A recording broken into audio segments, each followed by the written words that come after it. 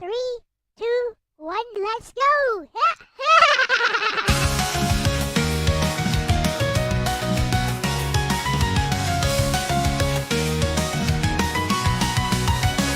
Step into my world, it's a pixel dream. Retro vibes and magic on every screen. Telling tales with a wink and a smile. Stay with me and laugh for a while. High scores rise and hearts on fire. Every word lifts us higher. Adventure calls, are you ready to go? I'll lead the way and let it flow. Cuteness overload, sparkle in my eyes. Weaving little stories under neon skies. Level up the love, it's our time to shine. Elle-C, forever divine.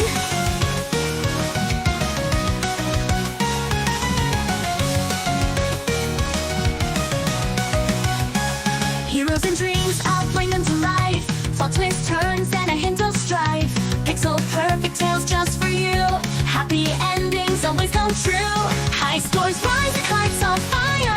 Every word lifts us higher. Adventure calls, are you ready to go? I'll lead the way and let it flow. Cuteness overload, sparkle in my eyes. Weaving little stories under neon skies. Level up the love, it's our time to shine. LCX forever divine.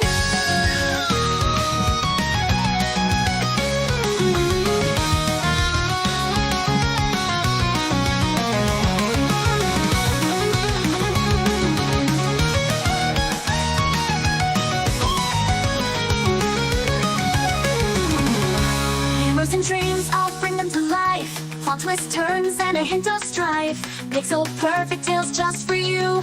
Happy endings always come true. Happy endings always come true. High scores rise and hearts on fire. Every word lifts us higher. Adventure calls, are you ready to go? I'll lead the way and let it flow.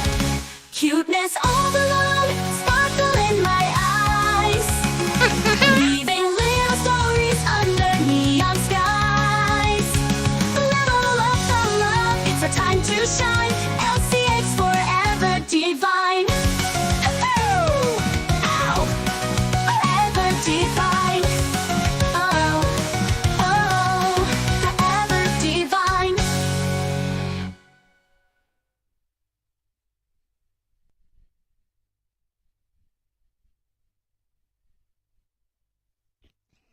Hello, it is I, Elle-C, and welcome to the stream. So, we have DJ Ronnie again as guest for today because it's Ronnie's birthday. Happy birthday!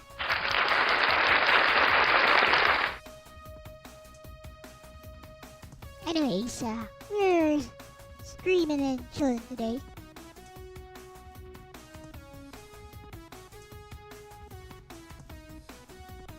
So, while waiting for Ronnie, I guess, what should I do? So go play some game or something.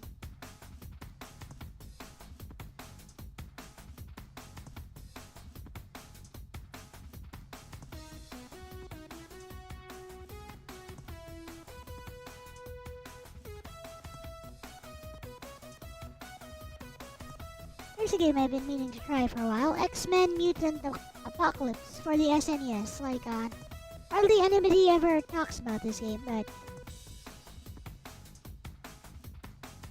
Hello, Snow. Welcome.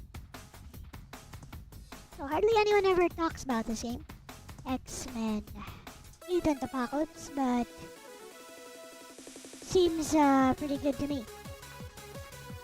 So I never really took time to learn how to play this game. So it's gonna be almost like an entirely new experience for me. But not quite. I have tried this for a few seconds or so before. What I've noticed is that it seems to have all the elements that I look for in a video game. Like it has fighting game mechanics. It's kind of like a beat 'em up, but not quite. But it has like 2D platforming stages. So very interesting mix. And of course no contact damage. Yes, No contact damage is very important. I hate contact damage. Alright. So, from what I've tried of this game, it's quite hard. Or rather, maybe I just didn't know how to play it that time. Will I know how to play it now? Who knows?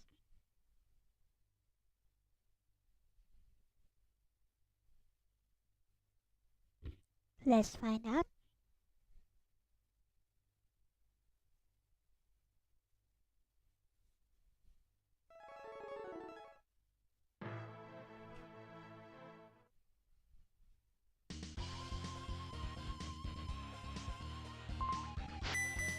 There's a training mode. Let's see.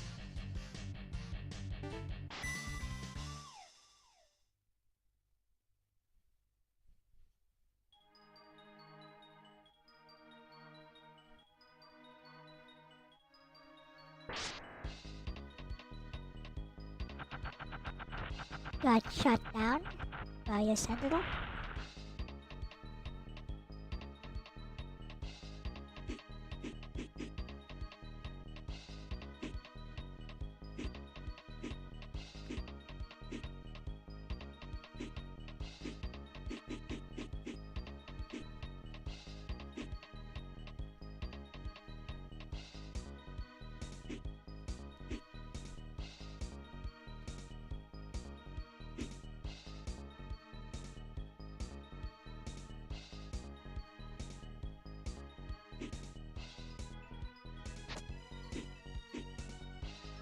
So punch, special attack,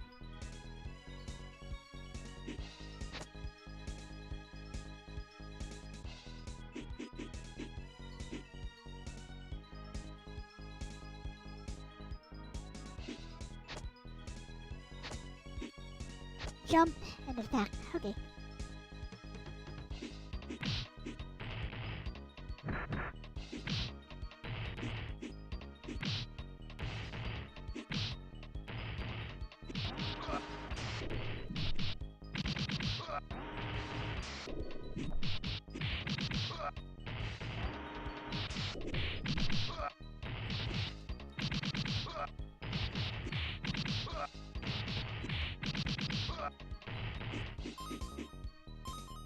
I see.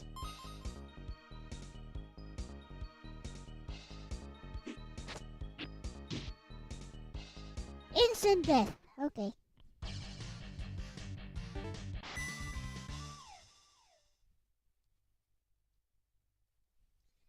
That's one thing I don't like in platformers. Pitfalls with instant death.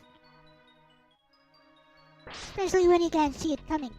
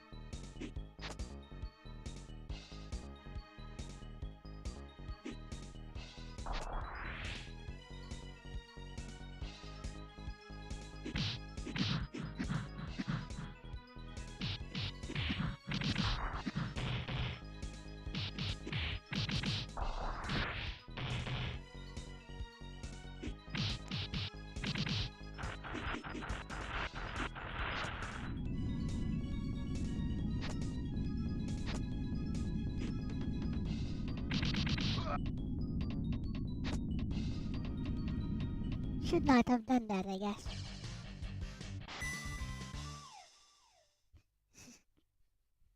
Hello, welcome.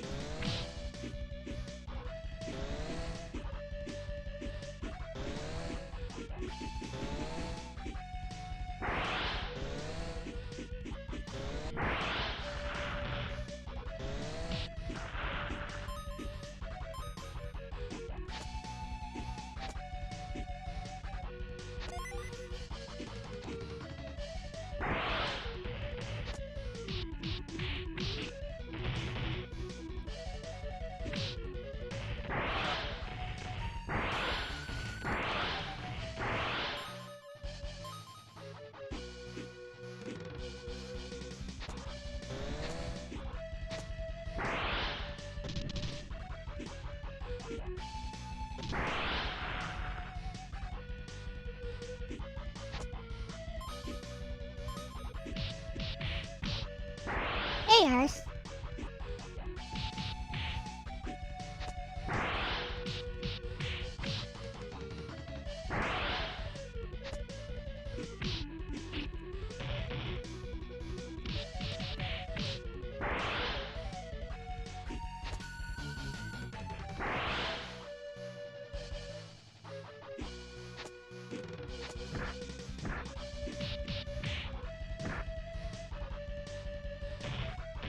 Oof.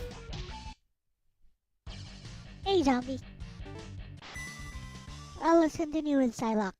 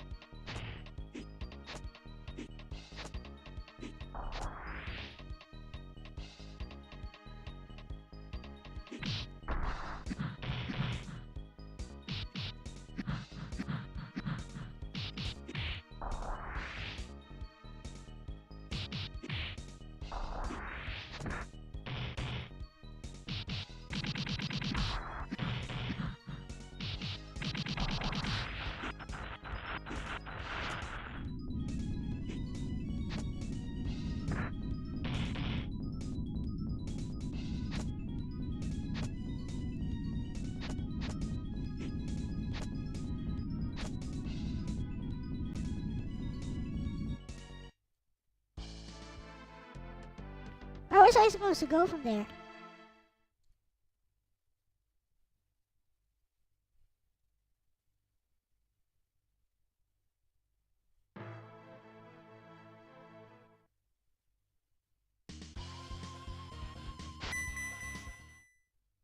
I guess I could look up somebody else playing this and see.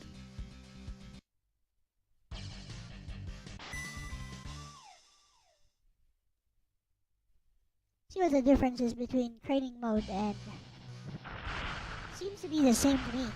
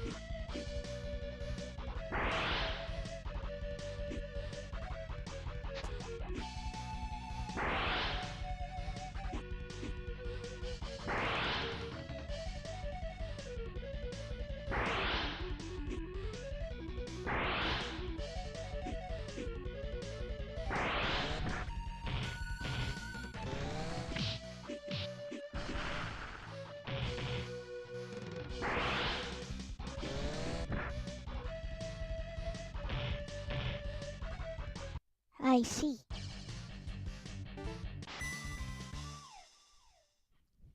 So you need to do a special move input.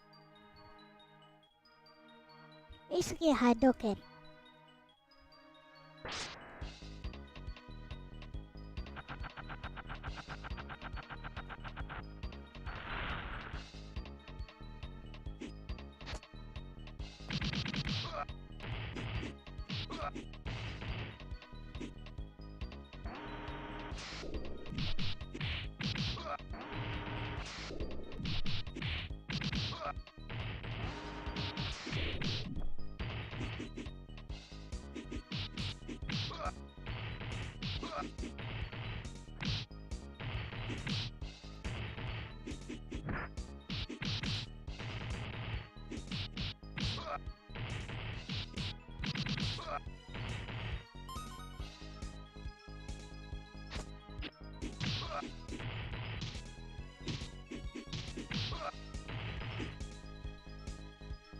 Hello, Akshay Tomar.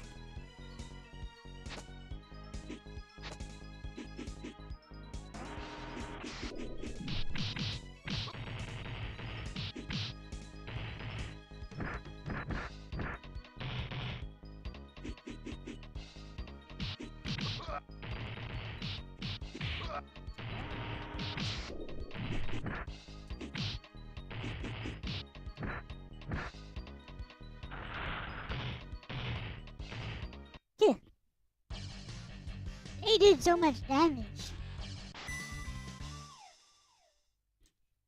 Just that one flurry took out like more than half my health.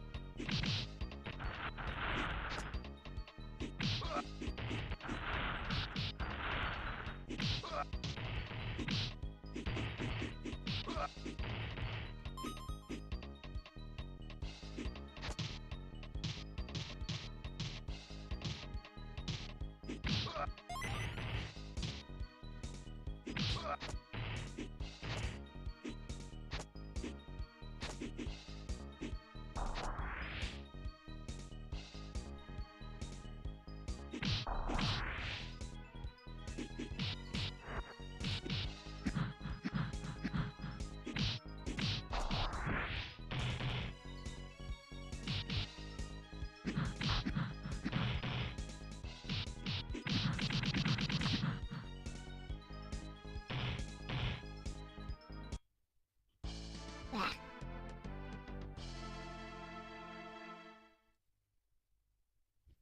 You need to do the special input, which is unreliable.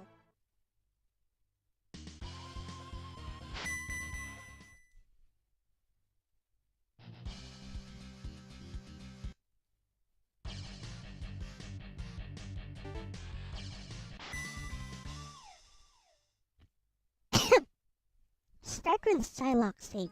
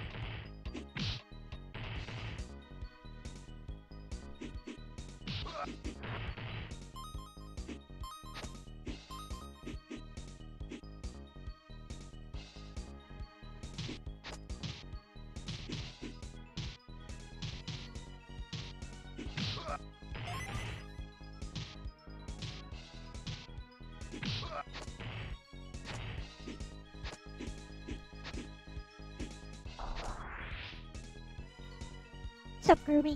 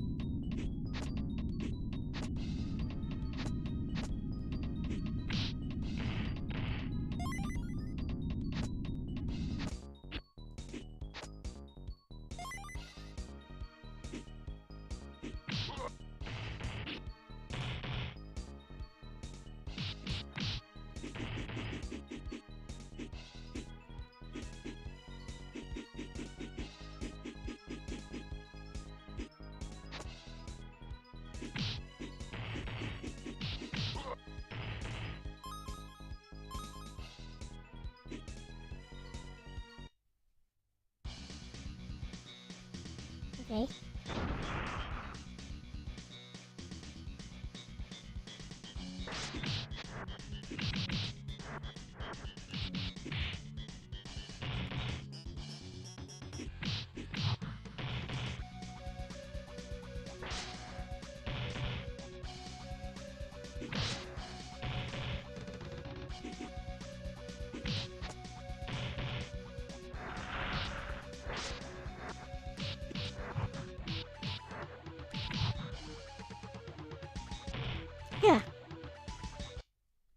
Maybe. I hate how there are no checkpoints. Oh, you gotta start over from the very beginning.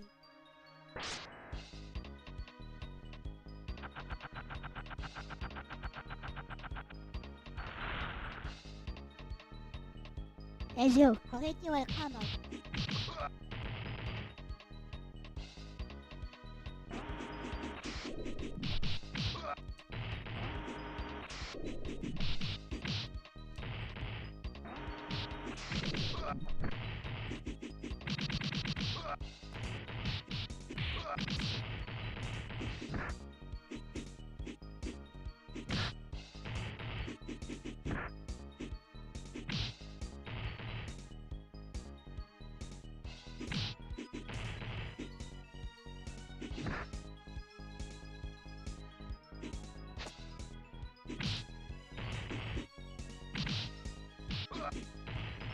Hey Dancy, welcome.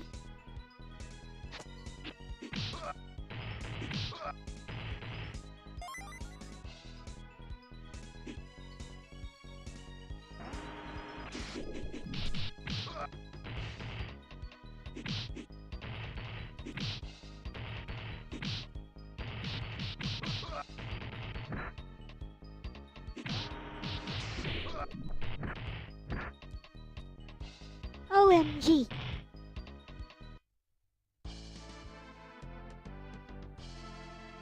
Try again.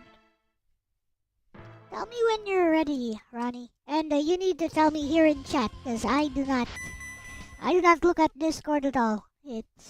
I don't get notifications from Discord at all, unless, I really don't, actually. Hey, York. So if you want to get my attention, you'll have to do it here in chat.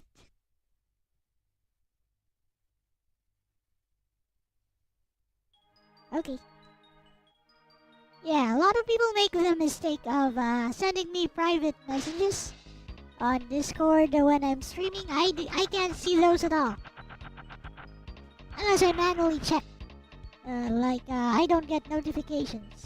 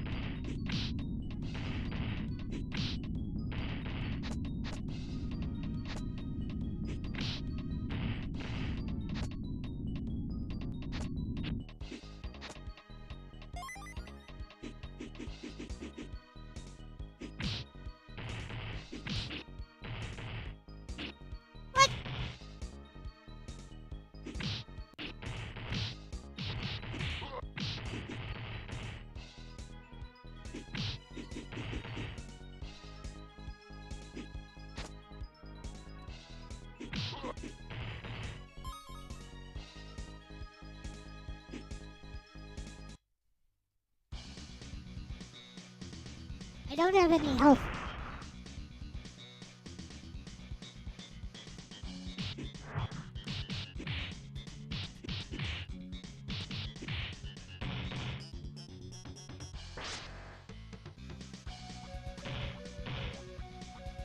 Is there a way to block in this game? There must be a block button somewhere.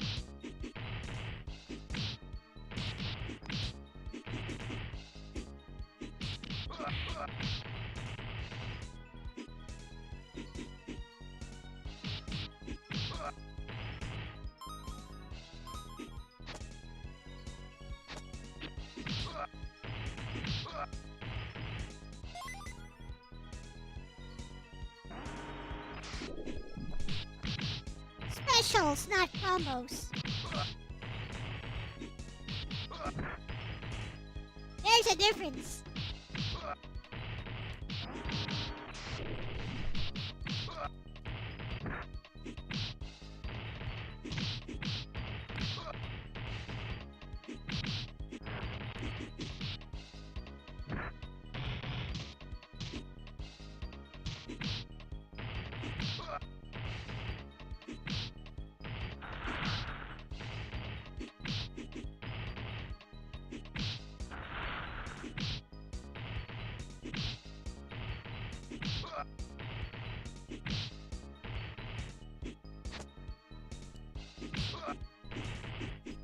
Ready, Ronnie? Okay.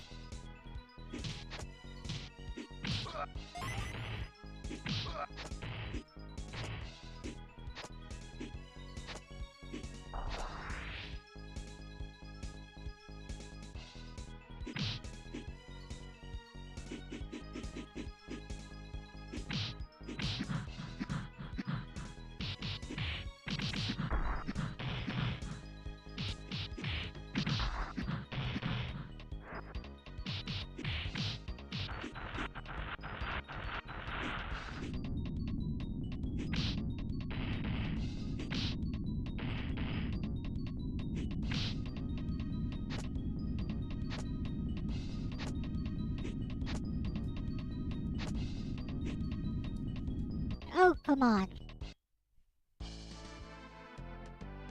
Play Wolverine, you say? Okay.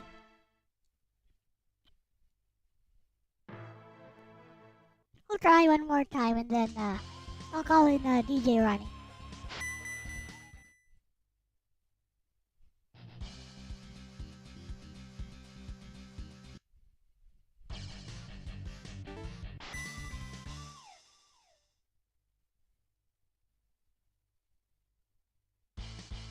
Nope, I want to play this, not you.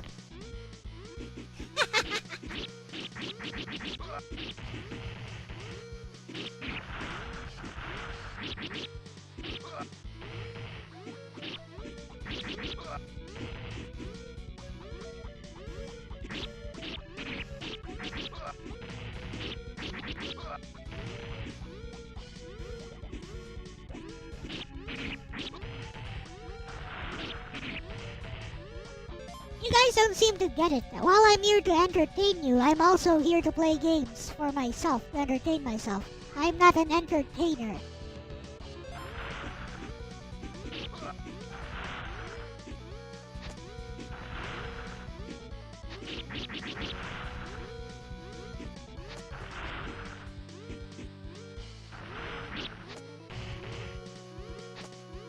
Yep, Harry, he has a dragon punch.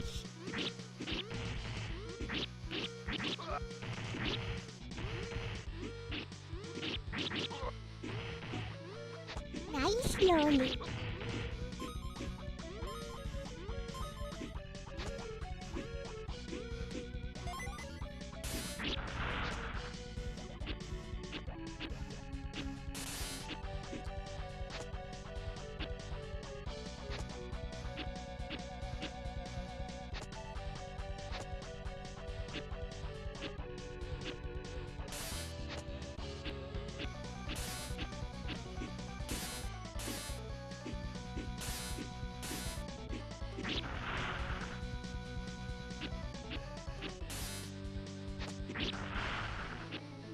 slowly.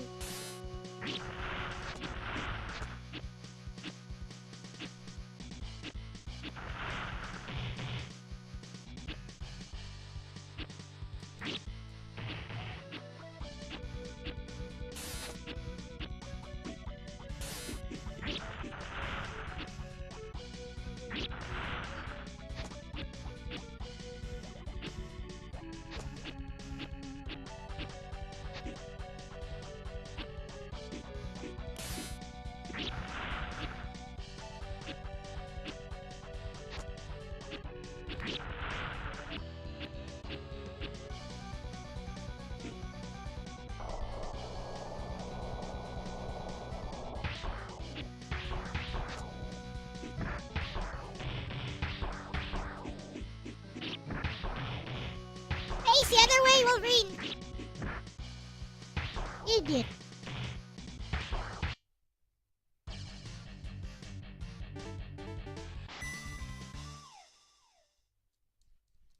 I'll play this game, go and stream it.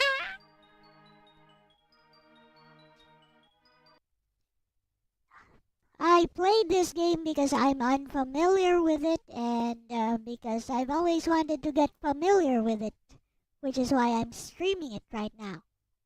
I'm not here to show some pro level gameplay or something. I'm here to entertain myself. Anyways.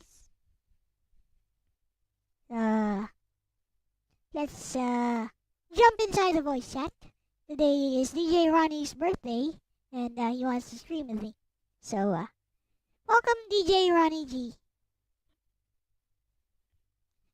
Please jump into voice chat with me. In the Discord, I mean.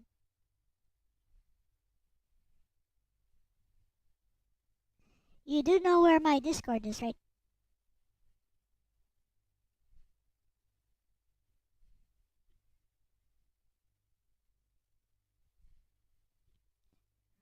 Maybe I need to invite you again. You might not have.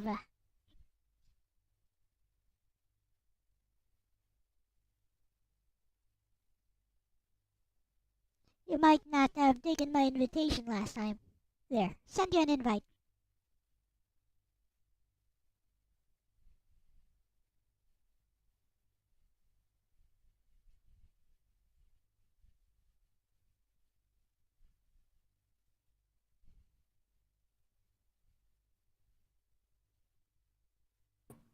I got it. There you go. Enable mic in Discord. Right. Oh, you can hear me? Yep. I can hear me? Yep. I can I hear gotta you. click on a button here, make sure I can hear you, because I don't think Discord is routing to my headphones. I only heard my voice on your YouTube channel. So right now, I am in the blind until I enable my audio. Well, my headphones. But anyway, I can hear good you. to see you all in chat. And as soon as my head, oh, it's coming out of my PlayStation controller. Okay. Yeah, that There we happens go. all the time with Discord. Discord prioritizes the controller. Cool. So sound check. You can hear me now? You wanna jump in, Ars? Go ahead. Yep, I Cool. can hear you just fine. Yes. Okay, cool. And if I hit mute and I say the following word, did you just hear me say hello 5 times? Nope. Good. Okay, I just want to make sure the mute button works. You know, the mute button doesn't work when you most expect it. You know how it might go. I have mute on my microphone on the headphones. Yeah. I got a button on. It's easy. And now I just gotta enable my shared camera. Here we go. Okay, just in case we use it. Well, of course we would use it. Oh, good. It says OBS virtual camera enabled. If I say test video, it sees me, and I'm a mirror, but I'm not on your end. Okay, good. So I'm good. Okay, good. I got my stuff all in order here.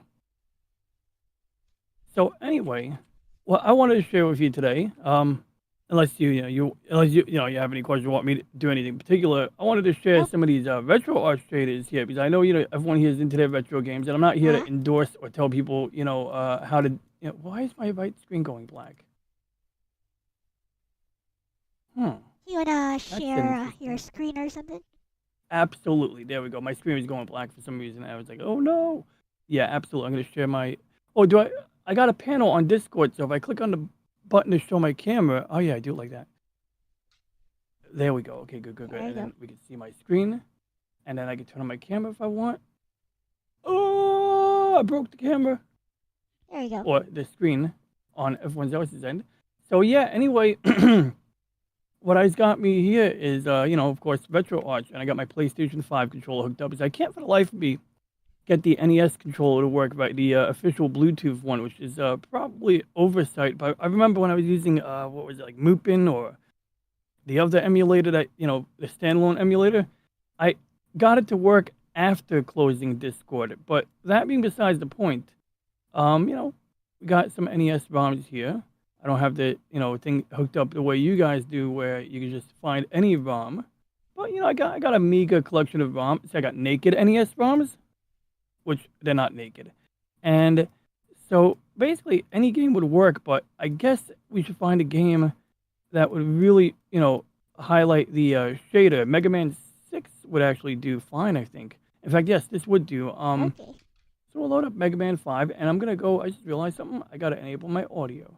So I'm gonna do that over here. And I guess I gotta tell RetroArch wants to do this. Okay, we'll let RetroArch do that. Did I open RetroArch twice? Hope I didn't open RetroArch twice. Might have to kill that. But Doesn't basically, seem what I to want to be show is responding. yeah, I'm gonna kill it. So basically, I want to show these scanline shaders because they're pretty cool, and I know like adding scanline. I did have it open twice, I think. So you can see I already got this mega bezel enabled, and yes, the sound is coming out of the other headset. So let me see if I can tell Discord to Discord. I know it didn't even occur to me to tell RetroArch to route audio to my other sound device. Is that even a feature? I guess I we're gonna see find out some together right tiny now. scan lines.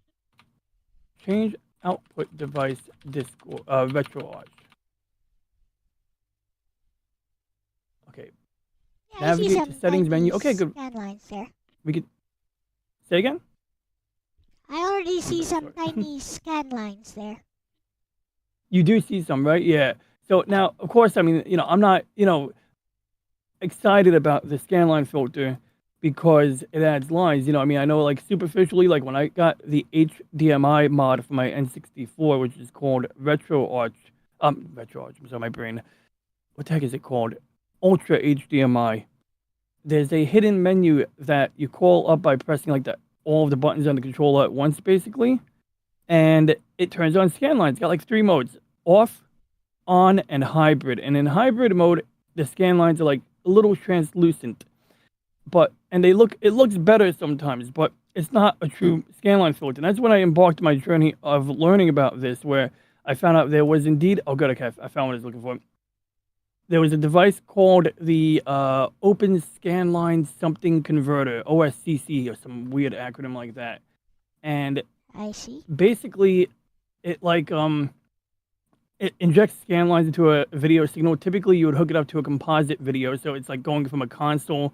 Some people might use those funny SCART cables, some might have the HDMI mod like I do, but in most of these cases it would support those inputs or outputs. And see, what is the other thing I need to enable?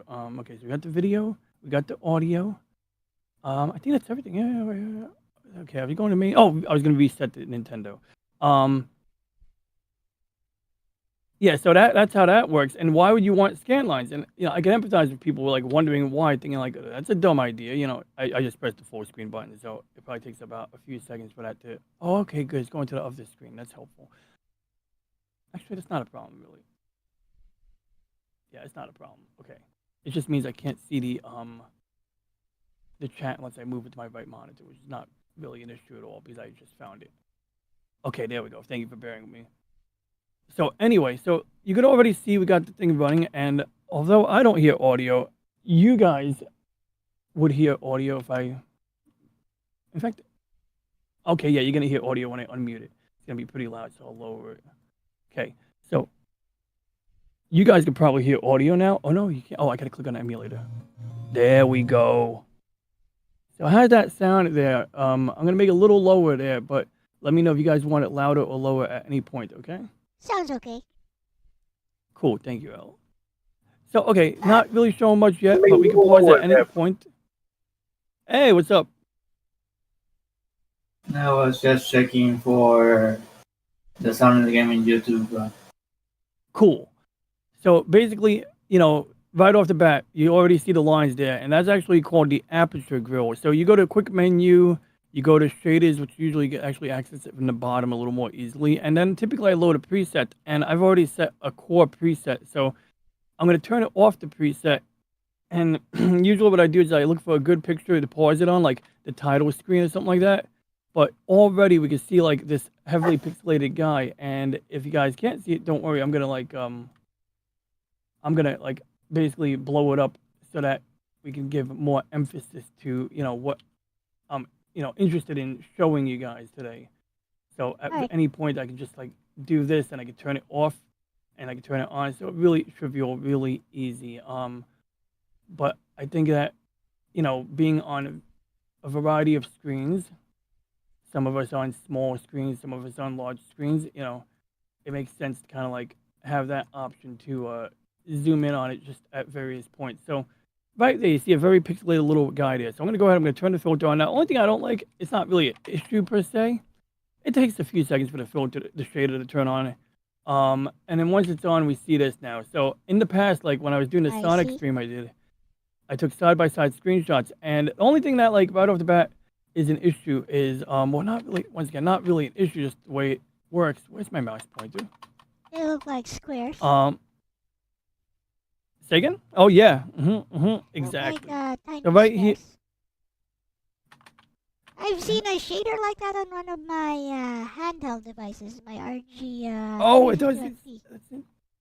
That's interesting because see, that's one thing I haven't touched, like playing mobile games on RetroArch and using shaders, and I don't really see or think that does anything. Why is my mouse My pointer emulation going up? handheld, the RG351P, the Game Boy Yeah. Advance emulator already has a shader like this enabled by default. Interesting. So does it? Because it never even It occurred to looks me like that a looks like this. portable. Yeah, looks Okay, like so this. there we go. I got my mouse pointed back.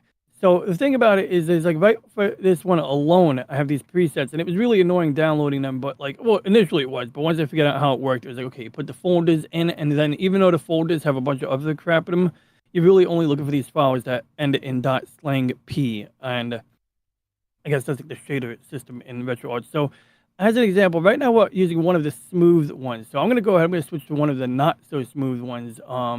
Which in theory would be sharper. And there's two ways to get to it, but I guess we should do it this way just so people can see where to go. So Oh, if by the the way, shaders were we installed, can't see your entire screen right now because it's super zoomed you in. can't see my screen. We can see Oh part yeah, of yeah. the screen, I'm still zoomed in. but Got it's you. like Yep, there super we zoomed go. in. We can't really see Yeah. the part where you show the menu. Oh yeah, I see that now. Okay, you know what? I can take care of that right now. Now that I remember, um, I just have to tell RetroArch to go to another screen basically, and then I'm good. Because my right screen has the right aspect ratio, so you know how that goes. It says screen monitor. Oh, there we go. Okay. Maximize the size of the RetroArch or make it smaller.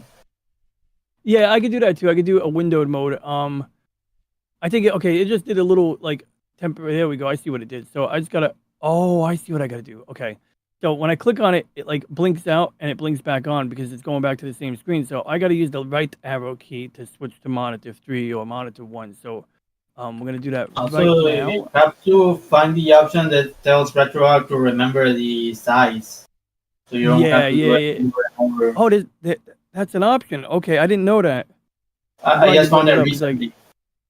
that's great. Yeah, because like it's not like that one's like not the biggest inconvenience for me, but like at the same time, it is like a nice to have. Okay, now we're switching to another screen. I'm cycling through all my screens until it lands on the screen I want it on. But that would be handy too because yeah, I mean, oftentimes like I don't play a lot of these games in full screen mode. A lot of times I play them in like in fact, I'm gonna take it out of full screen mode now because I think that's just better for our purposes. I don't know. I was Just trying go to be to fancy. video, window Yep. mode, and turn on remember the window size and position. Gotcha. And that's it. I'll probably do it later because I don't want to mess with. I don't want to bore people right now. But I'm definitely gonna use that. Okay, here we go. We got it on the correct screen. It'll only take like less than a minute. Just go to video, video window mode. Okay, I guess we can give that a shot. Oh, I'm sorry, I was on the wrong screen. Yeah, why not? Let's see. So right off the bat, what's interesting is every time I click here, it blanks out. So like now I can do left arrow key instead because I don't have 4 monitors. I have 3 right now. I gotta reconnect my drawing tablet if I want 4 monitors. But even if I'm not switching to a desired screen, I gotta wait for it to switch to an undesired screen, which is what we're seeing right now. And that's interesting. So Orc says he's been using the Bluetooth NES. I believe he's indicating the Bluetooth N64 controller for Nintendo Switch. So he's got it working. And actually, I did get the NES controller to work at times, but it was very weird how I got it to work. Like, it was almost like I had to finagle it. You know what I mean? And so I'm sorry, Oris. That was I'm back at main menu here. You said I got to go to video options.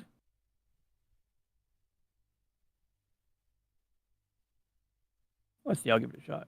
Remember settings. Can't remember right now.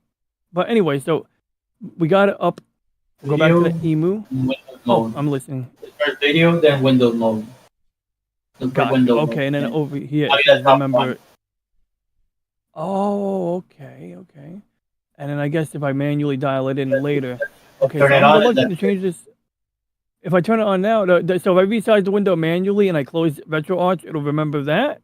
Yep. Yeah, I remember the last position you had it. Okay, good. That's perfect. Then no trouble there. That's great. Okay, because I was worried that I was going to be unable. Your app or go through restart, it should remember the last position whenever you close. Okay. Whenever you start a game. I'll do that tonight too. Excellent. That's actually useful. Thank you, Aris. Let me do that right now. Yeah, I found it a few days because I got tired of resizing it. Yeah, I knew they had like, an option, so I looked for it. Yep, it's like it's funny. Like RetroArch isn't the worst interface on a PC, desktop, or whatever laptop, but when you do it on a Steam Deck or like running RetroArch on a freaking what's that thing called? A Nintendo 3DS, it gets really kind of tedious, and especially with 3DS, which it's a minor miracle half this stuff runs on there. So right off the bat, we got to go find what we call bezel. Here we go. This is the name of it. And I think they call it bezel because it's got this cute frame that looks like an old TV that wraps around the image. But realistically, I adjusted it and it crops the left and right side of the bezel, like the edge of an old school TV. So when I go back to the screen, you'll see that I have what looks like an old school TV. But first, let's pick, so which one, in fact, we'll pick one of the defaults.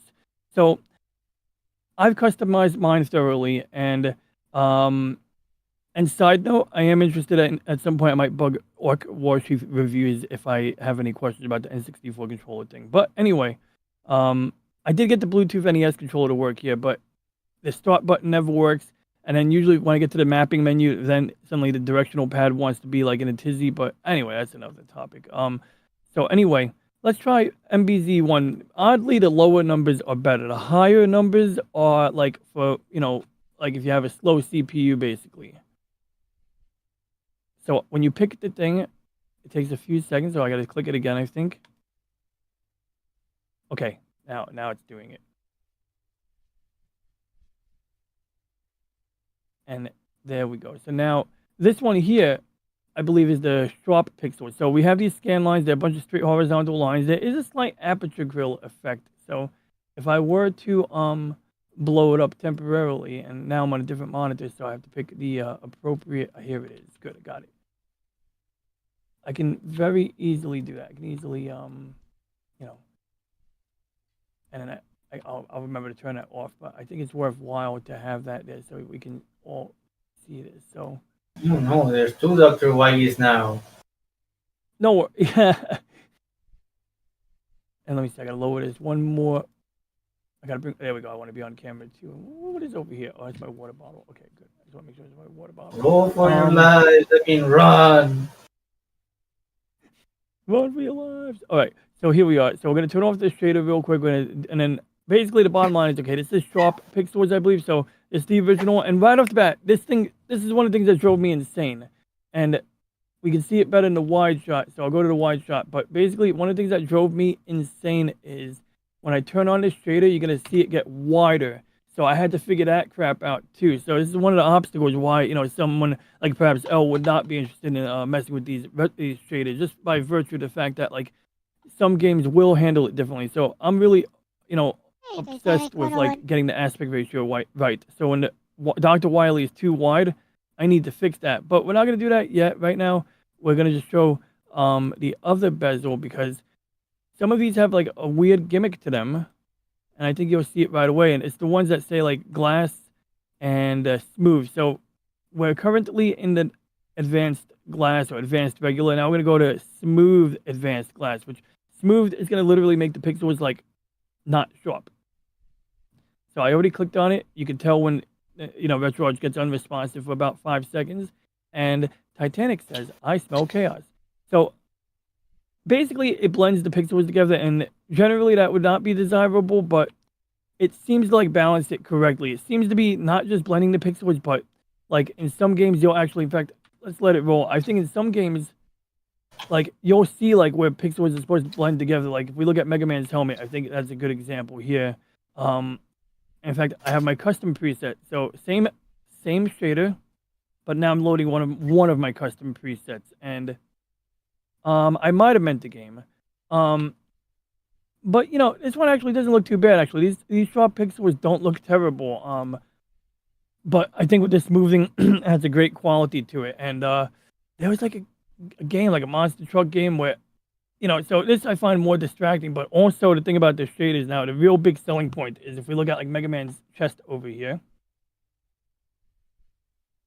You'll see we have like, blue, light blue, and we have these diagonals. And we also have this darker beige color over his facial color here. And some magic happens when you turn on the smooth shader. So I'm turning it back on now, even though you can't see the menu is turning on, waiting about 5 seconds.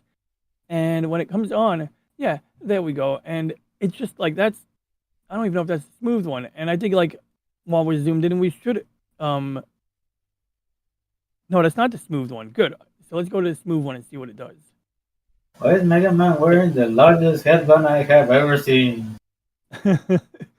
There we go. So that's smooth. So this is exactly what I want to direct your attention to is how these curves over here, they almost are like Bezier curves or whatever, and I know like zooming in may not do, isn't the way you would play it, obviously, but this is kind of what I'm getting at is like that alone was intended by the developers. Even these like diagonals here, they might have had some intent to have the shading look a certain way here, but when we go back to zooming out afar, it looks pretty slick in my opinion.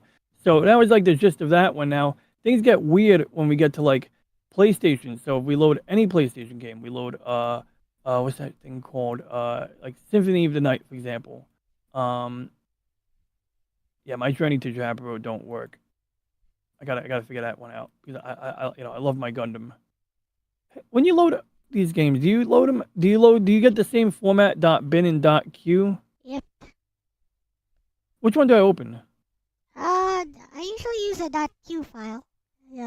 Okay. So, just in case it has other cracks it needs to load, but Yep. just the bin file should work.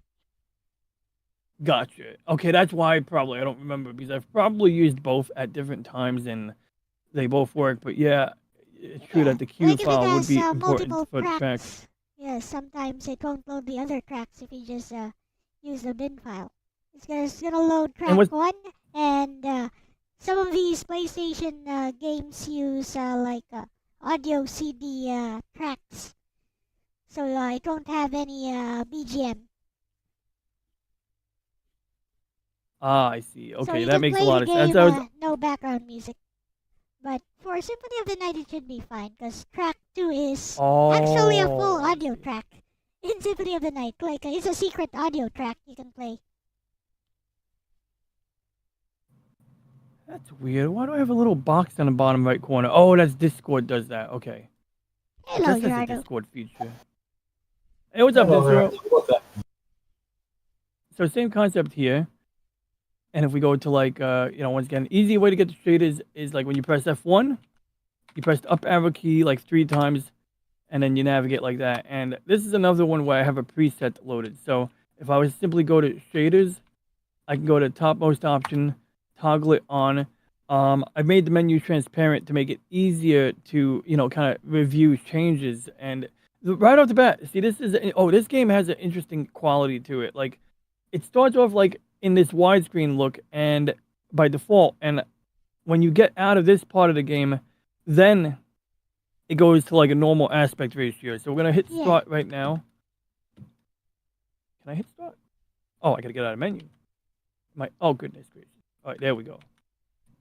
So when I get out of menu, it like almost feels like it's switching display modes. I haven't really analyzed it, but you can see like now it's not stretching the image horizontally, and we have no shader. No shader. We have, It looks awful. Yeah, and like usually do you guys usually play without a shader, or do you guys have like a default shader that you use? There's a default shader which I use. It's on Duck Station though, not RetroArch. Duck Okay. Station just works better for PS1 games. Good to know. Okay. Because like this one here, what I like or don't like about it is you'll see that there's actually like, if we zoom in again, you'll see there's actually a moving, like the lines are actually moving up very slowly. They're kind of crawling up. And maybe old TVs, like not old TVs, but like, I've had friends with cheap TVs that like, not even cheap, but TVs in like the late 90s, early 2000s that would do this. So it's not unfaithful to the technology. It's just that it's like, it's repeating the same motion. It doesn't vary, it doesn't sit right with me. I mean, old TVs did do this, and basically you just adjust the sharpness and contrast until it looked right. Yup, that's true, and that definitely that sort of thing helps too. So I actually have a shader for N64, but it's the same shader, just that the presets sometimes like I'll use a preset for Genesis and NES that happens to work, for certain games and things of that nature. But it looks nice. I don't know if it looks as good as say the Duck shader, but we do have like a I got a super chat, so I'm going to please go for it. Turn off the ads.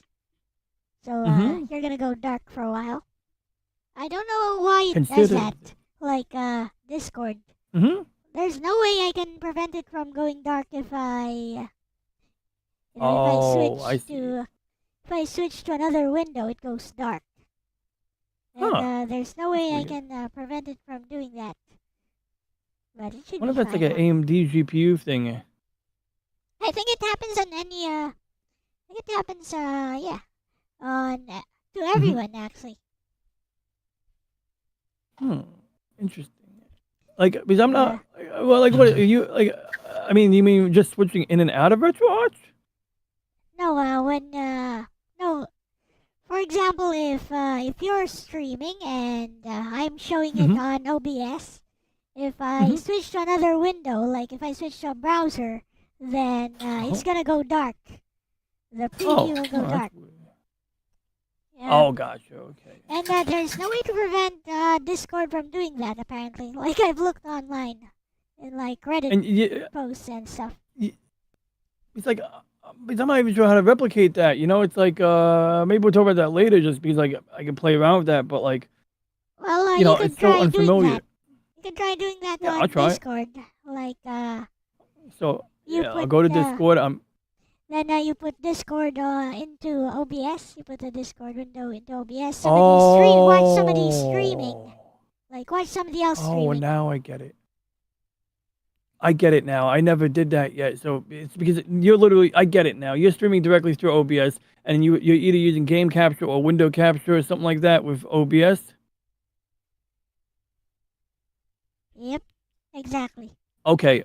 So I want to do that because like I know the only way I can stream 60 frames a second at 1080p is using that. And real quick, I do want to read Gerardo's super chat aloud. Consider this towards our next commission. Quick question to you both. What's your favorite shmup? Well, I thought he was asking what's your favorite shrimp. I was going to be like, well, I like fried shrimp. But my favorite shmup, I don't know if I have a favorite shmup, but I always liked the World War II style of the 1942 game, and I also liked what's that game called? Hey, why is this doing this? Oh, there we go.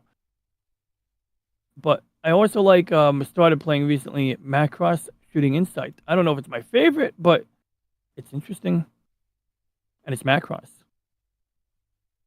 You guys? Yeah, Toho. Also, Surayuke Burunyanman Portable. I thought I made a game already. Hold on, let's press F. Which key loads? It's F4, right? There I am. Yep. Cool. I can actually show you guys my gameplay skills here too. But let's just so I didn't right off the bat, like, so I'm not actually trailblazing here. You guys already use shaders in Duck Station, for instance. So it's not like this exclusive club that I thought I was in originally. But jokes aside, I definitely learned a lot, and maybe I sometimes put too much effort into obsessing over, there's like weird details, like something that jumped out over here was like. Ever played around with ZSNES? I got. Ever played around with ZSNES? I mean, it has shaders by default, like interpolation, eagle to XI, etc. Looks like plastic.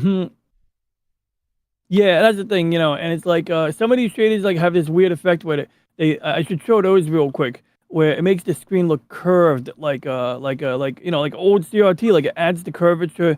Some of them will add like a little reflection to the corner. The crappier shaders make the image a little darker. Yeah, right. I mean, that's what I'm saying. Like, I don't care for it either. It's like, it's cute, but it's like, so every time I load those shaders for the first time, I gotta go into settings, tell it, give me a flat image. I don't want to see no curve. I don't want to see no reflection. I don't want to see, like the edges rounding out, which would be part of the curvature, basically. I just want like the benefits, basically. So like things that connect diagonal lines together, like essentially you're getting something resembling half pixel precision. And I gotta say, PS2 is a little bit trickier for me, because sometimes like this game right here gave me a hard time. It's like I sat there for hours trying to figure out, like, well, maybe I hope it wasn't for hours. That would be kind of like, sad. But I see, like, right there that I just loaded a different shader, and this one makes the image a little bit taller. And I'll be sitting there like, okay, does the circle go on top here, or does the circle go on top there? And it's like, I can drive myself insane doing that. Also with Game Boy Advance, I messed around, and honestly, like that one, I'm like, I played with it, but it's like it helps, but there's no, the only thing that a real GB whatever Game Boy does is it's got a small screen. I mean, like, right off the bat, like it's designed. The games were made to be played on a screen that's like 3 inches big, if that. There's So also some you can't really emulate. Yeah, there's also some for Game Boy Advance with like true Game Boy Advance colors. So it makes all the colors like really drab instead of saturated.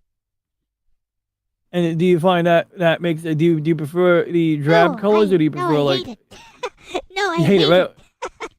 It And sucks. that's the thing. Like sometimes, like somebody's like trying to get this quest for like in my case, trying to get something that exploits the benefits like of the old screens, or at least what the developers were trying to do.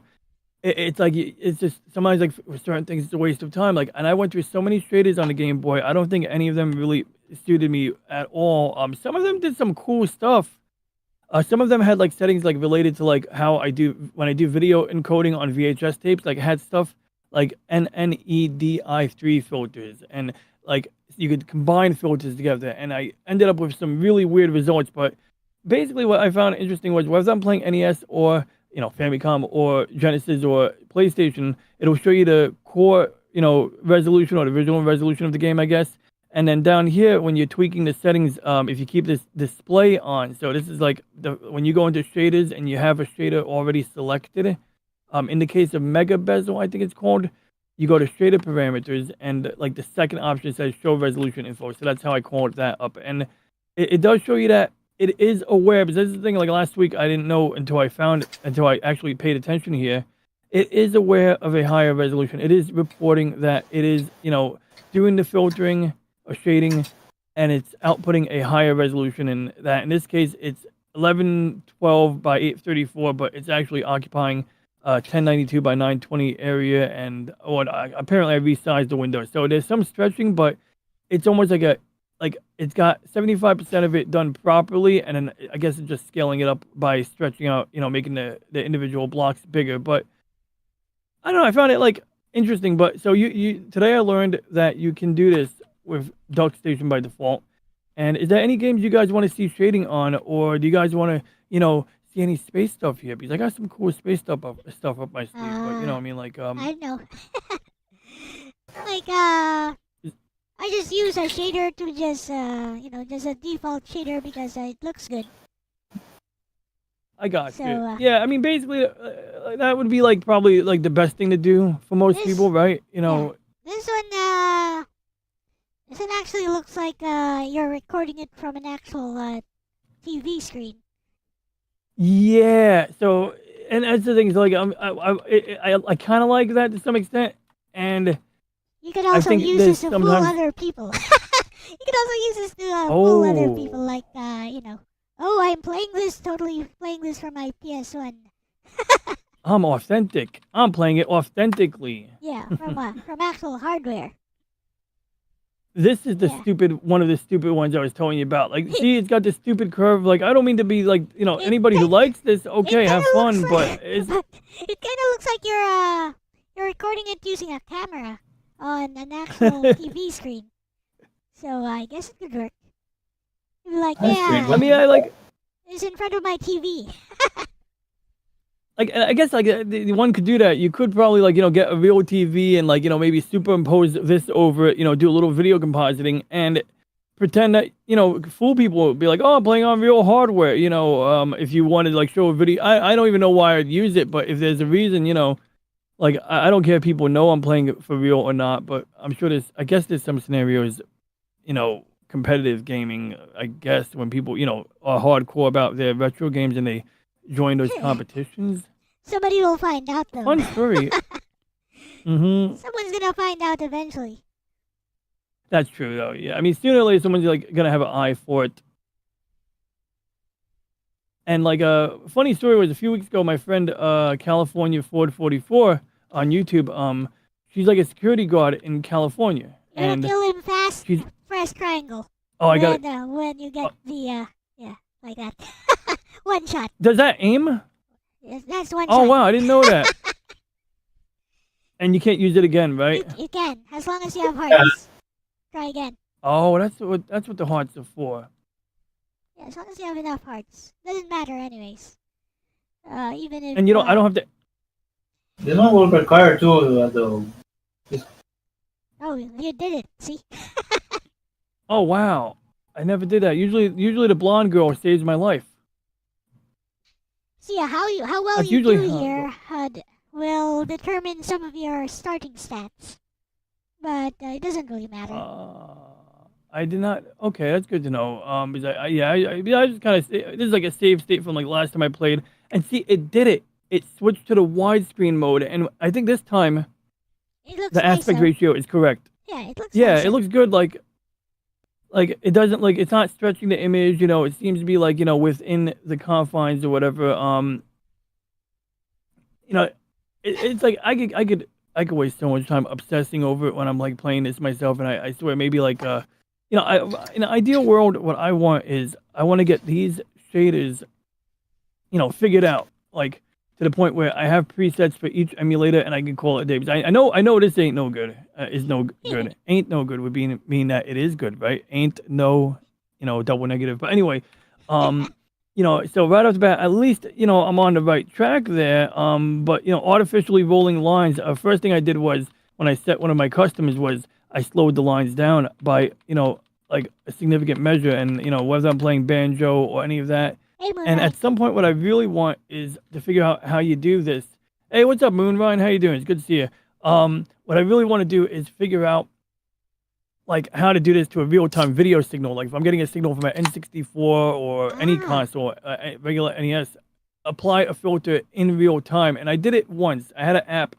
It was called like, it had a weird name. I always forget Amarek. That's what it was called, Amarek. See, it's like a weird name. Amarek. I can't even spell it, but I swear it's like one of these apps that I have installed, I think, and I usually have to Google it and then spend time guessing. Oh yeah, there it is. The name of it is Amarek TV. And last time I tried to use it, didn't work. But a long time ago, like 3 years ago, I used it for N64 right off the composite video signal, and I used it even with the HDMI adapter, and that's because Rogue Squadron for N64 is one of those games that that is interlaced. Rogue Squadron and South Park 64 are two that I can think of, and maybe GoldenEye, maybe not, but that's another story. GoldenEye, if you guys didn't know, GoldenEye, Banjo-Tooie, and Perfect Dark are among the handful of N64 games that support widescreen. I see. In case, like it's like a semi-official, like so you know on a TV when you got that button that makes the image stretch. That's how it works. So I used to think like, why would people stretch the picture? Usually, like only people I see doing it are boomers or even young people who like got like their first high definition cable box, and they go to the low definition channel, and it's like, oh, there's black bars on the side, so they stretch it, and they deem that acceptable, which I don't want to judge. I don't want to. I mean, I do want to judge, but in case anyone in present company doesn't mind stretching the image, outside of its proportions, I don't want to judge anyone here, But Bruh. like, it drives me nuts sometimes. So my camera just updated, and it seems like it's using DeepSeek now. Ah, your camera is using DeepSeek in some manner. Yeah, because it's a V380, one of those cheap ones. No, it installs into a light bulb socket, and it can move around. And move around and stuff. Has night vision, etc. That's cool. And then you use that to like capture you for your avatar, basically. Oh no! I mean my CCTV camera. Oh, I thought you were using a CCTV camera to like stream. I was like that's what I was picturing just now. So it's even weirder. So is it using DeepSeek to like assist with the like detection of like the motion detection or something? Yeah, Wow. exactly. Okay, that's kind of cool. Kind of like a double-edged sword. I sometimes you go to the Reddit page, home networking, and people will be like, "Hi, I got this light bulb, and it keeps phoning home to China every week. Can I block it?" And stuff like that. And I'm sure it's like not a big deal, but some people get really paranoid. Some of it's probably just data collection, like how often do you turn on your lights and things like that. Yep. But stuff of that nature. But I'd say like the only thing like I forgot what I was going to show with this shader, but you guys get the idea. And like I said, like I'm not crazy about like this one here. It's a little dark, but you can see it's got this stupid bezel there. And like first time I did this, I'll give you my first impression, and maybe we can switch gears. And if Oris, wants to chime in, or if you got Oris, think about a favorite planet or a favorite planet within our solar system, or UL, or anybody in chat. A favorite planet in our solar system. Yeah, like have it. Which one? Okay, no favorite planet. Okay, and did you say what did you say, Oris? Venus. Minerva? Venus. Venus or Minerva? Minerva? Okay, we'll go find Minerva. Where's that? Is that a fictional planet? I have no idea. I think it might be a fictional planet, but it might actually be a moon around something. So there's that. Athena. No, I think maybe I'm using the Greek name. Minerva is in Roman. Athena. Oh, I got you. That is probably okay. That makes a lot of sense. Oddly, I have a driving game. I'm not gonna load that one. That's a crazy game, but I have a driving game where you can drive on Venus. Like it's one of the mods I downloaded, and like it's like hilarious because like you'd be crushed and cooked on that planet. You know what I mean? Like Venus is a volcanic. I don't know if you'd call it a wasteland. Oh, this is a great example right here of shaders in action. This is back. I forgot. I don't even know what console I loaded. I think I meant never mind. Game Boy. That's Game Boy Advance, because Aria of Sorrow. Oh, yep, that's true. Okay, so you know the game what console it belongs on. So I think like I've never really like. Oh, did I not? Oh, there is no shader here apparently. Okay, good. We got opportunity. We can load the Game Boy. See, that's the other thing was like okay, I got these multiple. Yeah, I got these 3. In fact, this is perfect. Actually, this gives us an opportunity to. So right off the There you bat, go. this one just like reduces the brightness of the image, but I guess it does something. But like you said it before, it mutes the colors basically. And It adds oops, some I didn't mean. like dot matrix thing. Yeah, and it's like, does it make it look a little better? Maybe, but it's like now I can't like. I'm distracted by the lines. Now that said, these lines are definitely impacted by the scaling. So like some of these like even specify like, oh, this can be used 2 times or 4x scaling. And so usually when you like you'll see this more times like in OBS, but like if it's in OBS but it's not showing up on the stream, it's because your OBS window is smaller. Like just like how on my top screen my OBS window is like occupying only half the screen. So of course that frame on the right is not, gonna be 1080p. It does contain, it's previewing a 1080p, signal, but it's not 1080p. So similar situations happening here is when I read. Oh crap! I meant to pause it. Hello. Yeah, somebody hit spacebar to pause it. There we go. So this is probably like the sweet spot, So now if I close the emulator, it would remember it because of RS's suggestion there. And the 2 other presets, are they any better? Well, let's take a look. So we loaded, I believe we loaded GBA Slang. So we're gonna load the 3rd one just for kicks, because this is a combination one. This is a fancy upscaler that we usually use when we're dealing with VHS upscaling. And awesome, good. Moonrise, thank you. We're gonna do Saturn too. That's perfect. Because Saturn has a number of moons, and of course it has they call it the jewel of the solar system, right? Because it's got the rings, and that's looks like a made super of eagle. probably what? Looks like Super the Eagle? super. Oh, that'd be Yeah, that looks like a super eagle shader on this one here. ZSNES. Yeah, looks plasticky. And Hello, interesting. AC 200. So what do you got? What do you think about the Super Eagle? Yeah, I used to, Honest opinion. back when I had a Pentium MMX, like 166 megahertz, I used to think, wow, I wish I could play games on full speed with this shader. I bet it would look awesome. But nowadays, now that I can, I'm like, wow, it looks like plastic. I hate it.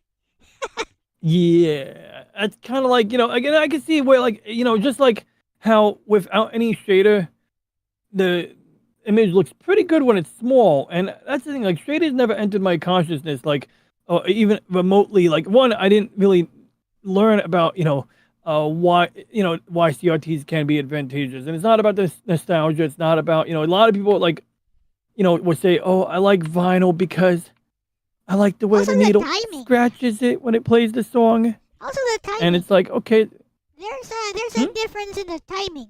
Like when you're trying to play Yes. really well, there's a huge difference in the timing. Is what I've noticed. and so you brought that up a while ago, and like I haven't even scratched the surface on that, but that's it did stick with me, and that's interesting. I'm glad you brought it up because like if someone says I could play this on native hardware, but I stink at playing this on the emulator, and you pointed that out sometime, and Yep. it's like shoot, that's relevant, and that's one of the things I know for a fact. That's why Duck Hunt doesn't work on a modern display, is because of the timing. It's like basically when you pull the trigger on a zapper, it makes the screen turn white or turn black. Let's just say I think it makes the screen turn black for like let's say 80 milliseconds. Then during the next 80 millisecond period, it draws a white box in that black screen, and then it does something else. But the point is that like if that white box that's supposed to reside on the screen for like a set number of milliseconds shows up too early or too late, the zapper is not going to detect it, and so that's like, something that maybe like someone might get used to the timing themselves, but when playing on different TVs, but that's something that fundamentally the zapper just, it has, you have to have some of the provision. So either you need to replicate that delay, which I wonder if, I think I saw don't some think settings anyone relating to delay has- at some point, Has anybody ever and it got me done that? thinking. Mhm. Like got it to work with just shaders or something? Like, I mean the light Say again? gun. Oh. The light gun. Oh, got you. Yeah. Is it possible? Do you think like the Is yeah, it that's what I'm getting at. I don't know. And I'm dying to find out. You know, like like that's like exactly like what I was thinking. Is like I was like I want it to work. I want to make it work, and if the timing could be tweaked, and I got some transparency there. And by the way, one of the confusing thing about the shaders for everyone who's watching, and I apologize if that the background is transparent. I do this so that I can preview the shader, but it's that as you go through the folders to load different shaders, you always have to remember to go to the presets folders. So it's like, for whatever reason, the way RetroArch, this is one of the oddities or negative things about RetroArch, no matter where you're using it, is that, like, obviously the user doesn't need to see those other folders when they're accessing. As far as I'm aware, you don't need to see those other folders. So unless maybe it's for when you're mixing and matching shaders, but really I feel like there should be a menu that only shows and only, like, you know, organizes the actual shader preset files, because those are the things that you actually load to do the things. You know, what does this do? Okay, so this is not going to be a Game Boy related one, but this one's going to do some corny stuff, I guarantee you. ADV? But I did buy, speaking of timing, Elle, I did buy a cartridge of Duck Hunt that was patched, reprogrammed, and it does have like different timing, but you have to buy a different zapper. Oh, I see. Yeah, so that one was like, you know, like I was a little disappointed. I forgot why I even bought it. I should have known better. Maybe I looked it up online after I bought the cartridge and it didn't work. But like, whatever it was, like, yeah, I was hoping it would work. And I was like, I'm not buying a duck. I'm not buying a duck either. But I'm not buying a different zapper. Like, I'm not going to. Walmart had one at the time too. And I wonder if I can get rid of that box there. So when I use, it looks like Discord is putting a box on the bottom of my screen, like I guess to show me that I'm sharing RetroArch. Yeah, it keeps doing that. Yeah, that's what it. Oh, see, yeah, it's actually a that is a. I think that's a RetroArch feature that taps, that Yes. recognizes I'm using. Also, it's a new feature. It's annoying. I've been trying to get rid of it for a while. I don't seem to I can't seem to find any instructions online. Let's see if we can figure this out. Disable little preview box, RetroArch running Discord. He's like, there's got to be like in-game overlay. That might be it. No, I don't want to use you right now, Google Gemini. Although I did use Google Gemini last night because I was having a real doozy of a time working on something, and it was killing me. And so I was like, okay, ChatGPT, I like you, but I need to change it up a little bit. And Google Gemini had a different approach to coding that might actually work, because the instructions certainly weren't clear for what I was working on. Okay, so this might be it. So that was under game overlay. So I'm just gonna go. I'm gonna pull up my settings and I'll show you guys my. Oh, game And overlay. check to not notify people of gameplay. Oh yeah, that too. Yeah. Okay, that one is, yeah. That's, I know. That's, I always see my friends on that one. I probably have that run without realizing it. Let's see. Game overlays on the bottom left, and I'm not sharing the screen correctly, am I? Oh, I am. Oh, I actually am. Okay, good. Probably that one, retro. Just get on, check that one. Is that an outline Yep. of your talk today? Oh yeah. I'm It's being not- texted today. There we go. We got this. So we're gonna tell. So we're gonna tell them why we don't want to use this. Because I don't. Wait. I don't. Because you don't put because at the beginning of a sentence. I don't want to have a floaty box over the bottom left corner of my game window or display when I am playing a game while running Discord, much less while I am streaming and trying to put my best foot forward. Okay, maybe I'm being a little patronizing there. Okay, Yeah, much less while I'm that- streaming. That's completely optional. You can leave it blank or if you want to send a message. I know. I'm just having fun. Yeah, I normally would do that, or as I would usually leave it blank. But I figured since we're on stream, we'll have a little fun, you know. Right. Yeah, like just like leave the feedback, you know. But it's like, yeah, I wouldn't want to bore people with that for too long. So let's see if it worked. Okay, so it's still there. So I'm gonna go and disable enable overlay. What's this? Get out of my way. That was Okay. interesting. All right, so go back to here. I believe that's alphabetized. Game overlay, enable overlay regions. Okay, so let's see. I'm just gonna toggle them each off until. Oh, I think it worked.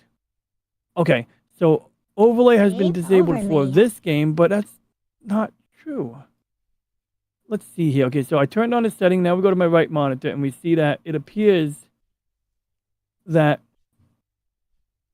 it is Is off. it done? And then Okay. if I then if I turn on overlay, because I want it okay, good, it's back on. So I turned it on purpose, and it also says you can press shift apostrophe,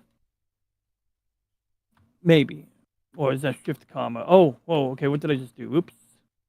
Oh, that's cool. I could do that as a keyboard hotkey for toggling the shader. Can I wait? Can I switch it back on that way? That's interesting. So I just press shift comma. And yes, I can do that. Oh, wow. Okay, so I don't have to press F1 and go to the shader options to turn them on and off. I can actually do that. So that means I can make my settings window, opaque if I want, and make it easier to read if I'm showing people things on stream. But moreover, it means we don't have to click on the on button here. So that's kind of nice. But yeah, so definitely confirmed. I just replicated it. So I turned on, it was these two settings, but I'm just like a little like confused if these settings are redundant. You know what I mean? Like currently running overlay, then it says enable overlay, light effects customizable. So it's like, okay, so, oh, it's got names of games. So if I turn it off over here, then it says legacy overlay. Oh, okay, so it's a new aged overlay. Good, so turn off both of those, and I think that's it. All three of these, and that's it. Yeah, I think that gets rid of it right there. So that appears to be the correct answer. So there we go. We win. Yeah. I just did that on mine too. Yay! So finally, before I jump into space, we'll take a quick look Hello, at no a Tengu. game that. Yep. Let's see here. Yeah, I'm sorry if I speak over you. I'll try to do better. Sometimes I think I'll hear you. I'll be blobbering on, right? And I'll hear you, but I'll hear you really low. So the good news is that when I stop speaking, the volume goes up. So, don't think I'm trying to, speak over anyone. I'll definitely, somebody, and you're not interrupting me. If you interrupt me, you're not really interrupting. Just, I know that sometimes I don't hear you speaking. So that's why, I'll start speaking when you start speaking, and I'll realize, wait a second, I hear a low voice. And, like I said, it levels back out as soon as I stop, within half a second of me not speaking. It's fine. See, I heard you say that. I heard you say it, but it was low, but then it comes back up, but it works out. Anyway, okay, lastly, yeah, so as I was saying was, or I think we were saying NES, is I want to show, regular Castlevania. Try Because playing I it. noticed something. Try playing it and tell us what you think of it. You dare me? Okay, no, actually, great idea. That is a dare. I will dare. And Just you know tell what? us what you think of it. I will. Actually, this is a great idea because this is one of the first games I've thoroughly tested. I had a flashback. I totally forgot until just now. But this is one of the first games I properly did this on, where I did the, the thorough testing of all of the shaders. So it's like I pretty much have this one down to a science. And now the only thing I was mentioning before was that was off. And what's up, Nayo Tengu? Nayo Tengu was that. Before you saw the image got wider or not wide. So either way, we got these two here. So actually, this is what I was looking for before. MBZ 0 Advanced and Smooth. So Advanced, I believe, is gonna be the undesirable one for this game. And some games, I know I make a big deal about how some game developers will set out to make the game look good. Oh yeah, you can toggle. You don't even need to hold down shift. So it does look pretty ugly right off the bat. When I turn it on, the font looks much better. But the thing that gets me is the sizing. So I had to this box here. Number one, it's cropped, and number two, that box is definitely supposed to be more like a square. I think it's supposed to be literally a square. So luckily, we have shaders that one of these says shorter height, wider this. So let's see. One of these will almost certainly one of these would already be set. So I don't have to go diving into the settings. At the same time, diving into the settings would show like, see, like now it looks closer to better, but my OCD asks, is this supposed to be, a rectangle or a square? And there was one game I played where I actually did that. I actually but actually, I wish I paused it there real quick, but that's all right because what I wanted to show is like, yeah, I mean, it's just like amazing how like to me, I don't know, blew my mind. In fact, great example right here, and then right after we get in the castle, another great example. So this is one of the things I was testing out, and so we're looking at this fence, and we see what the intent was. Okay, it's a brick wall or covered in some kind of stucco or lime, and it's got these like rust colored pixels or brick colored pixels. So if I turn on the thing right here, and I'll actually play it for real, I won't fixate on this for too long. I just pressed the button. There we go. So it gets darker, but it does add a more nice shading. But most importantly would be like, even not most importantly, but like I remember there's some bats flying around, but yeah, it makes a lot of difference. But anyway, let's just play the game and not worry about the shader. Although let me make sure I load the shader I like. No, actually let's not. Yeah, I won't upset. We'll just play like this. Okay, let's roll. All right.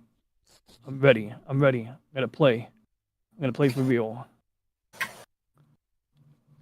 Now, is there a situation where I can get too many hearts, or like, should I not get more hearts? Is it a waste if I get hearts when I don't need them? Get as many as you can, because you use hearts for sub-weapons. That's what you use for firing your sub-weapons. Hearts are not lives, for some reason, in this game. Gotcha. It's for firing your sub-weapon. So, real quick case in point. Up plus attack. Up plus attack? Okay, so up and A or whatever button I'm pressing to attack. So, these blocks here are shading. So, when we turn it on, the shader will allow this to look shaded. So, we got a checkerboard pattern here. And I'm going to resume playing. I just want to see. Now it it's like, nicer. That came out. It does look nicer. It came out differently than I expected. But either way, like, this is like one of the things I did. Like, I would do on my own time is like, take screenshots and compare them in Photoshop, like stack the layers. And the other thing I did was when I was talking about how I get obsessed about the aspect. How do I jump? The other button. There you go. Yeah. Oh, I didn't even know. You only have two buttons, anyways. Jump and attack. That's jump and that's whip. Okay, got it. I just had to get oriented with the four layout. Yes, you only had A and B. Yep. For other commands, you use the D-pad, like By down the way, B. Oh yeah. You're in a time limit. I gotta do that. There's a timer at the top. Okay, I just wasted a bunch of knives and I'm not reading the timer right now. Ooh, But good I know timing there's I couldn't find the timer. Wait, 2:33. Okay. Yeah. I see it now. 2:33 or 2. And the stairs hold up when walking. You Oh, gotta press thank diagonal up. Good. Oh, interesting. So hit that candle at, by the curtains there. Don't go forward yet. Yeah. Oh, don't go forward. Like, No, don't go forward up. past No, the. go up. Oh, I see it. Up. I got you. that. I'll get that one too. And I'll get this one while I'm at it. And then press up. Yeah. That's interesting. What happens if I So let let's go go of up? Can I up press there. horizontal? There. Hit You that don't candle fall at the top, and don't advance yet. Don't advance. No, at the top. Okay. Top of your head. Oh. See. The idea is to Stairs again. get the see. holy water up there. There's a holy water inside that candle, and try to keep it until Maybe your best Oh, God. weapon. it's for most of the game is the best weapon, except here you want the axe later. But yeah, holy Yep. water basically burns in front of you. It creates fire for some reason, even though though it's vampire. water. There we go. Funny thing about Ah. hearts and the candles, if you hit the candles with your sub weapon enough times, and if you hit the enemies with your sub weapon enough times, eventually they'll drop the double shot or triple shot. Hmm. Yeah, so it's A a good double idea. shot of what? Double shot of your sub weapon, so you can fire two at once. Oh, okay. But if I shoot the sub weapon right now, it's gonna shoot. It's gonna use my holy water. Yeah. Right. Yeah, Okay, you so I can should I save the holy water? Nope. You'll get enough hearts anyways. Oh crap! So, I just used my holy water on the Yeah, ground. that's fine. Yeah, that's probably why they added more buttons to avoid those errors with the But D-pad. have you noticed something about this game? Have you noticed how stiff it is? It's like so basically, I tell you, it would look ugly as sin without the shader. That's I number mean, one. when you control Number it, two, the controls. oh Don't- yeah, don't yeah. you find Actually, that- I do feel like I don't know if I'd call it like latency, but it definitely feels like just like when I was going up the stairs. Oh crap! See That's that just too. how Yeah. it plays. Even on original hardware, it plays like this. Wow. You Yeah, need to go it's like down the stairs. Actually, there's some stairs oh, to the left side that you can go down. gotcha. There you go. Right there. Oh. Well, I'd be there for like a half hour. Careful when falling in the water. Salmon cannot swim. It's true. This guy can't swim. Yeah. If You you guys fall learn into the to swim? water, you dead instantly. What are these? These are like they look like mermen. They are. That's exactly what they're called. Merman. I saw the movie Cabin in the Woods, and the guy was like working for this facility that maintains, I don't know, like a facility that has creatures under a cabin and like a big bunker. And he's like betting with the other guy, like, oh, I bet there's a merman. He's like, ah. And Can't swim. the stiff controls really do like give me an excuse for that. You know, I mean, yeah, I talk a lot, and yeah, I'm a little careless, but that was definitely like related to controls. I in my know, right? opinion. See, people who love classic Castlevania will defend this game to death. They're like, see, you can't just jump when you want to. You need to know when to jump, when to whip. Oh, it's a skilled strategy. Yeah, I because see, I it's see. They not made it about for, like, reacting. small- It's not about reacting to what you see. It's about knowing what you're gonna do. Something like that. That's everything. Something I don't have the time for. I gotta remember to hit this save button. And I think you press I can F5. memorize like a Mega Man or Mega Man X game, but like those games are short, really short for I someone mean, like me. they're a lot less stiff than Castlevania. Even the So, I'm gonna original switch my Mega save Man is state not index. as stiff. And then I'm gonna press F2, I think it is. Okay, good, we got it. I mean, you got this. First boss, first stage, very easy. As long as you get the axe here, eventually. Is that it? Yeah. Okay, yeah, next Rift 5 to see. I should get that. Oh, I should get that candle up there. Or you think I can get that holy water back? It's okay. You don't really need the holy water right now. Okay. From what I saw, it didn't seem like as much of a good item in this game. Oh, it is, but only once you reach stage 2 and up. On stage 1, it's much better to use the axe, which you will get eventually anyways. It seems like a hard weapon to land the attack. That's what I'm saying. Is it? I guess. I mean, for bosses, it just melts them. Holy water just melts Fudge bosses. muffins. Yeah. Oh, they don't. Well, it's not They'll strong, I keep suppose. respawning, by the way, so you need to move. Oh, don't waste time waiting Yeah. for them to die off. Yeah. Okay. Yeah, then They'll keep No, I got a respawning. save state right here. And I'm not ashamed of using save states, especially like I'm a very casual gamer, okay? I'll confess, I'll be the first one to say it. And Just go up. There you go.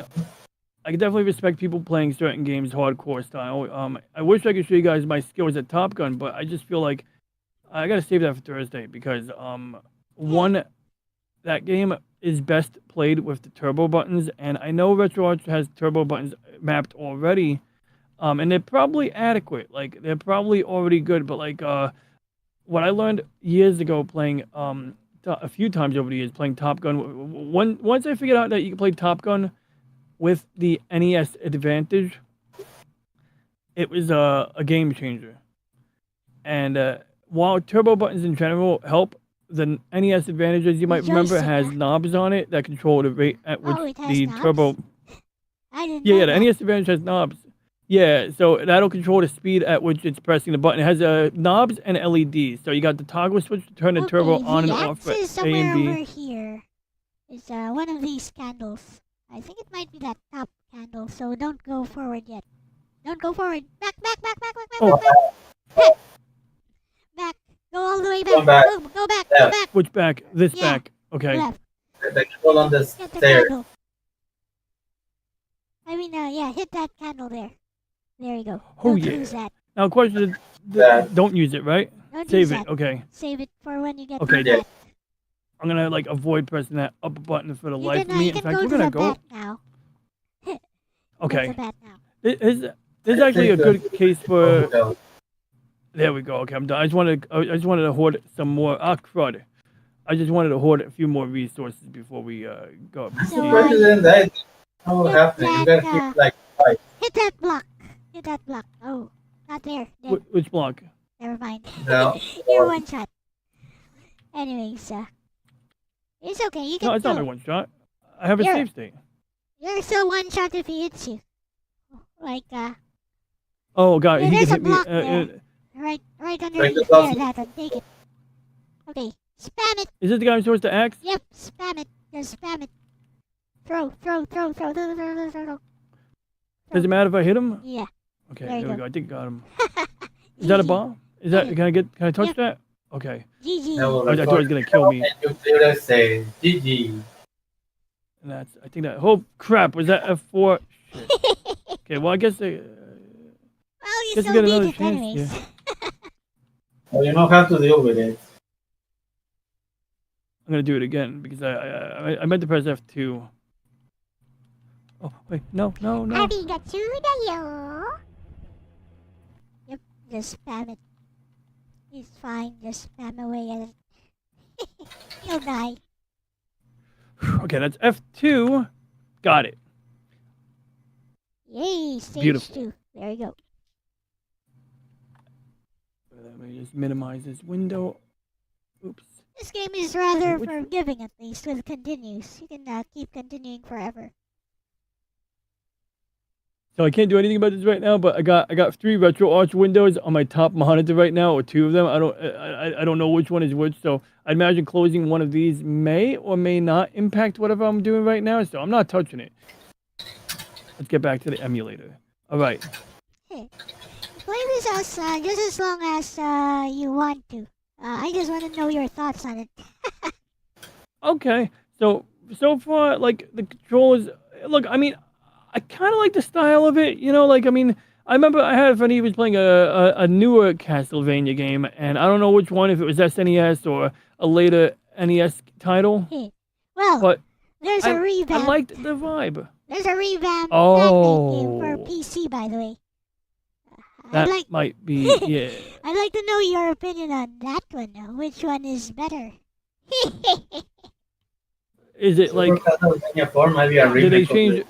It's I a mean- Metroidvania now, but it looks like this, but it's a full Metroidvania.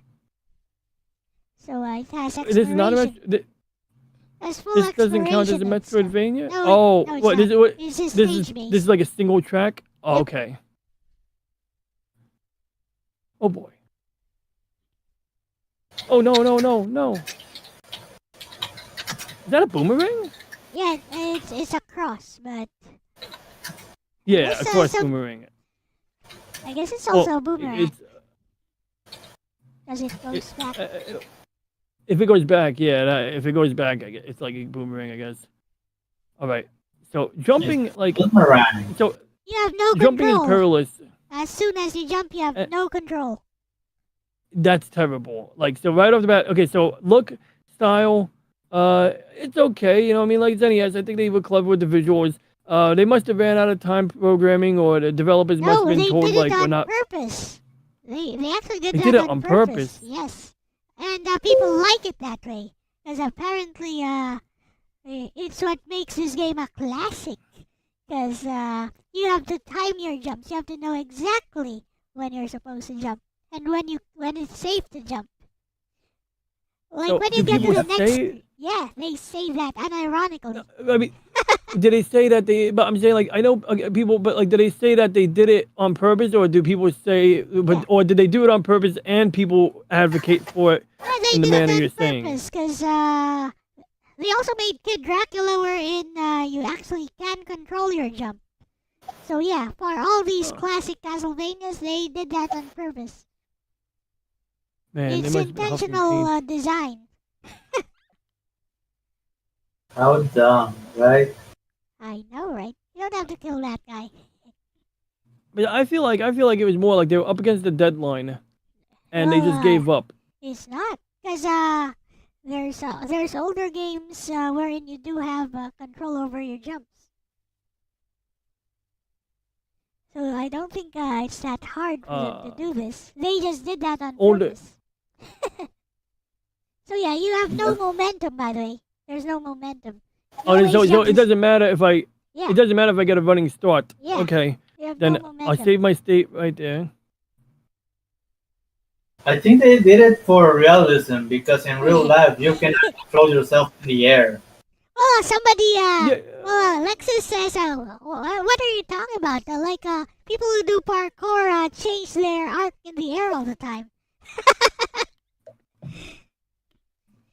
Yeah, I mean, you can shift your weight a little bit. Obviously, you can't like kick off anything and go further. You can't like fly further, but you could do things with your weight and your limbs to kind of like Yeah, like when you do a arrest your flip. forward motion When you momentum do a little flip, bit. like, that takes you higher, and it also changes the arc of your jump than when you just jump. Yeah, that too. So And, these you know, like I know Medusa flips. heads. I know flips have their challenges. You know, what I mean, like initiating the flip sets the pace, so to speak. Can't double jump. I mean, I've seen people who do Oh, parkour yeah. do almost what looks like a double jump. Huh.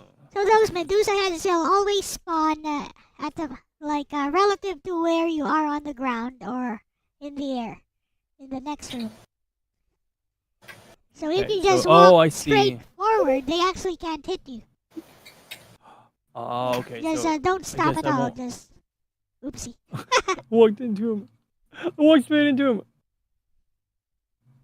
So if you don't stop at all and you just walk, they actually can't hit you. Well, I'm gonna take a risk. I want weapons. I want hearts. I Looks want like they're not things. respawning. Now they are. See, they always spawn relative to where you are. Yeah, it looks like they spawn closer to the beginning. Yeah, like if you keep jumping, they're gonna spawn higher up. Okay, so we could take advantage. We could exploit that. Yep. Oh You crap! found Did a I just make secret. that box? You found a Okay, I secret. thought that the box. It's just for score, anyways. Doesn't really do anything. Oh, okay. I was like, oh no, the box is gonna. I thought the box disappeared the first time I walked away from it. Like it was one of those, game elements where once it scrolls, it's gone. And luckily, that's not the case. But anyway, I still missed it. But what's up, Hey, Yasuke Supreme? There we go, going upstairs. Ah, what? This is awful. Okay. Welcome to Well, maybe it's not. Castlevania. It's a great game that requires refined. It requires refined taste. Is it? I hate it. I feel like I went to a wine tasting thing today, and I'm being taught about what cheeses go good with I've wine. beaten this a few times. guess. I still hate it.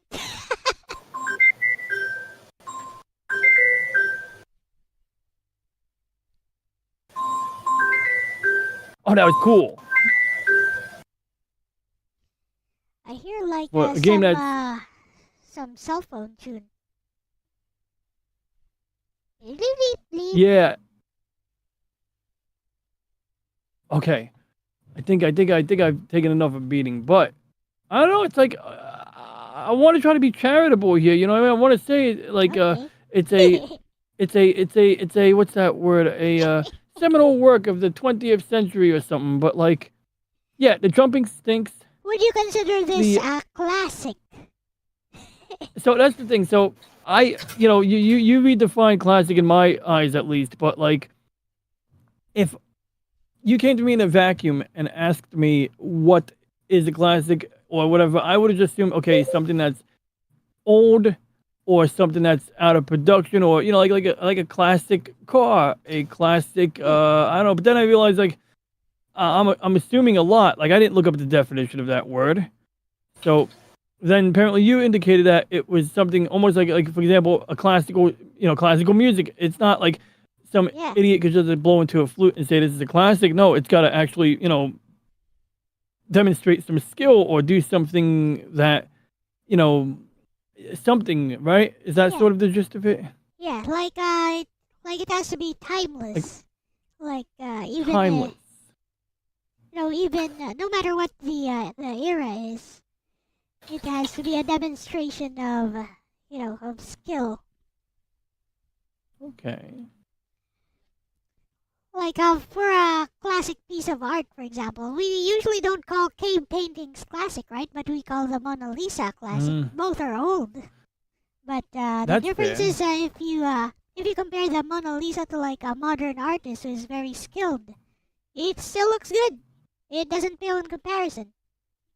Yeah, and I mean, a modern artist would still need to exercise a lot of skill to replicate that, in the way that Da Vinci did it. Yep. Or if they do their own types of portraits, you can't really say that their portraits are superior, Mm-hmm. or they can do superior work to what Da Vinci did. So that's how I see classics. You know, containing those classical qualities, which make them timeless, regardless of what the Date. era is. Yeah, regardless of the date. Well, the input is definitely not timeless.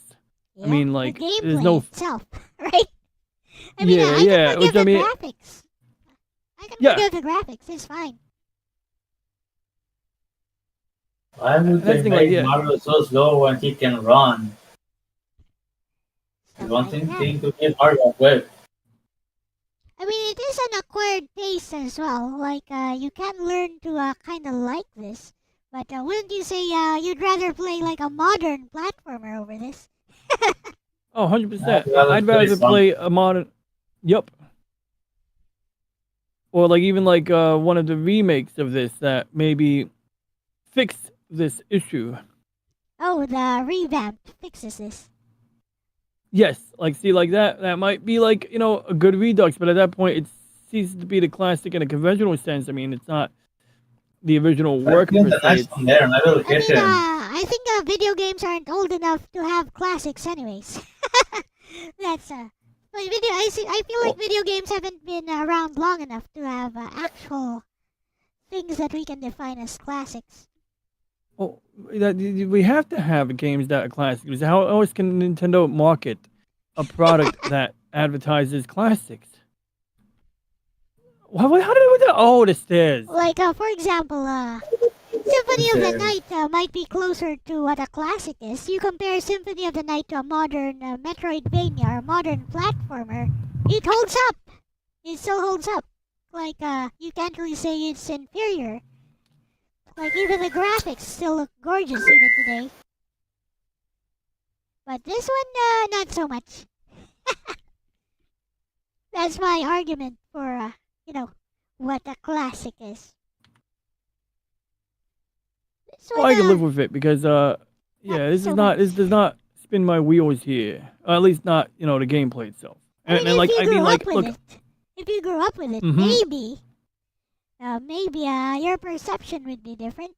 Because yeah, there's nostalgia to take into account. But without the lens of nostalgia, this kind of falls flat. is how I feel.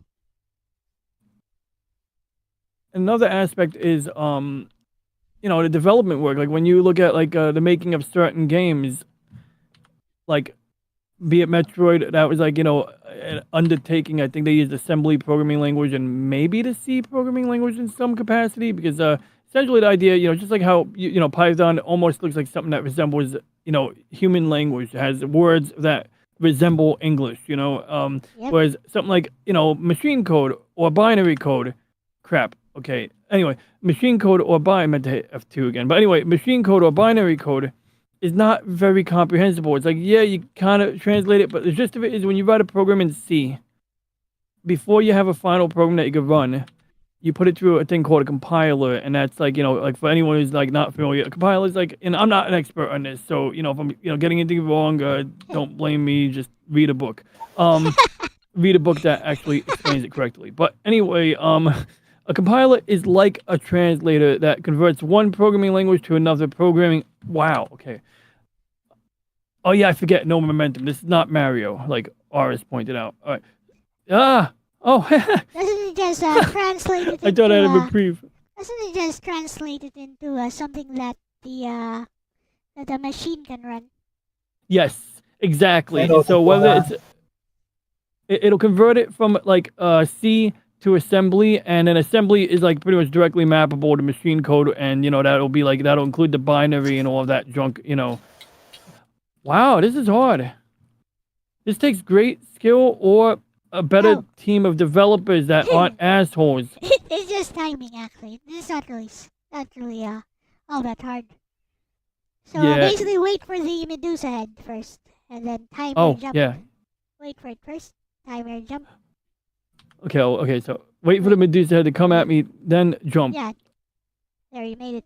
Huh? Don't go back. Now, And Yeah, that's another Sam. thing. Don't go back. Like if you had the cross, Don't- actually, it would be easier here. One thing you could do Oh yeah. is throw a knife and then jump. That's another thing. Yeah, I'll do that. No, there, right there. So before you jump, throw your knife. F2. Okay, I got it. Oh, I saved it. I can reload it right there. I got reload. I can knife. So just before you make the jump, throw your knife and then jump. So get to the edge Makes first. sense. You can't go up there. Okay, I can jump. Yeah, you I can't. can't go walk up there. here. Nope. You gotta go to the other side. There's stairs there. Oh, gotta go, okay. I uh, always miss those. Gotta go all the way. No. No. Oh, you're going the other back. way. Yeah.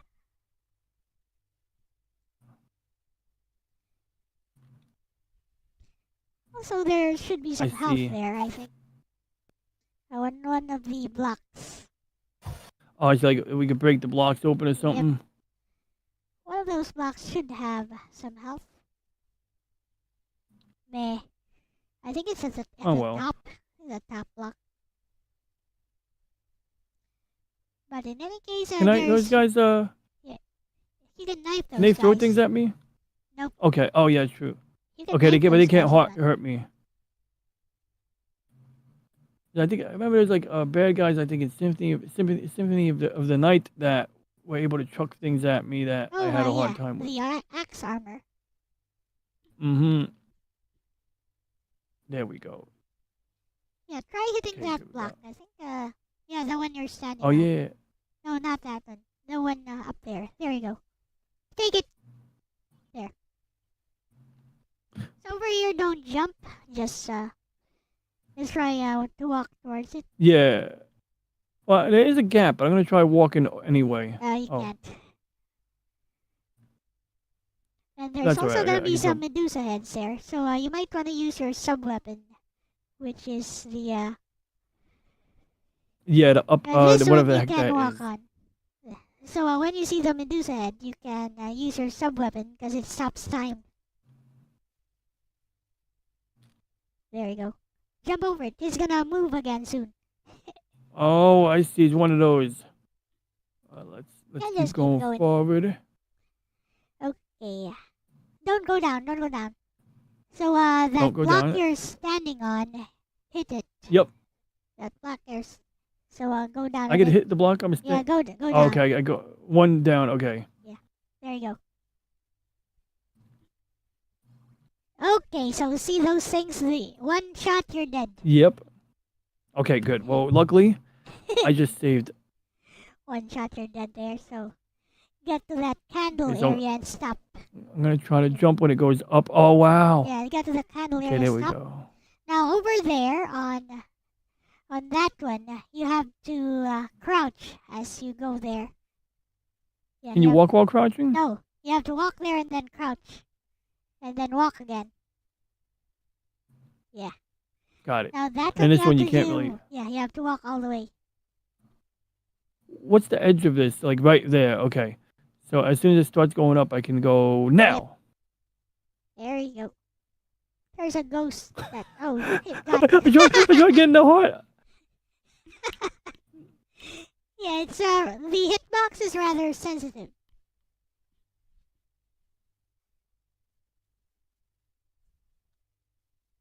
Yay! There's no need to get those, by the way. I want the money.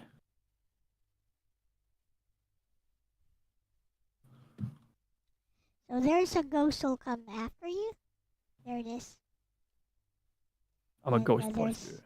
That can't really hurt Ghostbusters. you. Okay, I'm not gonna obsess over that candle there. Oh, hey, a block. That's the double shot, but obviously it doesn't work with the time stop.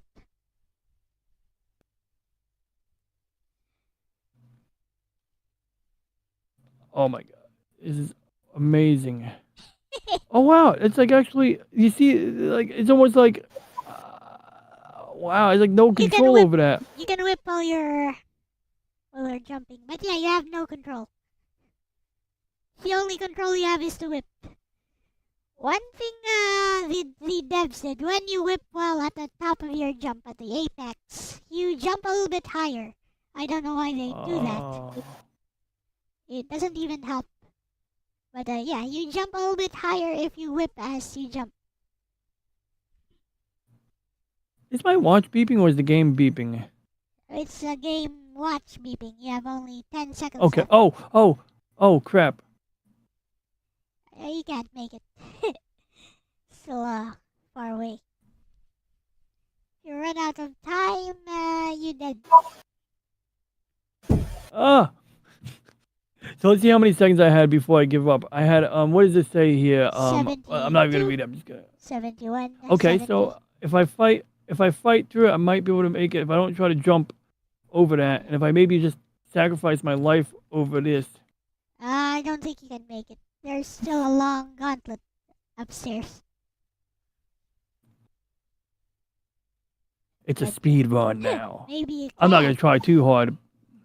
Maybe you can. but You I'm gonna go at up the least stairs. Try. Okay, now you go left.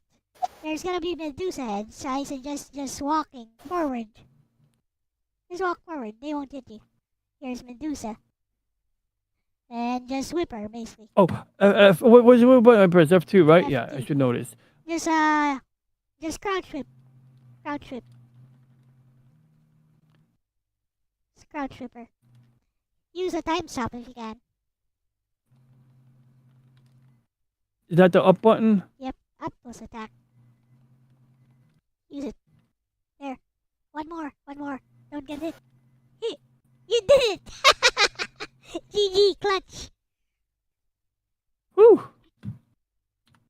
I win. Well, it is rewarding. So, as I was saying, the skills. Okay, when you write a program in something like the C programming language, it converts it to a compiler into machine code or something that the machine works with. So the idea is that when they make these Nintendo games, if they write them in assembly language, like it was almost completely necessary for many Atari games, you get more streamlined code, more efficient, less memory or RAM utilization, and all of those things that are good for making it faster. But of course, it means a lot more work on the developer side of things, and sometimes a lot of clever hacks.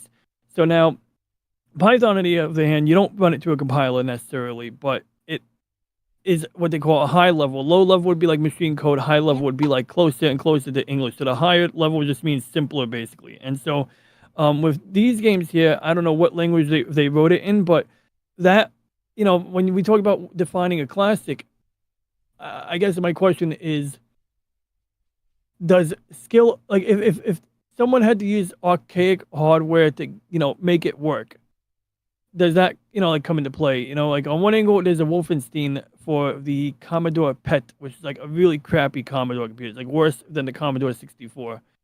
And it's ugly as sin, the game. Like, it's like black and white, but it does do some impersonation of the, fake 3D style of Wolfenstein. Like, it's a port of Wolfenstein, of Wolf 3D. But like a machine that it's almost a miracle it could handle it even in this ugly form, and it's uglier than Wolfenstein as you know it. So does that factor in the skill associated with the, when something's a pain in the ass to program, does that make it a classic at all? Personally, I just come at it from the perspective of a gamer or consumer. So I just look at the experience that I get. Okay. And at that point, if somebody decides to paint something, whether they make it easy or hard on themselves, if it took skill and others can't replicate it. Yeah, okay. But I mean, like, well, I was just saying, like, adding steps doesn't get you credit. It's doing the final product, making the final product. It's like somebody painting with their own blood. I mean, you're painting with your own blood. Basically, it's just watercolor. You're just doing watercolors. It's all the same. Yeah. Like, you used coffee stains. Well, you could have just used like ordinary pigments. So if you use coffee stains to paint, it does take some skill, but you just made it harder for yourself. And that's fair, because like just because you take a dozen, and especially if it's crappy looking, like it's like, oh, but he used coffee stains to do it. It's like, but like you so in other words, guy busted his ass or her ass to do the work, and it still sucks. So yeah, at that point, it's not a classic. So yeah, this is just something that like when I was doing my early testing, this is like a type of area where you see like these pixels, and so once again, like it utterly fascinates me seeing this like curvature on the left side of the brick here, like how you get these like staircase shaped pixels suddenly turning into something that looks nice. And what I look for, like when I was trying to judge this game, is ugliness. I remember there was maybe it was Castlevania 2, or maybe it was the beginning of this game before I loaded the save state. There was an ugly castle wall, and it looked really ugly, and turning on the shader did not redeem it. Because I also mentioned how like Super Mario Brothers actually looks better than this, even though it has more simplistic graphics. It just looks better. Yep. Like you can see what everything is supposed to be. Yep. And Super Mario Brothers doesn't necessarily benefit that much, in my opinion, or at least when I've played with it. It's not a game that I sit there going, this needs a shader, and part of it is like it's one of the first games I emulated. I mean, like first emulator I ran on my like Pentium 120, it was like Super Mario. So at the time, I either had an 800 by 600 resolution screen, or I had a 640 by 480, because we were using a laptop at the time that had the bulb went bad inside the laptop screen. So we ended up, just using a whatever monitor we had at the time. So of course, 640 by 480 is not much higher than the Nintendo, and it's comparable to whatever resolution you'd have on a normal TV, even if it's not interlaced. And so emulation at 640 by 480, it's like not really, it's not really a big deal. It's not like, you're not like missing out. But then when you start doing these in like high definition, that's when we start to notice this stuff. Oops, I hit F5 by accident. Opens up another window. All right. You want to keep going? Again, carefully. Oh, good, I got it. This? Huh? Yeah. Do you want to keep going with this? I mean, maybe a little bit further. I'm not gonna try to beat the level, but I think I'm about done with this part here. So I'm just gonna like see just a little further, just for the fun of it. But in the meantime, so unless you want to switch gears to anything, unless you have another subject, maybe we could bullshit in space a little bit. I'd be happy to take a look at Venus and Saturn. Sure, whatever you want. It's your day today. Yes. I mean, thank you. I give you control over the stream. Well, I appreciate that, and I'm having a blast right now. I'm glad I'm in good company with you and Aris here. It's a good way to start my birthday. Yep. Tonight I'll pay a visit to my friend and his wife, and we'll just bullshit, have cake. Me and my pops, we're gonna go out to dinner, at some point this week. That's He's nice. cool. He's not like, oh, we could do that someday when our schedules aren't so booked. And I think he's doing stuff today anyway. But yeah. So I'm gonna get out. Is there anything you want to see in the emulator before I pop out of this? Nope, not really. Okay. So let's see here. So yeah, So yeah, I opened up like 5 of these. Mm-hmm. regarding video games, that's my argument that perhaps the games that we call classics all the time are not so classic, since they don't seem to have stood the test of time. A lot of them, like again, my argument, stuff like Tetris. Like Tetris is a classic, I'd say, because you can still play it today. You can still play it against other games which are more modern than it, other more modern puzzle games. It still plays well. It doesn't feel all that dated. And it plays on so many different things. Like, I mean, how many like Tetris knockoffs are there? Oh, tons of them. And I'm not even trying to judge them or anything like that. It's just a interesting thing. Like, how it's like. It's almost like one of those things that if you're learning how to program, like back in the day, I'm sure some students would use it as their reference, But yeah, I mean, the original Tetris, you're right. And I remember you did the stream of Aris where I'm just making a quick note of the planets listed here. I remember you showing Aris how to play friggin'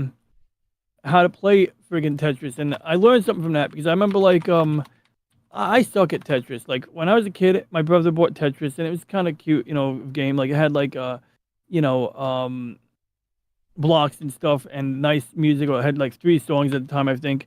And I remember like thinking it was a building game. Like I was like, why is it that when I try to build this stupid thing, it keeps closing the door? It looks like a door closing or a rolling shutter, and ultimately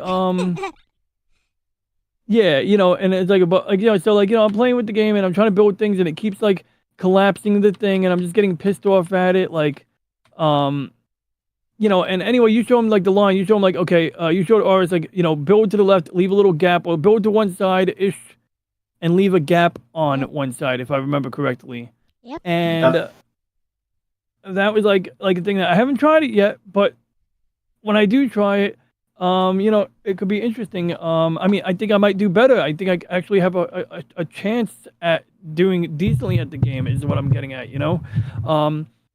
So right now I'm just going through the add-ons real quick because there's one add-on called it's not one I intended to load, but I want to make sure like I either turn on or turn off add-ons that I don't need or that I absolutely want. So for example, like there's this thing called Exoplanet Revamp, and like I think it includes some like extra or new textures for certain exoplanets, but I don't obsess over it too much because one thing that annoys me about it is it's like 3 versions of it, and the guy who makes it labels like, oh, we combine versions this and this together, and it's like, well, do I load all 3 of these or do I just load one of them? So it's like I don't load any of them half the time, but it has names of exoplanets here, which like later on I could like at least call them up. So that's why like I can't remember names like Gliese 667c, Gliese 876, Upsilon Andromedae, TOI 849b. I wouldn't remember any of that, so I'm sticking those into my one of my these here, so I have it handy. But really, I'm not gonna pick all 3. I guess I'll just pick this one and hope that it's relevant. Oh, I have a question. This one. There we go. Okay, so I have a question. basically, So have you discovered what Epsilon Pegasi is? From Free Space 2. oh no, yeah, because that's a good question because I remember like I was curious if that was even a real planet, and is like it's not, right? Is Epsilon Pegasi a real exoplanet? And if it is, maybe it'll have a different name. So it's not a real planet, also known as Enif. It is not a planet, it is a star. Okay. Specifically a supergiant star located in the constellation So wait, that's interesting. No, Epsilon Pegasi, also known as ENIF. So ENIF sounds like a real star. So we'll make note of that. We'll see what we got, what we get there. You know, assuming that this is not just AI making up an answer here. ENIF would be. I mean, that's got to be a real star. Oh, Look, there it is. Marcab was on Babylon 5. They had a plague that took out their whole planet.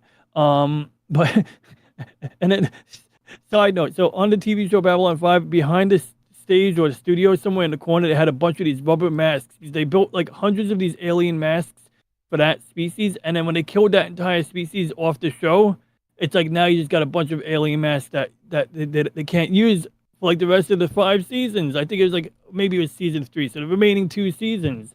But you know, it looks like it's on the panhandle of I don't even know it's like wait, that's not the panhandle. No, that's the Pegasus. Okay, so I thought that was one of the dippers for a second because it had, you know, the hand. It looks like one of the. It looks like the Big Dipper.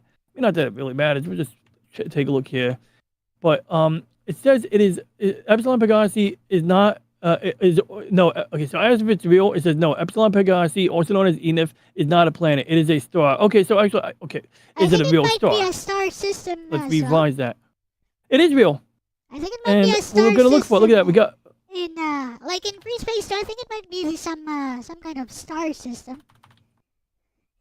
Well, good news is if you look here, it's got the designation here. It's got the special letter E. That means, you know, epsilon. But like the reason I'm paying attention to that is because it does make a difference. Like when you're using the search feature in Space Engine, it's like certain times it'll be like, okay, I need to look for Beta Iridani or whatever, make up a name, you know. And I'll be right back when, again. Close this door. The Beta Accolade Convention. There we go. I just wanted to make sure I could see that. But yeah, so anyway, bottom line is the only question I have, well, not only question, but, you know, one of the questions, like, this is a hypothetical planet called Tyche, and some people believe that because the orbits of the outer planets are a little bit wonky, that there might be a hidden exoplanet. You know what I mean? Like a giant, like imagine something like Jupiter, or maybe bigger, but darker, because it gets less light and it's got different gases. So do we want to see this hypothetical planet, or should we leave it out of the loop? Because when we look at our solar system, if we look at our solar system from wide, you're going to see a planet with this obscenely large orbit. It's just going to show up as a green circle. So it's not really an issue. It doesn't impact me. But what do you think? Like, do we want to see a potentially fictional planet when I'm trying to show real space? Like, I can just simply qualify. I can tell you it's not real. But is that something that even... Well, like, do you want to see Tyche or not? I mean, honestly, because I'm indifferent here. Like, it's just that it does add like another planet to the system. It doesn't convey a real map of our solar system. The instant I add it, we got fudge it. We're gonna add it. It's fine. But, well, I figure like if I heard a reason like, no, I don't want to see a fake planet, then I would take it out. No one here in the chat or no one watching right now really cares about accuracy. Okay, well, in that case, it'll be a learning opportunity anyway. So there's a comic called C2023 A3 Shinchan Atlas, and I'm going to keep that off because I think it shows up as huge. I'm so tempted to turn it on anyway. So other than let's that, turn it on. So Why this not? is a representation, right? So yeah, it's not using real-time data to generate this. Yep. Well, actually... Like from satellites. Yeah, we are using real... Oh, you are? We're using... Okay. Well, like, so... we're not exactly like the picture data itself or the textures, but... I mean, we can literally... I'm going to load... When it loads up, I can literally set a clock. And, you know, like... It's like, I can literally set the clock... There we go. I'm putting my spacesuit on for you guys. I mean, like, going to space. Like using data from our satellites and stuff to generate. Oh, everything. Okay, so let's load. We'll let it load because it's gonna take a minute because it uses very real data. In particular, this right here is called the Gaia catalog, and it's got. Normally, Space Engine already has a complement of many stars, but turning on the Gaia stars adds a lot more stars. So I'm going to load only 1 million additional stars. The Gaia catalog goes up to 30 million, at least the one that's available for Space Engine as an add-on. But the thing is, like, when you load that many stars, like, the more you load, like, you'll start to hit a wall, a performance wall, right? Like, lower frame rates and things of that nature. Need In more fact, RAM. I just remembered something.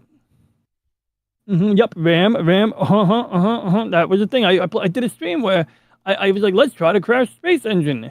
And that was the day that, like, Slim Nim reminded me that virtual memory was a thing. And I mean, like, ever since we've had computers that have, like, more RAM than you actually need, we no longer need, to worry about virtual memory. And, virtual memory, did I just change the setting I didn't mean to change?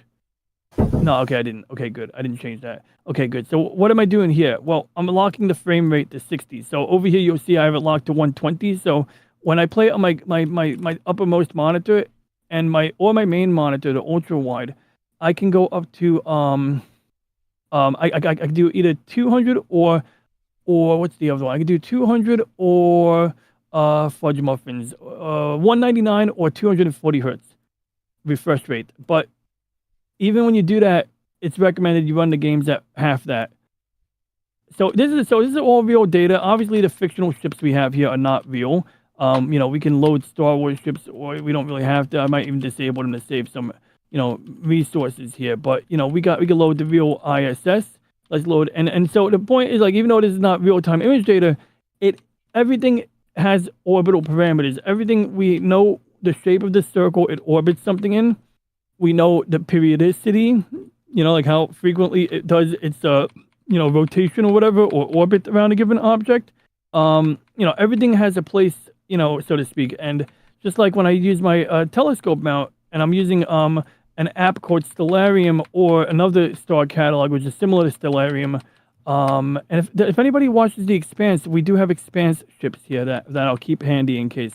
But basically, yeah, everything is basically in a real place, and Interesting. we can pause it, we can fast forward it, we can rewind it. So when we do, like, download those add-ons that say Exoplanet Revamp or anything like that, what we're doing is we're just kind of updating textures. But, like, one of the mods I have up here is the Proxima. Let's see that Proxima Centauri C, but more accurate. Then down here we have the Tau Ceti rework. So we're gonna find that. Here we are. So this is one. There's a couple of these that use, like, real NASA data, and we got HSSC 650. That one we're probably not gonna look at, but I just want to make a note of it. But my point is that, like, we obviously don't have real pictures of these objects. Let's load it up. We'll let it load in the meantime. So we obviously don't have real pictures of those objects, but we have real data. We do have like, enough real data, like, in data. I mean, like, when I you see me do my it's loading. You've seen me do my astronomy streams before, where Yep. using my telescope, but I have to take an ugly picture. In fact, we did it on your stream. We did a Yes, we little, did. you kind enough to have me on and let me show that. Yep. And basically, Hey, I just want to make sure the splash screen is loading. Okay, it does say it's loading, so I'll give it a minute before I intervene. I just usually feel more comfortable when I actually see the thing that says it's loading, Oh, here it is. Okay, good. I see the window. It's loading. But anyway, like, so bottom line is that we can get the color of the object. We can sort of figure out how big the object is. Because if we know how big the star is, hey, what's up, Hill? We're loading up a application called Space Engine right now, and we're gonna basically just take a little tour of our local celestial neighborhood. And so right now, if we look at my top screen, well, anyway, take my word for it. I see the splash screen. It says initializing 9596. Give it another minute. so by the way, while it's loading, so as someone who's into, like, amateur like astrophotography, is it? Yep. Are you able to tell? Yeah, that's correct. Are you able to tell when an artist just splashes like bits of white onto onto a black canvas? Are you able to tell if the stars Well, there are actually are actually sometimes. accurate, or just just splashes? it depends. Because you know, like that fucking guy, not fucking guy. He can be cool sometimes. You know, Neil deGrasse Tyson. His ass brags about the fact that he knows that the movie Titanic had inaccurate stars. Like he made a big freaking deal about it, and he's like bragging about how he's aware of how he can make a big deal about the stars being wrong. And like, I have not played Puyo Puyo Tetris with a story. Holy cow, that's interesting, Dakota. They have a game called Puyo Puyo Tetris, and it's a Tetris with a story. That's no, I'm not aware of that until now. Game. So it's a versus game. Basically, like, it's a versus game. Yeah, you either play Puyo Puyo or Tetris. So it's like the versus Tetris games I play. You know, you send attacks to the opponent using lines and stuff. It's like that. Okay, so we're gonna start the. Remember that video? Remember that Tetris video I showed? Like Do-Re-Mi versus Firestorm. It's kind of like that. Oh, okay, I kind of have a vague idea of that. So right off the bat, we got our normal solar system. I'm going to turn on some labels here, and the green labels are our own planets. So we'll take a look at Venus and Saturn in a moment, and you can actually see like, you know, that's all accurate. So actually, how do we know? Let's turn on the time down here. So down here, I'm going to just toggle this on like this. There we go. So we have the time down here. So I can click on this button that says set current time. You can see everything jump. See everything jumped. And we can make ourselves dizzy if we want. We can do this. So this is all real data because, I mean, we've been observing these for hundreds of years. So we can validate data to an extent. So if someone was to paint a picture of, you know, the stars, like these constellations, let's just say, for instance. And as you can see, the planets are still moving in their circular orbits, even though I turned off the orbits, they're still there. And I can click on this checkbox to go to real time. Then I go to the current time. And what I mean by real time is that time is reversing right now in real time. So everything is moving right now at whatever speed it moves in real life at the current time. And so, for instance, if we go to Earth, we'll see this. But the bottom line is, like, sometimes I can tell, but generally, I thought about it like a week ago. I said, if I wanted to draw, let's say I drew a picture of the stars. This is the thing astronomers do. Like, not everyone does astrophotography for good reason. I mean, you know, it could be expensive. It could be time consuming. You know, people have wives who maybe will, you know, they have to negotiate, you know, expenditures with, you know, and then like, it's a running thing in the astronomy forums. Like, oh, I got to check it the wife, or they'll make jokes about lying about the price of things. I don't think that lying, but I think they tell their wives the truth. But anyway, this is the current season, you know, and we can like pick like a different month. Like, let's say we want to pick December of this year. So I type in 12, enter, and right off the bat, you see the shadow is casted over the North Pole. So, you know, if I, you know, obviously we're not really gonna crank up the lightness too much because how do I switch to HDR mode again? I can't remember. I forgot how I did that. Well, it doesn't matter, but either way, like, there's like 3 lighting modes here. There it is. Okay, so that's the one. Okay, so this is actually another thing. When you're looking at the Earth in real life, you don't necessarily see the stars in the background because this is too gosh darn bright. You know, just like, you know, like, you know, when people talk about the moon landing and they go, oh, you can't see the stars above the moon. It's like, well, the moon reflects a ton of light when we look at it from here. Imagine if you're standing on it. So it's like you can adjust your camera to see space, and this is actually what Space Engine does. When I look up here, it'll fade. There you go. Now you see the stars, and that is more realistic. But usually we keep it in high dynamic range mode, just so that we can kind of, you know, see everything together. Because, like, you know, as much as realism is nice. So anyway, like, we see this shadow up here, and actually, if we look at Antarctica, you can see the majority of Antarctica is not, you know, obfuscated, and why is that? I don't know if this makes people. Well, it's literally because the angle of the sunlight right here. So we see the sun right here, and as we orbit the sun, we're gonna go along that big green ring. So we can actually show when the year traverses, when it traverses around the sun, we can actually show that angle change or show the consequences of that angle change. So I'm gonna let it go around the sun. You can see it's going around the curve as we speak. And you can actually see that thing getting bigger. So I'm going to wait till it gets to like a month like March. Okay, we're February 2026. So it's not so much rotation of the Earth, it's the position along its orbit and the fact that the Earth's axis is tilted. And in fact, we can indeed represent that because I can go in, show a thing.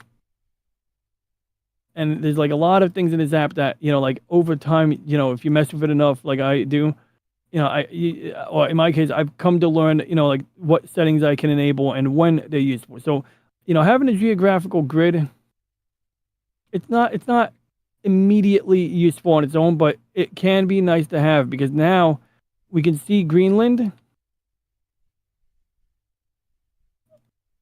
and if we change the month to say July of 2026 or August, let's call it even July. So now we see a lot more of Greenland and the sun, of course, we're on a different side of the orbit now. So we're seeing that. But what we're going to do is we're going to turn on something instead of the geographical grid. We're going to turn on these arrows here. So I believe, I don't know what this arrow here does because it certainly isn't facing sun. But I believe one of these arrows, none of these arrows point to the sun, but what they do show you is where the Earth spins. This is the important thing. The top arrow going from the bottom representing the South Pole, and this arrow representing the, I guess, North Pole, celestial, what's the word? Equatorial north. So when I'm doing astronomy and I'm looking at the sky from the ground, everything is being mapped against these blue lines that you see that I just turned on. And when I turn on the fast rotation here, you're going to actually see that. Actually, you don't see that part rotate, but when you're on the Earth, you do. So when I'm using my telescope, these blue lines look like they're moving because with relation to them, I'm the one that's spinning. So these are vital because these lines always tell you where everything is. Like everything is mapped against these lines basically. And of course, different objects will move at different speeds. So while most stars are, moving around the center of the galaxy, there's just so much darn distance involved that you don't really see any change unless it's over hundreds of thousands of years, except for a handful of stars, which I don't think this application replicates that aspect correctly. But there are a couple of stars that do move at a different speed with relation to other stars. And most of the time, those are intergalactic. They're outside of our galaxy, whereas everything here you see is right now in our galaxy. And you can even see this band where it gets brighter. That's the center of our galaxy. So if I was to zoom out really far, we can do at some point, you would see our whole galaxy. So bottom line is, so let's see if we can see where our angle is. And I think Wolfpack has an interesting thought here. So as we orbit the sun, that angle should change. So we're going to go back to the current time. And you can see like that tilt. So we have axial tilt. That's the word. And like if you look at Neptune or Uranus, one of those, I forget which one, it's completely at a 90-degree tilt. So you're going to actually see as we orbit the sun, the tilt is the same, but when you're on different sides of the sun, the sunlight hits you differently.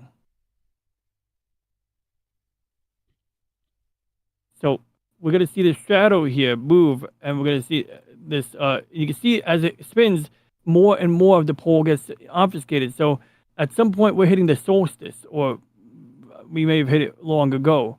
But that's what dictates our seasons. It's literally just that depends on what side of this big green circle we're on and the angle of the sunlight. And so of course that also dictates our seasonal stuff, because if the sun is over here but your sunlight is hitting at an indirect angle, because it's not the distance, this here is like what, 3,000 miles further away, like this part up here near North Pole, than the equator, if that.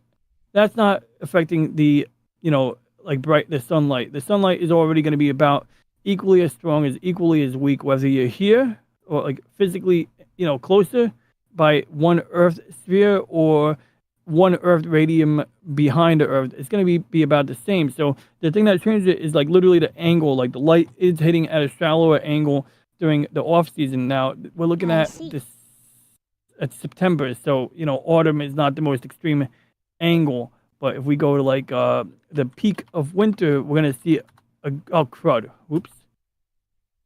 Okay, there we go. So we're still in December. In fact, we're right near the winter solstice. So now you can see that shadow tells us everything we need to know. It's telling us that the sunlight is coming from this diagonal angle. So that means that, you're at the equator, you're going to get your most intense sunlight like you usually do. But it also means that the southern hemisphere is more, in fact, the sun is down there. So if I'm up here over in the United States in the northern hemisphere, the sunlight is hitting at a shallower angle. Whereas if I'm in the South Pole, the sunlight is hitting at a more straight, like it's more of a straight line. And so that the Earth's surface is going to absorb more heat. You're going to absorb more heat. And of course, at nighttime, it's going to radiate that heat back out and so on and so forth. So that's your seasons right there. But let's get a look at Venus and then Saturn. And I want to see what Hill was saying. Hill was saying something? I think he had a question or idea. Oh, no, yeah, his thought that's relevant. Oops, I typed Saturn. We're going to do Saturn right after I just saw 3 question marks. Oh, he said, here we go. That's awesome. Well, thank you, Wolfpack. Oh, I'm sorry. I'm sorry, Hill. Hill said something else. So yeah, hopefully I answered your question a while ago, Hill, when I described what I was doing. But it's my birthday, so Elle is allowing me kindly to kind of have the floor and have fun here and share the fun and hopefully show you guys something that's interesting. And so Wolfpack seems, that he's he says that it's mathematically mapped out to such a degree. I love science. And that's the thing. Yeah, this is all thoroughly mapped out. And the only thing was like, I remember I was playing Call of Duty Infinite Warfare. And the guy had a map on the wall of like different types of solar system layouts, like when Kepler did his mathematics, or when Galileo did, they call it Galilean geocentrism, heliocentrism, and then you got Kepler's version of it, or I guess the term would be Keplerian. There might be another term for it, but I call it Keplerian Hey, Psyche.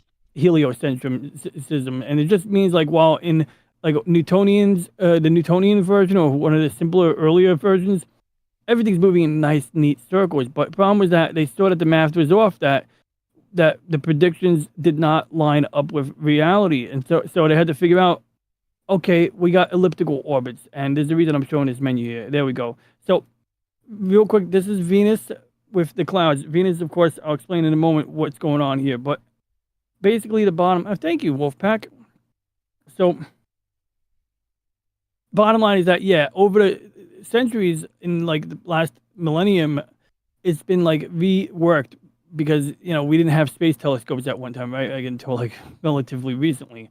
And so people had to figure out, like, based on their observations, the angle that they're looking at the planet from, and then figure out like what shape would the circle be for the orbit. And then based on that information, yeah, so that's pretty much. And so this is all very real. Like, these positions are accurate to the minute, more or less.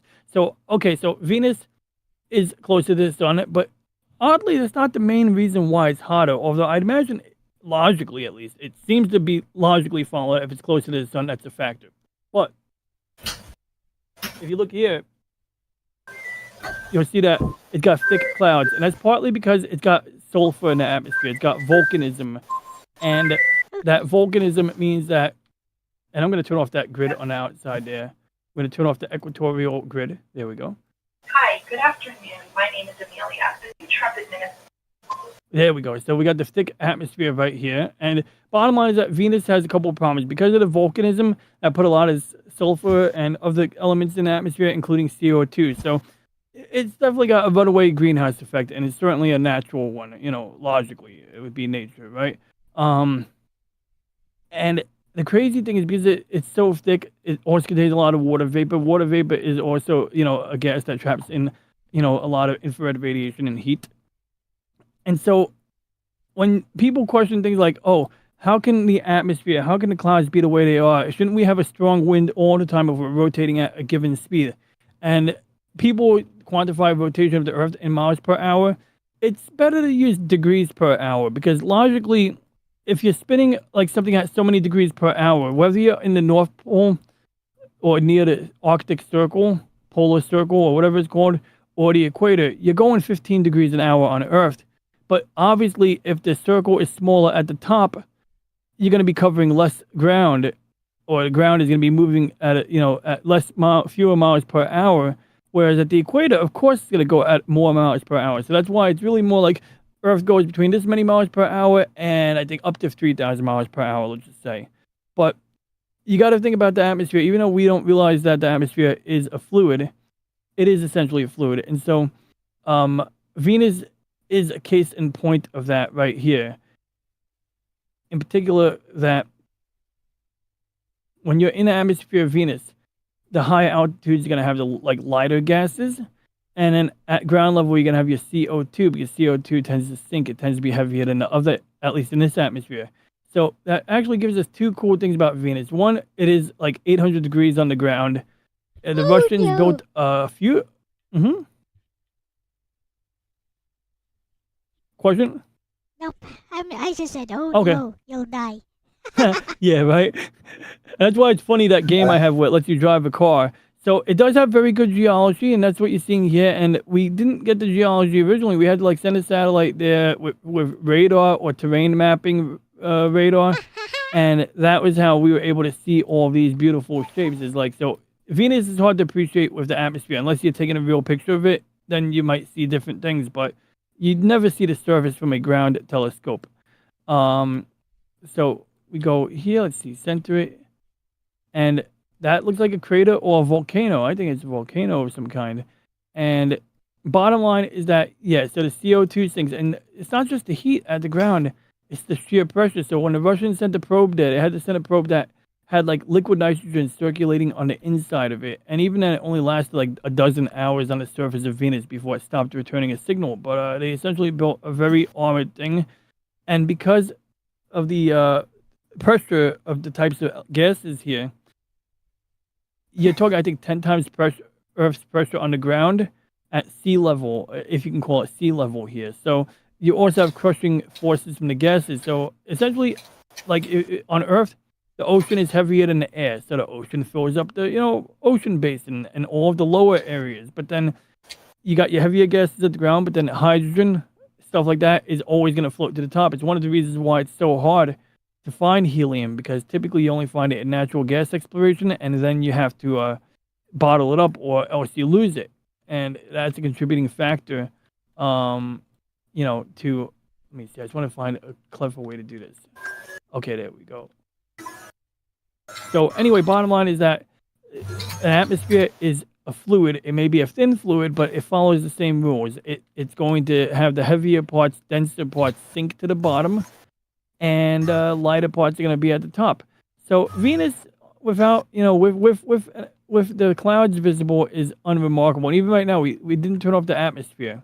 But essentially, you're seeing evidence of that volcanism we spoke about. You basically have acid rain, and you have all this stuff there. And I guess this is pixelated because there we go. It's upping the resolution a little bit. Some of the texture gets artificial as you get closer to it, but that wait, did I go out too far? No, okay. No, yeah, I went too close. So, but that's related to the gradient, whatever acid or what's the word? Sulfuric rain is kind of just following gravity, following the hills, so to speak. But that's why you see these line shapes all over the place here, and the pictures will have a similar color to the atmosphere that we just saw. It is a rocky ground, but of course, there's a little bit more going on. It's not a static environment. The winds are very strong, hot wind, high pressure. But once again, like I said, so because the atmosphere is so thick, it can be treated more like a fluid. And so when the Russians went to land, when the Soviet Union went to land on it with the probes, unmanned probes, of course, they didn't even use a parachute. They basically released it from the pod and used the sheer density of the gas to act like an air brake to slow the thing down. And it had shock absorbers, spring-loaded shock absorbers, in order to allow it to slam on the ground without wrecking the components. But it does lead to some, pretty, un-Earth-like features here. How you got these flat, smooth, plain-looking areas, and then in between them you got these almost like canals or something. You know, it's just bizarre. And I guess some of these are craters. You know, because I mean, why wouldn't it get hit with craters? But of course, the reason I ask that is because, of course, any asteroid that hits this planet has to get through the atmosphere. And so thicker atmospheres do protect you from, from that. I'm going to turn off the velocity. So when I move around in this app, Wolfpack has I have a this. question. It tells me how fast. Wolfpack has a question for you. What's the gravity? Oh, of Venus yeah. A great question. It's actually very much like Earth normal. And if you look up here, it'll tell you the mass of Venus is 0.815 m followed by this circle with a cross in it. And that tells us that it's basically 80% of Earth's mass. Whereas the diameter is closer to Earth. It's 0.94, so it's 95% the size of the Earth. So basically, even though this doesn't tell you the gravity, I would bet, and I'm going to Google it, I would bet that It's about the same. that it's a little bit lighter because of the slightly less density. Oh, wow, it is almost the same. So, okay, 8.87 meters per second square. And then what's Earth's gravity? 9.8. So if we trust the Google result, and I'm going to be lazy and trust the Google result, also it's reasonably It's basically the same. verifiable.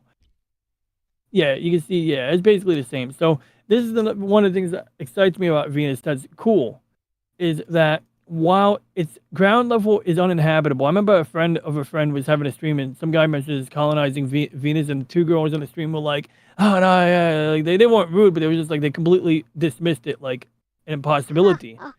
And I left a polite comment, but it's actually not an impossible place to freaking colonize. Do you know why? Terraform. Okay. Well, see, not even. See, that's the first thing that came to mind when the girls mentioned it too on my friends of a friend's stream.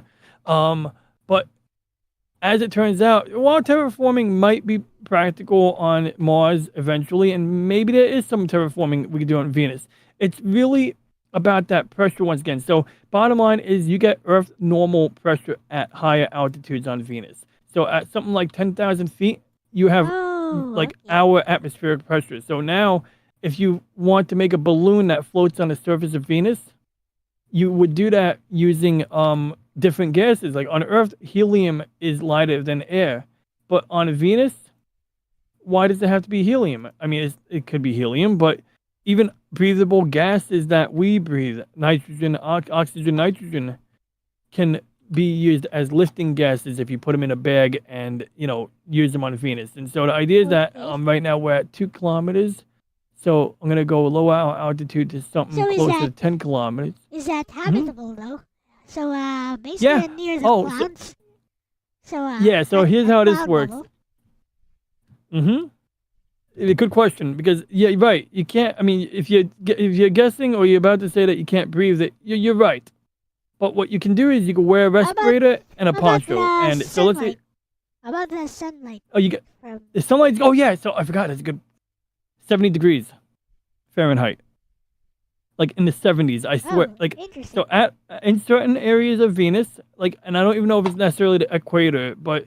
Yeah, on Venus, there are places where if you're at 10,000 feet, you have atmospheric pressure comparable to Earth, and you have temperatures that are amenable. You have temperatures like, 1 kilometer is 1,000. So I feel like 10,000 feet is too. Wait, I forget. Feet and kilometers are not the same. That's okay. So let's see, 3 feet. So 30 feet would be 10. Okay, so. It'd be what, 30 kilometers, I think. Okay, so that's about 10,000. Yeah, that's about right. So at roughly this altitude, I believe. And so bottom line is if you have a balloon, you're going to have a pressurized environment, inside some kind of capsule or whatever craft. But when you step outside, let's say you have a floating platform or like a catwalk or something like that, you would wear a respirator for oxygen, right? There's something you could breathe. And you'd wear a poncho for the acid rain. Now, the acid rain, people would think a poncho for acid rain. That sounds stupid. But it's acid rain is not it's not like actual battery acid. It's not high pH acid. It's acid rain in the conventional sense. Yes, acid rain that has become acidic and is sulfuric in this case because of the abundance of CO2 and other volcanic elements. So it's that. But yeah, so. we won't ever be able to live on the surface of Venus without terraforming, but the gravity means that if you have a floating balloon at the altitude we're at right now, more or less, give or take a few feet, or kilometers, whatever, you know, the gravity is not going to get you. What I mean is, we don't know, like the whole Elon Musk living on Mars thing. Honestly, he probably should have put his goal to the asteroid belt, because if we do asteroid mining, we could build infrastructure in space, and you could do a lot more space stuff if you're building things in space. If the ideal goal would be reduce how much crap you have to take off the surface of the Earth, because that's our biggest cost. It's fueling up the rockets, and like a while back, it used to be $10,000 per a pound or 10,000 pounds per kilogram to get things into low Earth orbit. So it's like very prohibitive to build large things if you're bringing all of your parts from the ground. But if you are mining asteroids, I'm not saying it's a cakewalk, but it's worth it to figure it out. If we figure it out, we can really do a lot more. And you're right. Like so, yeah. So Wolfpack says that's smart. At a certain altitude, you can get the pressure comparable to Earth. Correct. Acid rain is not like in the movies. What we need first is efficient space travel. We need a new way to do it. It's expensive, prone to failure. So, like the recent rocket explosions, I'm not worried about, because the first Falcon rocket was the Falcon 1. That's a Falcon 9 rocket with one engine, basically, or it's a small version, basically. And Elon spent his last money, basically, or initially he had venture capital. He invested in it with his own money to get that last launch, and I think they launched a Malaysian satellite or something like that. And then that was that's what kept the company commercially viable, just to get on to building the Falcon 9. And the Falcon 9, originally most rockets are not reusable. You build this very big expensive thing, which most of it is a pair of fuel tanks and stages, they call them. Because what you usually do is you have to have a fuel tank that contains oxygen, like liquid oxygen, and you need another fuel tank that has the actual fuel, whether it be methane or liquid hydrogen or something else. But you typically, a rocket is like a jet engine that carries its own air in the form of concentrated liquid oxygen. Yep. So you build this big expensive thing, and then you don't reuse it every time you use it. So SpaceX, they build these reusable rockets, and in the beginning there's compilations of videos of the rockets just trying to hover in our atmosphere and blowing up from a bad valve or a bad pipe or some unexpected thing, because the company was relatively new to space flight at the time.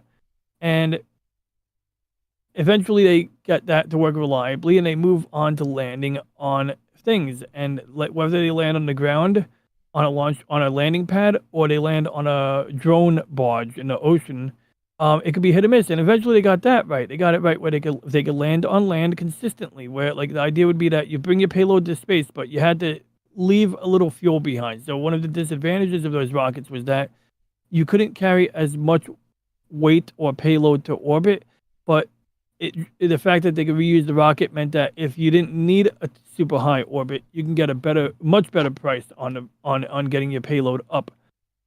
And so they do that. Okay, cool. So yeah, it's Venus. We're gonna take a look at Saturn next, but you can just see so much you can see when you turn off the clouds, but when the clouds are on, you see nothing. So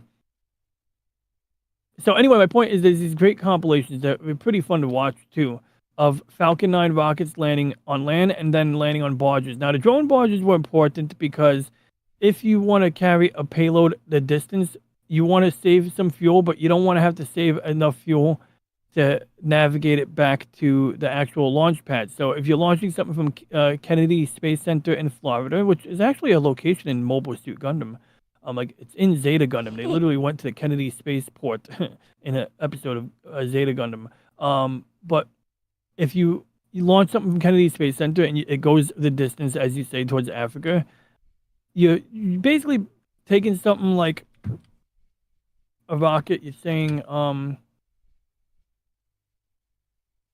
I want to turn on artificial. Oh yeah, see the clouds. I turned off the clouds on Earth, and that's not Earth. Wait, what? On a side That's not note, Earth. by the way, on a side note, in Mobile Suit Gundam Hathaway, it takes place in the Philippines.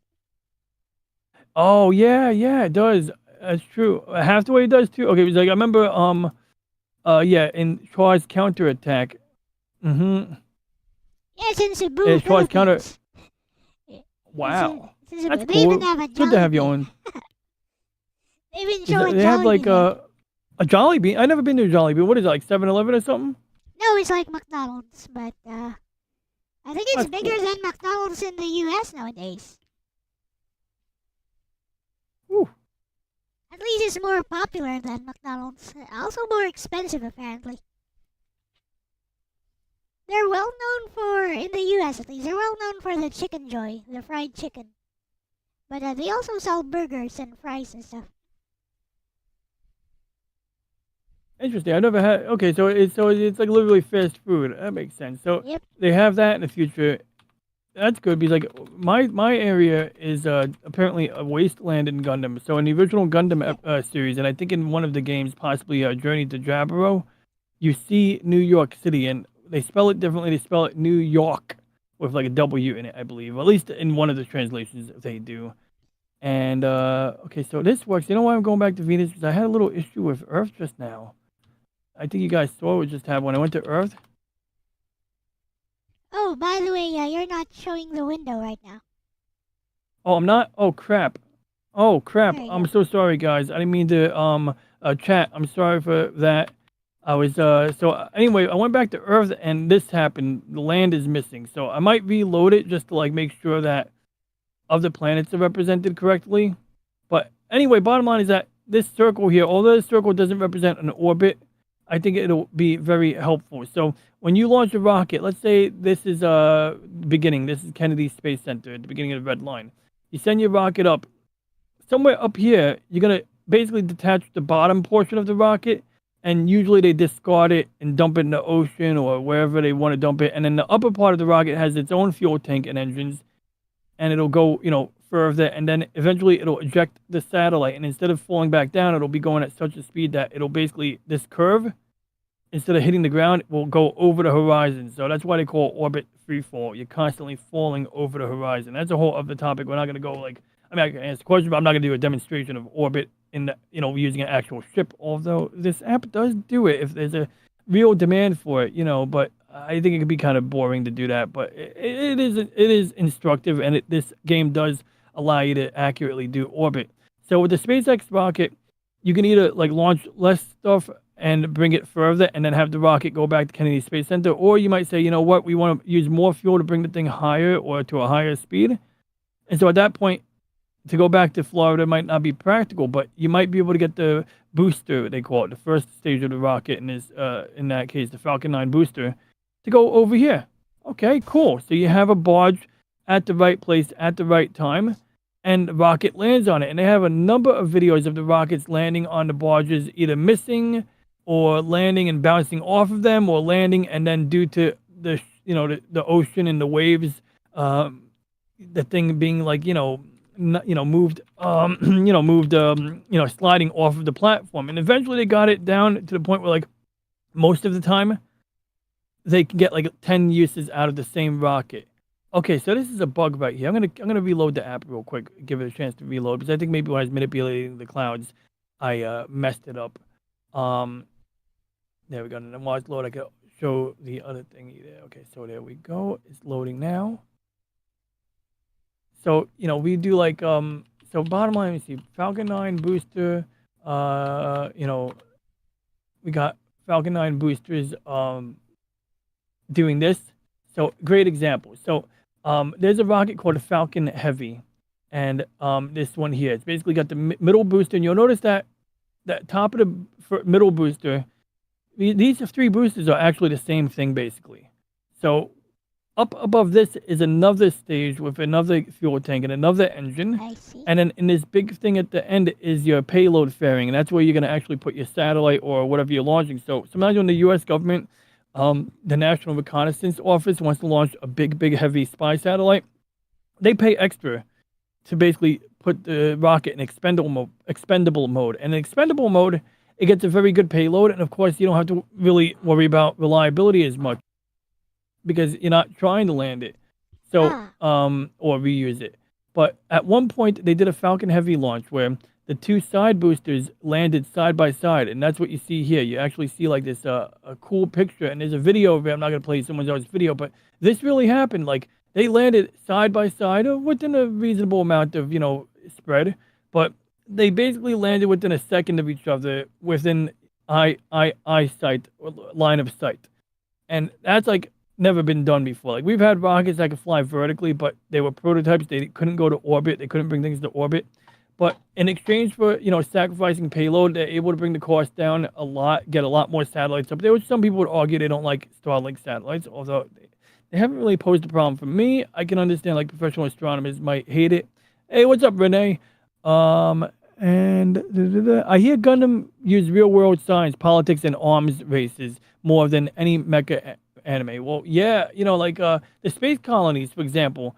They were designed by a guy named Gerard O'Neill from NASA, and those are real. I mean, not real, but the physics behind them were kind of at least like at least realistic. Yeah. On paper. Like during the last time you were on stream, you talked about that. Like like how it channels sunlight into the space station. Precisely. And it uses the mirrors, and I love those. Like I mean, I got the book from the guy who designed them, and I got like schematics of them and shit. But it's like obviously like getting that much concrete or mooncrete, getting that much steel or titanium together. I get it, it's tricky. But the reason I'm talking about this Falcon rocket is aside from the fact that, it was exciting to see this when, so they didn't use the center booster. The center booster was supposed to land on a barge, but that particular day the seas were a bit rough, or it ran out of fuel because they used the last drop of fuel or didn't leave enough fuel behind to land on the barge. So a lot of times, like when they do reuse the Falcon Heavy, they don't do these often anymore because they've been able to get the single rocket, the Falcon 9. Once again, Falcon 9 has 9 engines. That's where they gave it the name Falcon 9. And that's an old Soviet trick. We Americans would build larger engines, like the Saturn V rocket has an engine that's the size of the room that we're sitting in. Basically, any one of us, like the engine is probably like 2 stories high. Depending on where how big the dwelling is. But when you build a big rocket engine, there's challenges like where if you get any turbulence in the stream of gases coming out, the engine could rip itself apart basically. So the Russians having a lesser technology than us, but also being clever. Their space program was damned clever as hell. In some cases, a bit shoddy. Balls of steel. I'll give you an example real quick. This is funny. Like if we do a Vostok capsule. I see. That reminds me a little bit of Free Space too, actually. Uh-huh. How far did you get? Oh, yeah, that's another one. How far did you get in I didn't get very far.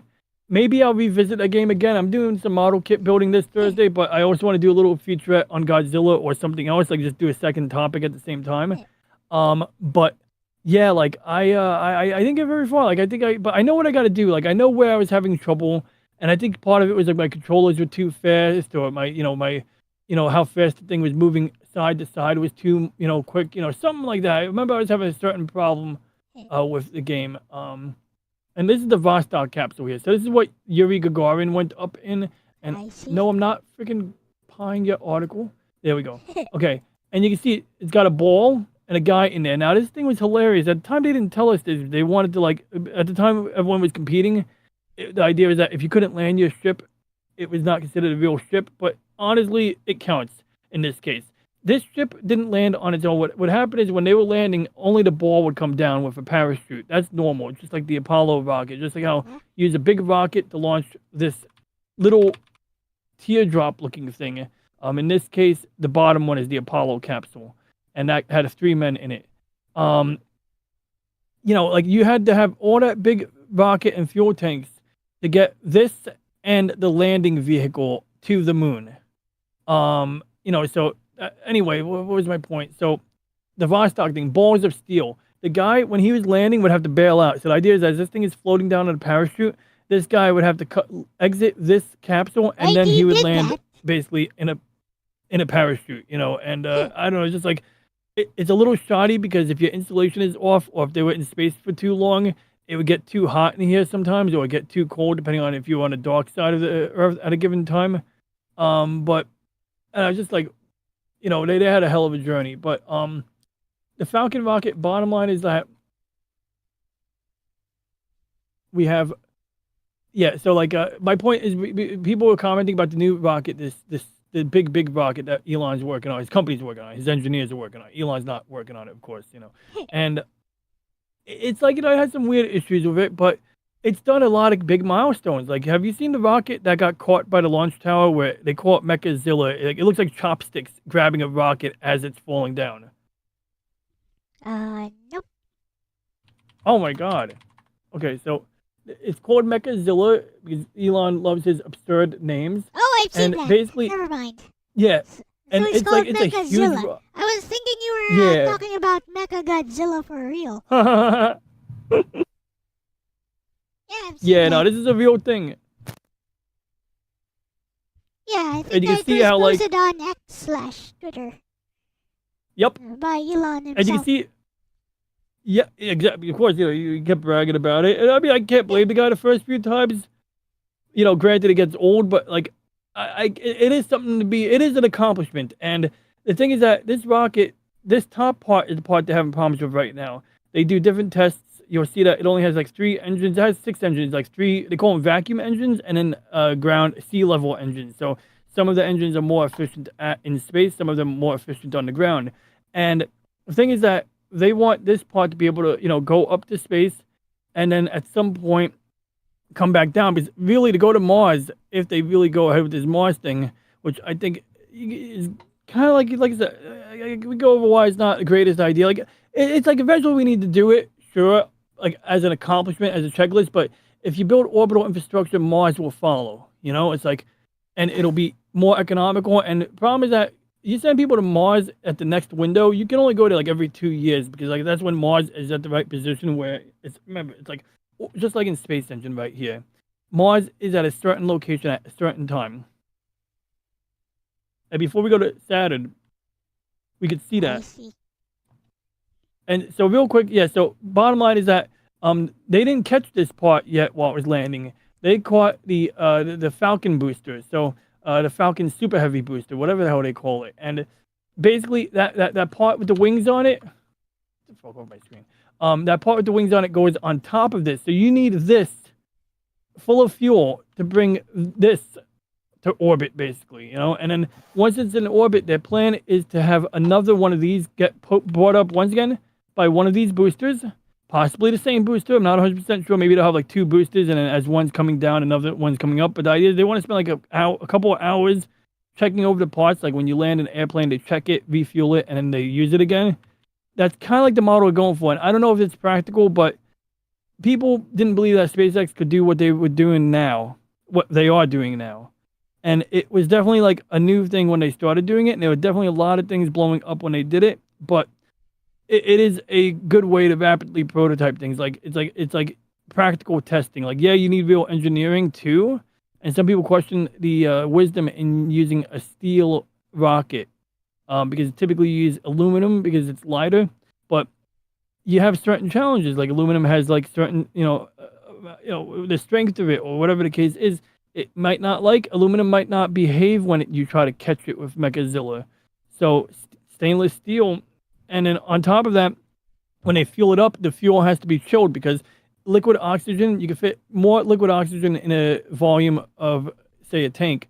Then you could fit gaseous oxygen. So oxygen at room temperature is not liquid, and it's not as dense. You can compress it to a point, but you can compress it a heck of a lot more, or you can store a lot more of it, like in the same volume if you turn it into liquid. So they chill it, they super chill it actually. They make it colder than they did in the past with other rockets, and that lets them get just that much more fuel into the rocket, the tanks, that they get even more efficiency. So that's another thing. They're innovating other aspects of space flight to get this to work, because this is so ridiculous. And some of those are having windfalls on the other rocket that SpaceX uses, in making it more efficient, more profitable. It's one of the reasons developing this kind of contributed to, in my opinion, why we don't see the Falcon Heavy, the rocket with the triple booster design, because the Falcon 9 works that much better now.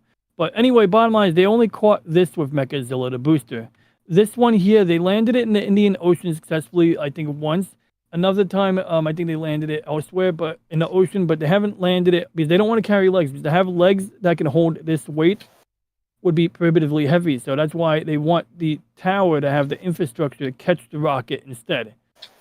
And people have their doubts, and people who certainly have a political axe to grind right now. I get it. Ever since the guy got into politics, he pissed off a lot of people, and some people live politics. Some people just get outraged by politics for one reason or another, and that's a bit of its own topic. But it's like looking at it in a vacuum. I mean, some people said, "Oh, I used to be able to separate my."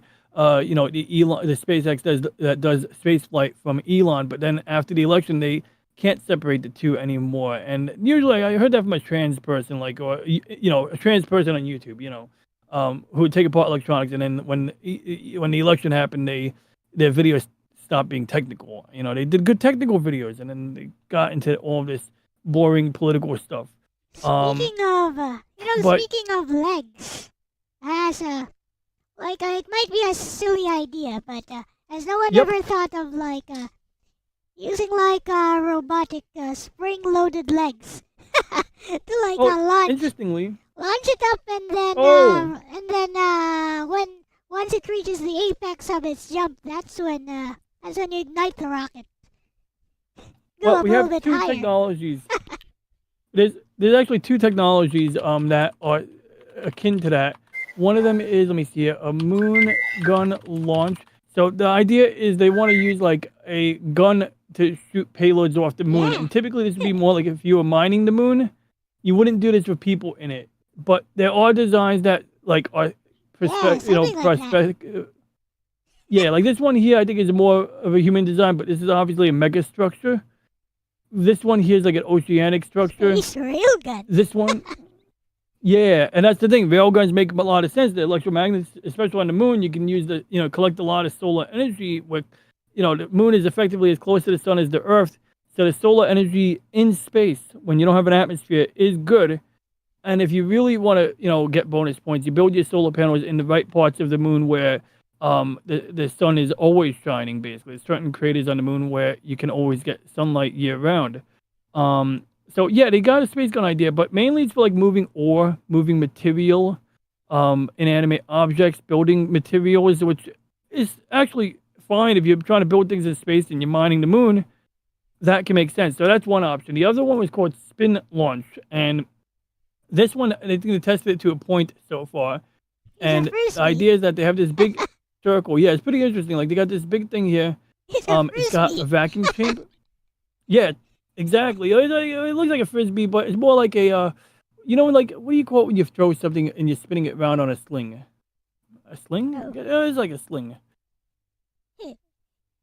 So you can see here, It's like you a put your top. large vehicle here. It's you a spin it Beyblade. around. Is what it is. A what? It's a Beyblade. So, it spins around and there's no air in here. They evacuate the pressure and then they release it. Of course, using a computer to time it just right. And then this tunnel here, this launch tunnel has a flap on it that closes very rapidly. I think that part might be spring loaded. And that's because you don't want to have to redo the vacuuming after the fact. If you had a seal and you lost all the air, it takes hours, I think 10 hours to rebuild a negative pressure vacuum. It would be very energy intensive, which would potentially defeat the purpose of this. But if you could retain most of your vacuum negative pressure in this thing, then you can use it again and again. You keep loading new vehicles through this through one of these hatches, airlocks basically. So this is similar to the shotgun, but it's more like a sling. And it's strong enough to break through the atmosphere. Well, that's the thing. So it looks like the payload thing is like. Oh, okay. It looks like a dot. Like the thing you're putting your payload in, there you go. See that right there? Yeah. That's what you're putting your payload in. So it's not putting as much weight, but they could scale this up. If they prove that it works and prove that they could do it over and over again, then, they can get the investment to build a larger one. And it might be more geared towards smaller satellites. It's not geared towards human beings. You do not want to be a human being inside this thing when it's spun up. Like, this is the worst centrifuge. I forget what the G forces are, but they are pretty insane. So that's why I put emphasis whether it be a space gun or, let me see here, spin, launch, G forces. 10,000 Gs. Supposedly 10,000 to 20,000 Gs. So, significantly higher than the 3 to 5 Gs experienced during a traditional rocket launch. So what you put in this thing has to be, of course, built to handle it, but that's doable. That's an engineering problem. People, absolutely not. And I think the same goes for the moon gun. Now, it may be a railgun. You bring up a railgun. It's funny you mention that because, I do have, in OBS, I do have, I think I have a backdrop here that actually shows a great example of one from Gundam. Let's see, where did I put it here? Mobile Suit Victory Gundam. It's in this list here. Let's see, that's my Star Trek background. I'm looking at the list right now. I know I have it because I used it the other day. I used it last week when I was on Ironcaster's stream. Looks like a massive deadly slingshot. You know what? That could have some offensive purposes. Absolutely. That's I think one of the challenges of putting things in Katy Perry in space. I think that was just such a dopey video when I saw the video of Katy Perry. That's how I made a loop of her doing it. It's just so funny. So okay, I'm gonna go get it for my other scene. I mean, Okay, the here spin it is. launch. Okay. The spin launch thing. I think it could be channeled for more offensive purposes.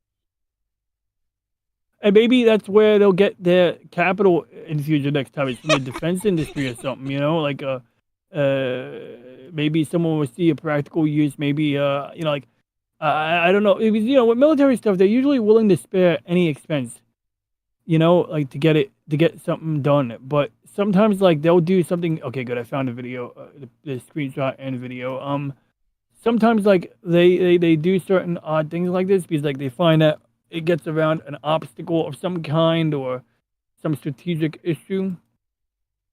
That's weird. Why won't the video play? Throw a I giant moved it. frisbee at your neighboring country or something. Yep. With Yep. an Oh explosive god. payload inside. I see. The payload being ordnance. Well, it does. It's an option. Let's see. Okay, Victory Gundam, DaVinci videos, /DaVinci videos. Yeah, it should be that video clip. Right. Yeah. Why? Restart playback. Oh, I see. I know what I was supposed to do. And you can keep Okay, reloading make it. it work.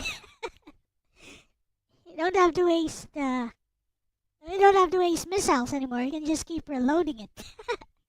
Yeah, and you don't need the missiles don't need their own, fuel, and all of that. So I mean that's a big expense right there. Okay, here it is. So in Mobile Suit Victory Gundam, they have this facility here. And in Gundam Seed, you've seen this too, or anybody who's seen Gundam Seed has seen the Archangel launch off of this, and it has a magnetic track just like a maglev train. I don't know if it actually acts like a railgun in the conventional sense, but it may provide some acceleration like a maglev train. But essentially, this is not just a mass driver. In Victory Gundam, it's a mass driver. It's almost like a ramp. And there's an old-ass movie, from the 50s. Let me see if I can double-check it. This Island Earth, I think it's called. This Island, When Worlds Collide. When Worlds Collide, rocket. Yeah, okay, here we are. So, yeah, okay, that's a model kit. Okay, but I'll show you. I got it on screen here. So you'll see that it's on a train track. And so what they use in Gundam Seed and what they use in Victory Gundam is this thing on a track. Yep. And essentially it's a ramp. It goes up the side of a mountain. You can see over here. And here we are. This is the best, one of the better pictures. Get the fudge off my screen, Reddit. So you get the idea. So the idea is that what you're doing is usually this would be a heck of a lot longer than what you see here.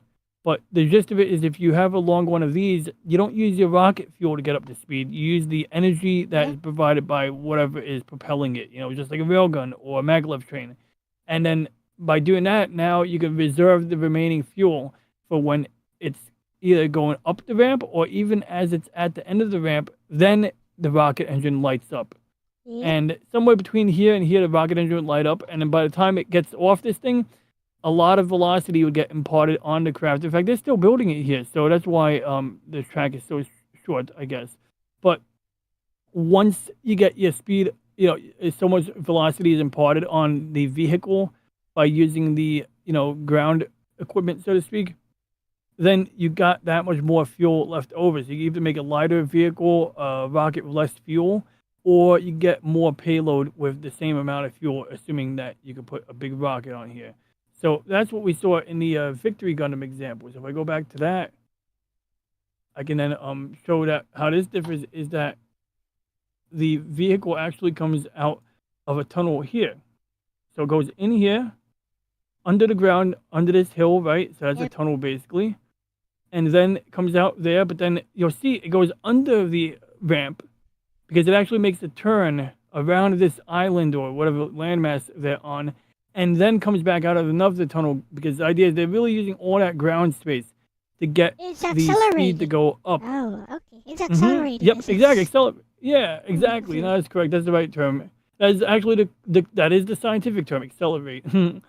And you can see here that in this case, Gundam always takes liberties on how much fuel a vehicle has. I mean, mobile suits, the amount of thrusting they do, it's like not realistic. Like unless they have some magical fuel, or the fact they have the fusion reactors on the mobile suits, it helps. And so it's kind of like they can use water in a mobile suit. Yeah, it's kind of like the ones in Free Space 2 as well. Oh wow! Okay, I didn't know that. So yeah, so I gotta play that more. They have like a nuclear fusion engine inside of the ships, like the fighter ships, the tiny ones. Exactly. So in that reactor, if you take water ice and turn it into water, it'll come out as steam. And anybody who knows about, even with volcanoes, when a volcano hits water, the water gets like 300%. The volume of the water in steam form is like 300%. So at that rate, if you use that in space, not under any real gravity, you go pretty fast. And then like I said, Gundam, maybe the fuel. Also, if you do heat up liquid hydrogen to a high temperature, it does work more efficiently. So that's why some nuclear rockets can get away with less fuel, or they can do a lot more with the same amount of fuel as a chemical rocket. But even so, I think Gundam definitely, and maybe even Free Space, it takes some liberties on that. But once again, MacGuffin devices. Okay, we'll just assume the fuel is some futuristic space fuel, and the reactor definitely helps out. And real quick, Kaiju defense. Oh yeah, it's a good idea, Wolfpack. It is Kaijun, and what Elle brings up is a good idea for Kaiju defense. It is basically the size of a bus. And rail friction would be a thing. So about that, Wolfpack, rail friction would only be a thing if you were sliding on a rail. If you're magnetically on a rail. Oh crap! I'm using the wrong screen. Am I using the wrong screen? I am. Wait. Oh no, that's the right screen. Okay. It's like those trains from Japan. Yeah. Exactly.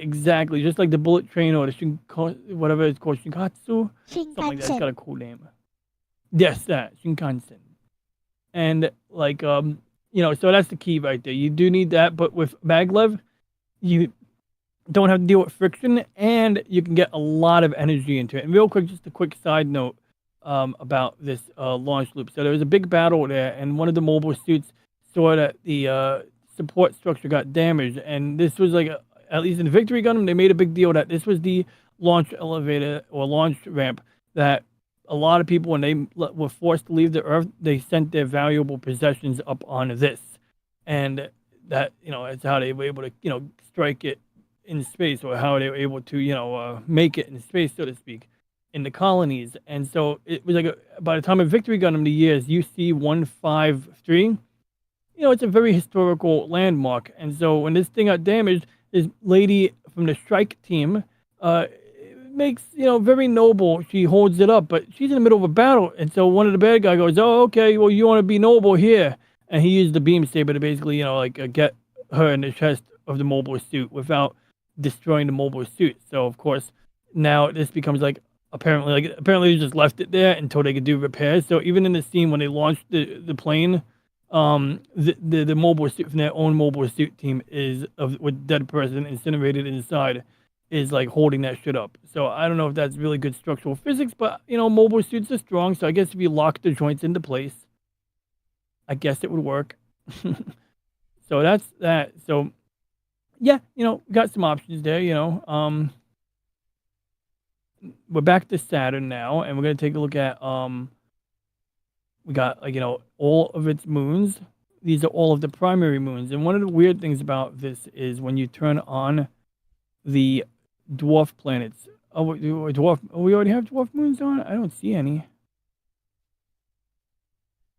Oh, wait, what? Where's the dwarf moons? Later, Wolfpack. Casually Wolfpack, thanks for joining and participating in the chat. So I wanted to ask you, did you get to see the Colossus in Free Space 2 yet? Ooh, no, I don't think I have. I haven't gotten very far at all. I got a lot of catching up to do. Basically, it's the largest, what's they call, destroyer from. Ooh, did I actually? It's funny you mention that. It's funny you mention that because I think I have some free space ships in this app. I hope I didn't disable them when I was looking at the plugins manager. It's the largest destroyer from the GTVA. And it's also the only one they have. So, funny thing. Later on, you encounter a large ship from the Shivan side. And it's basically just as big as the Colossus. And that's why I said earlier, the Russian versus US thing, the way they use their rocket technology kind of reminded me of Free Space 2. So the Colossus has like a one large gun, at the front, and several smaller guns at the sides. But the Sathanas, the Shivan version of the Colossus, basically is shaped like a triangle, like a pyramid, with like four forward-facing turrets, which are slightly less powerful than the main gun of the Colossus, but there's 4 of them. So basically they do more damage. Ooh, okay. So you get a lot, and then it's a big ship. So big thing is like, when you have all that mass, you can do these things because there's another problem is if you try to accelerate something to a high speed off of a smaller ship, the ship has to it's gonna get kicked back, right? Newtonian physics, equal or opposite reaction. So if you get near those ships, something like the Colossus, it sounds practical. Yeah, and if you get anywhere near those ships, without any hull integrity, you die. They can damage you just by colliding with you. Oof, dude, it's a kinetic kill shot, so to speak. It's like you're amplifying the energy of whatever you're hitting something with without and that's they have this thing called I think rods of God, and they're like satellites that shoot tungsten darts that pretty long and pretty heavy. Tungsten is pretty dense too, and it'll be like it basically they could have the impact of a nuclear weapon without any thermonuclear stuff there. Without any explosion, it just causes an explosion. Yep. Didn't they have something like that in G.I. Joe? Hypothetically, the G.I. Joe movies. I think, was it Cobra? It was like a satellite weapon which just drops a piece of tungsten into whichever target. Yep, it's exactly that. It exactly that. So who owns the Colossus? Is that Shivan or Tevin? Or Vesudin? Oh, here we are. It's GTVA. The Colossus belongs to the GTVA, but the Sathanas belongs to the Shivans. And the thing is, later on as you're doing a reconnaissance mission, you find out there's 20 to 40 of those Sathanas ships. all prepare to jump into GTBA territory. So yeah, basically it's hopeless if those ships make the jump, because the GTBA has all of one Colossus to match their 40 Sathanas, and it can barely take down one. It can win if it jumps into the right place. Like if it jumps at the side or at the back of the Sathanas, then it can win. But if it tries to take it on head on, they start at the same location, like head on, it's gonna lose. So that's why your task as you're gonna be a bomber in those missions is to take out at least 2 to 4 of the turrets. You're gonna bomb the turrets. Oh, okay. So that's one of them. That's really one of the more effective weapons. Yep. Basically, you need to And bomb we're looking the at turrets, or the Colossus will lose. If you just let it fight on its own, it's gonna lose.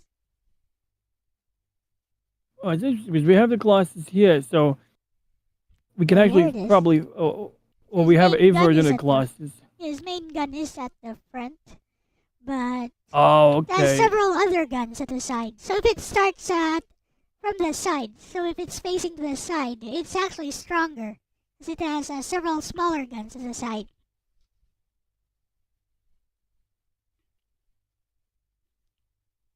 That might be Yeah, one of the ports. So it's basically built like a ship, like like one of those older like ships, Star like Wars actual ships from the sea, wherein Like all a the boat. cannons, Yeah. all the cannons are at the side. Oh, like a broadside. Yeah. I got you. Now I can picture it. I see 1, 2, 3 right there. That is definitely like it's definitely like a Age of Sail type ship scenario here. And then The we pirate got ship. another one here. The Sathanas is kinda like it is very appropriately named. Like it looks very devilish in its design. Yup. It does. It got like a weird, like almost creepy skin to it almost. Yeah, have you Is it a seen it? human? I mean, are you able to put the Sathanas in here? SJ, yeah, the SJ Sathanas. Let me see. I can't put them inside. I can sort of like. So if we have those craft, let me see here. We can do something with it, but let's see here. So if we load it up, we got. It's Shivan. It's a Shivan chip. SJ There we go. We got SJ Sathanas. Sathanas right there. Oh, there it is. Now, So they're almost there the an same extra- size. As you can see, actually, And it it looks looks like- like Sathanas is bigger. Seems. and it looks like I'm in the shadow of the moon of the moon right now of this particular moon of Saturn. Now, orbital mechanics, big pain in the ass. So we can actually take control. Are we in control already? Yeah, we're already in control. So I can change my pitch. So, I can push see my those pitch down. prongs? See those 4 prongs? Those are its beam turrets. Yeah. Oh yeah. Yeah. This is just like the Vorlons from Babylon 5. It's like a super laser almost, like where it combines, like it converges the beams or the particle beams into one. Is that how that works? Nope, it just shoots. It Oh, they just shoots, each all shoot 4 at individually? once. Yep, it shoots all 4 at once.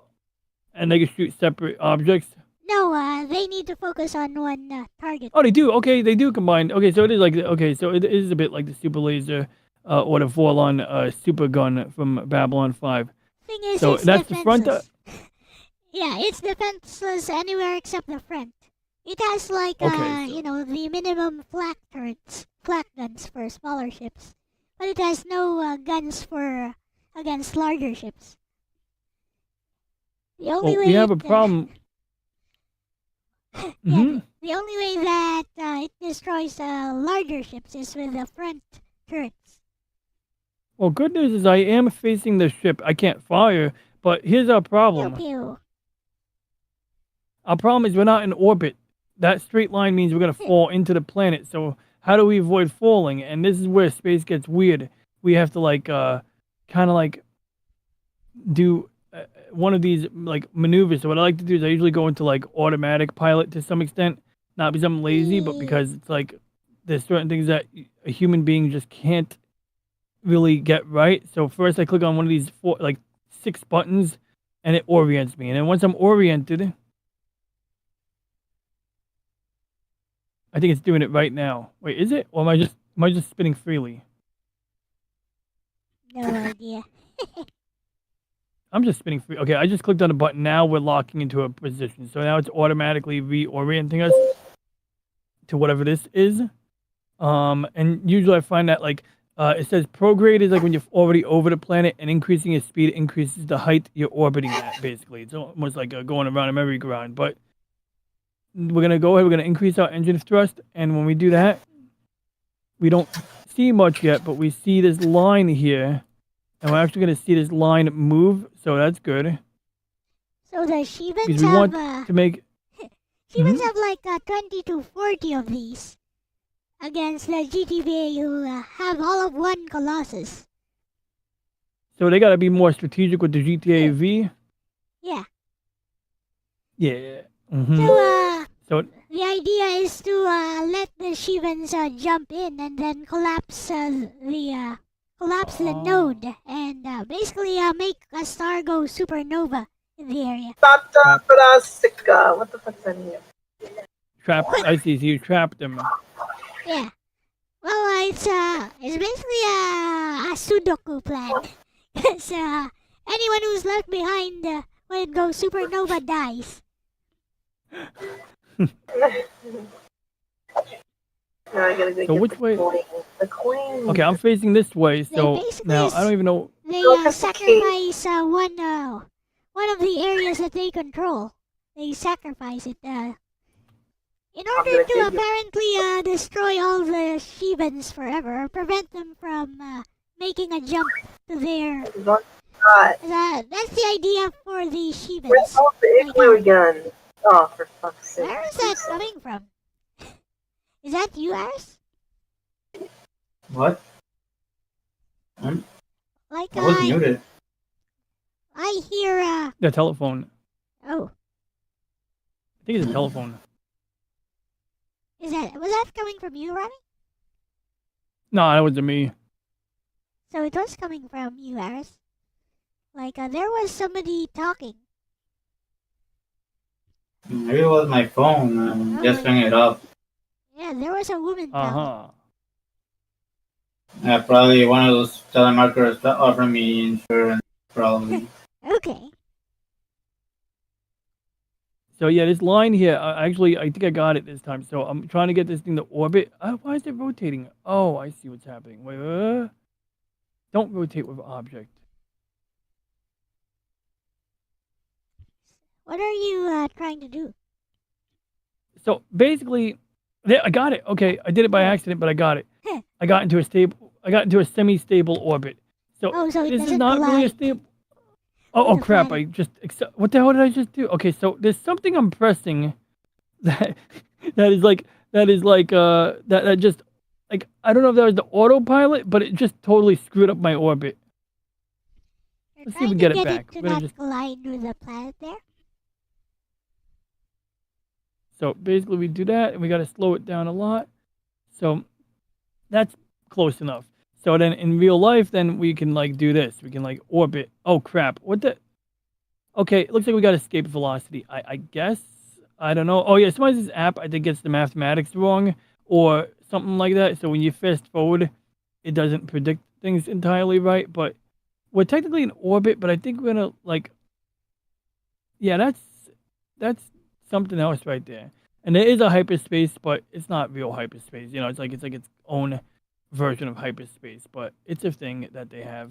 But bottom line is, yeah. So when you load a ship, you can load it, you can destroy it. I have a whole fleet of Star Wars ships in this game somewhere, apparently. That I loaded up by one of the neighboring star systems in our own neighborhood, I guess. So where was the ship that I loaded before?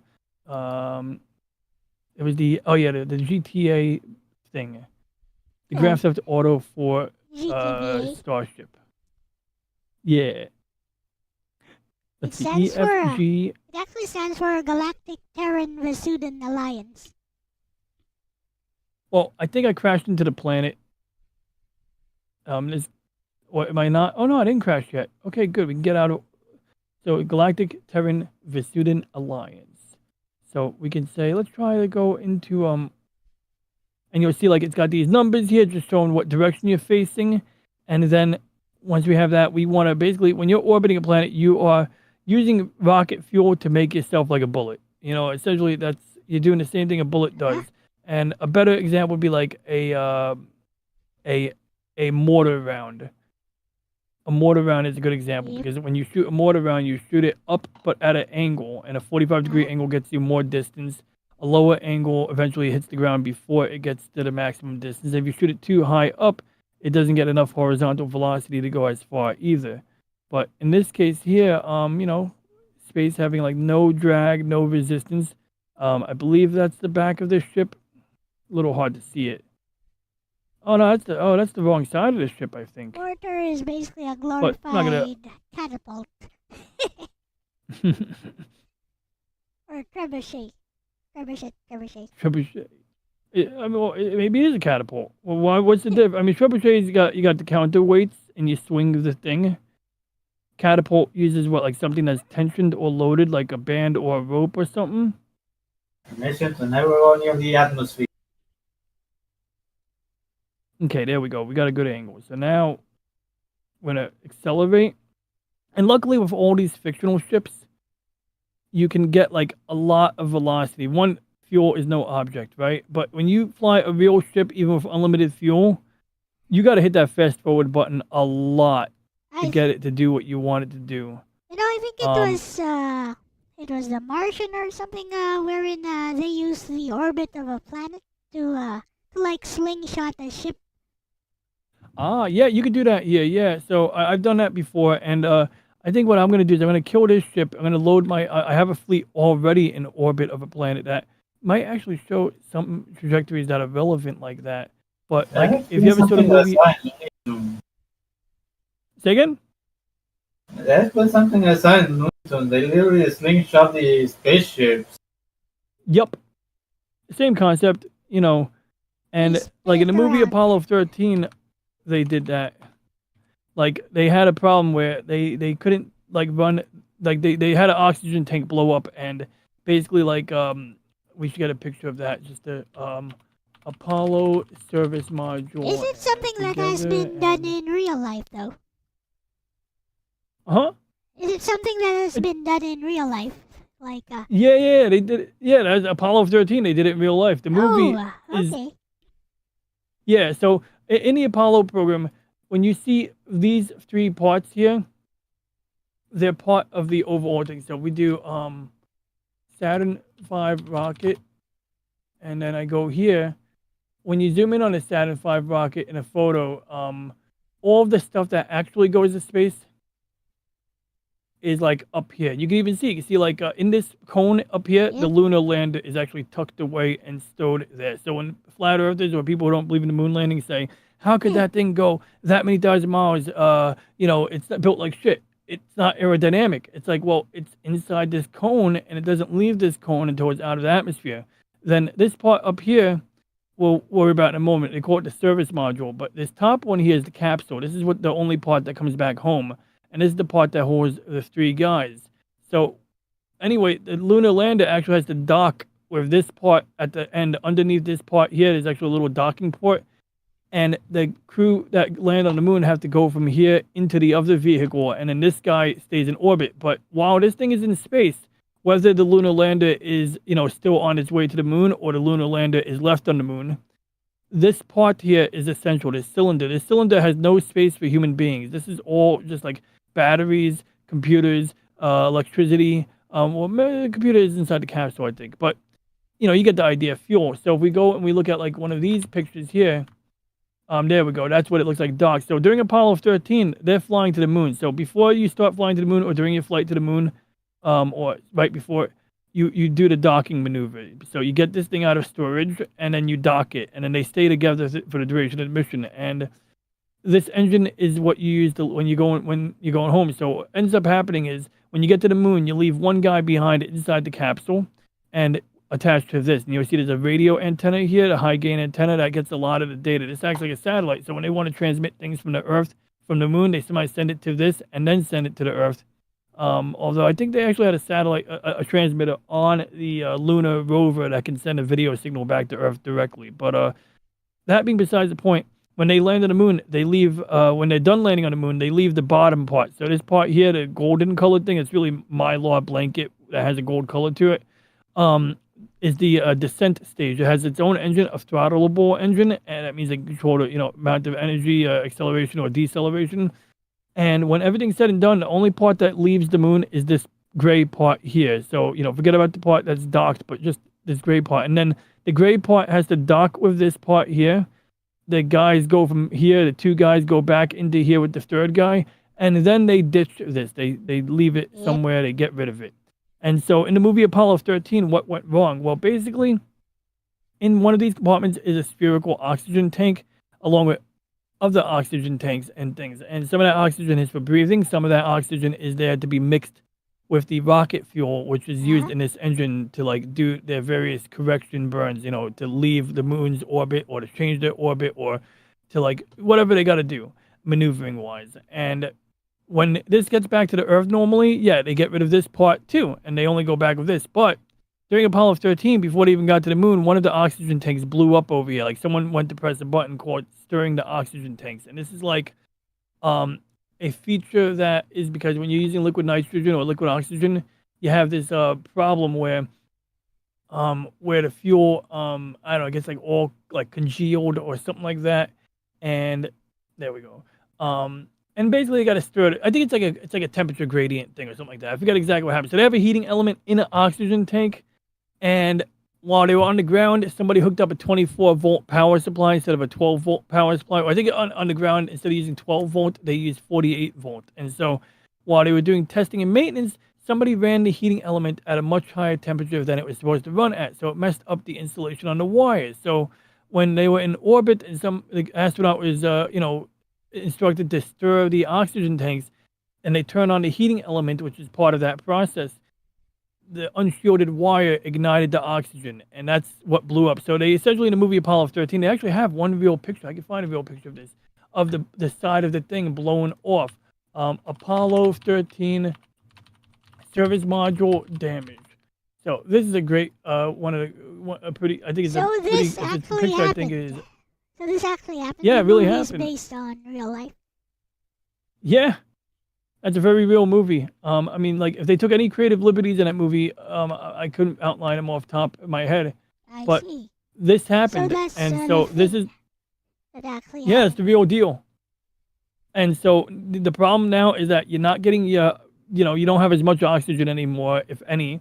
You also are now in a situation where you can't really trust remaining battery power, because usually they would use, I think, a hydrogen fuel cell. And so they're using hydrogen gas and oxygen to produce electricity. And then that can charge batteries to run computers and electronics and things and flight control systems. But without that hydrogen, you have a very limited battery supply now. And they didn't use solar panels on this mission. So bottom line is, what did they do? Well, they used the lunar lander as a lifeboat. That's what they did. So the thing I showed you earlier, the landing part, Yeah. this part was dead to them. This part, the cylinder back here, was no longer of any use. And you can see you can see some of the tanks in this picture here that were responsible. And during launch, this pointy bit here, that this tower is the good. Okay, this is great. This is actually a useful picture. Let's see here. Okay, that's one. Okay, here we are. This one's a good picture. Good diagram. So up here, okay, that's the command module or the capsule. And you can see there's actually these little covers that get ejected too when they get to space. But and you can see the lunar lander is tucked away neatly. It's really just a matter of making it fit. The rocket job is just to get all of that weight up, and it's up to the astronauts to figure out how to dock this guy to this guy.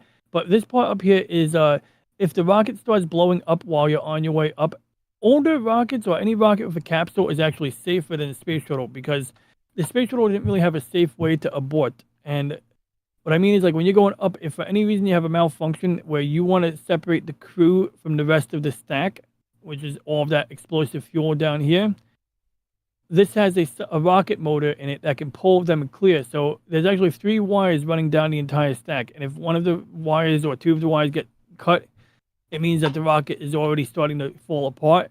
And so this thing will instantly, without any command from a human, pull them to safety. It'll eject the capsule alone and pull them to safety. So what that means is, in the movie Apollo 13, they show a scene where they actually eject this from the top of the rocket, because they jettison it before they go on their actual flight to the moon.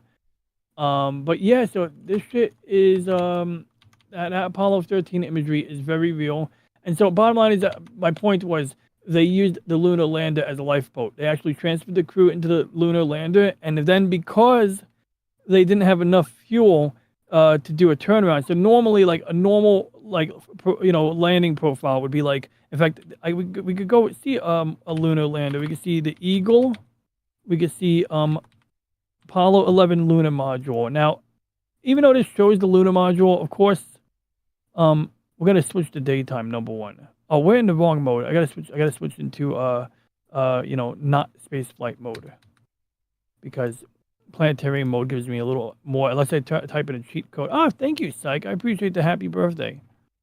So there we go. Now we're back here. We're gonna go to Apollo 11. Obviously, there's no Apollo 13 on the moon because of what we're about to talk about right here. What their solution to the problem they had. So first things first, we're gonna get this to be daytime because we're not waiting for.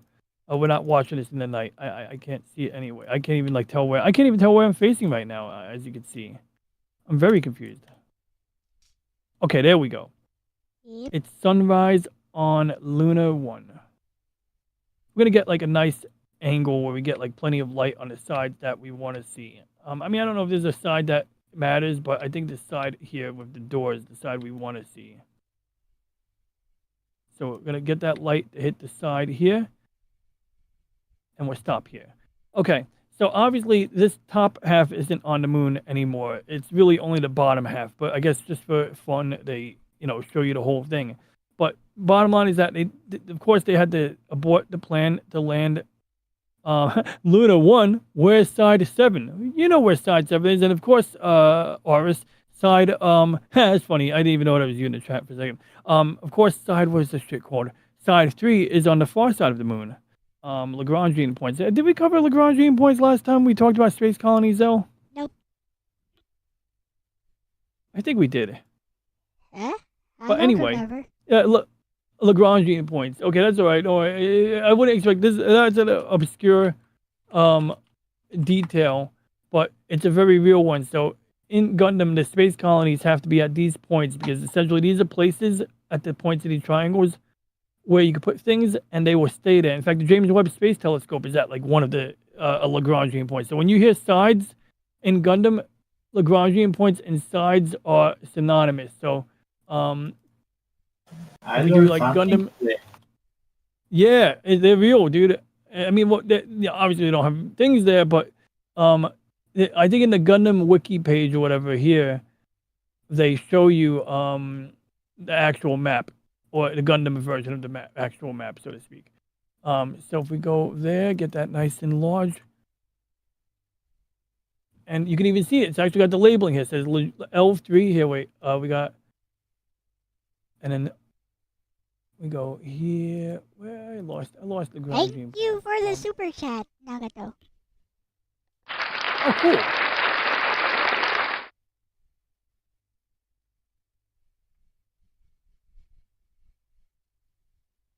As the guest of honor today, thank you for your super chat for El's channel. Nagato-san. Okay, I lost the oh, I guess I'll just look it up. I'll type it in again. That's what I'll do. What was it? Lagrangian points. Lagrangian points. Okay, good. Hello, Because I want to Wesley get Robertson. Welcome. Oh yeah, greetings. Greetings, Wesley. So does the real NASA page show a good picture, a good diagram? Okay, good. This works. So yeah, this is what we got, RS. We got similar orientation. So L2 is actually, I think, so this is a little bit different, I think, than reality to some extent because, oh, here we go. Okay. Actually, it's making sense now. Okay, so wait, is it making sense? Well, it doesn't matter. Anyway, okay, so we got the Earth here. We got L3 over here, and then Luna 1, I guess, is over by close to the Earth. L2 is a different Lagrangian point. Okay, wait, I'm mixing up my things here now. Oh, here we are. Luna 2 is over here. Okay, Luna 2 is here. Side 3 is on the far side of the moon. See? That's side 3. So we got side 3 on the left. We got Luna 2 over here, at a cislunar position, I believe this might be the term. And then let's see if we can try to correlate these real quick just for fun. So L4 and L5 correspond to side 1 and side 2. And apparently side 5 is next to side 2, and side 6 is pretty much near side 1. And you can see how, essentially if we look at the James Webb Space Telescope or the Parker Solar Probe, whichever satellite this is, that might be Gaia. On the left picture, you can see they got this circle because it really moves like in this circle, but because of the balance of gravity between the sun, Earth, and moon, mathematically, these are points that have been determined a long time ago by a guy named, believe it or not, Lagrangian. I think that's his name, or Lagrange. He calculated Terra, another word for Earth. Another word for what? That Gaia and Yes. Terra are other words for Earth. Yes, that's correct. And so the Gaia satellite is like a very cool satellite, and basically why it's at a Lagrangian point is because as it orbits the Earth, as it orbits the sun, we don't want it orbiting the Earth. We want it to be like not blocked by the Earth too often, and we want it so that it all the Lagrangian points are synchronized more or less with the Earth. So that means that this diamond you see does move around, the sun like in sync with the Earth. And so if you put like a space telescope here, the idea is that on one part of the year you're going to take a picture of the stars. Then like 6 months later it's going to be over here.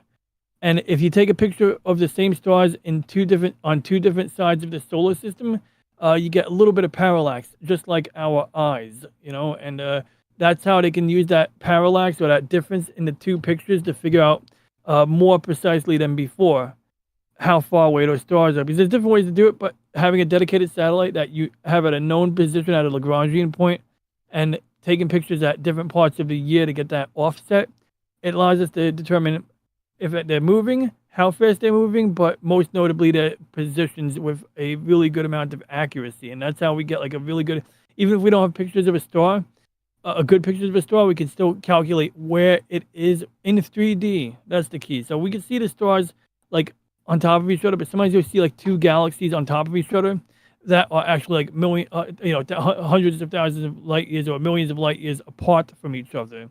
And when you can get them in 3D, or when you can measure their positions in 3D using that, parallax, you can actually make a 3D map, and that's sort of like what some of the space engine plugins do. But anyway, yeah, so this is like it throws my brain off, but you guys get the idea. So I just wanted to see if I could try to find side 3. So side 3 is on the back of the moon, but the problem is, of course, the moon isn't always, like in the same place. So I guess it's just more like the moon comes and goes depending on the time of the year, and side 3 is at L2. Oh, there we go.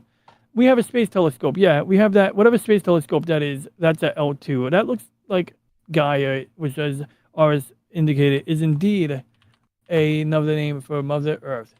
At least, somebody here, I think there was a video game. I think you played a game with that name before, if I remember correctly. Maybe I'm mixing up games, but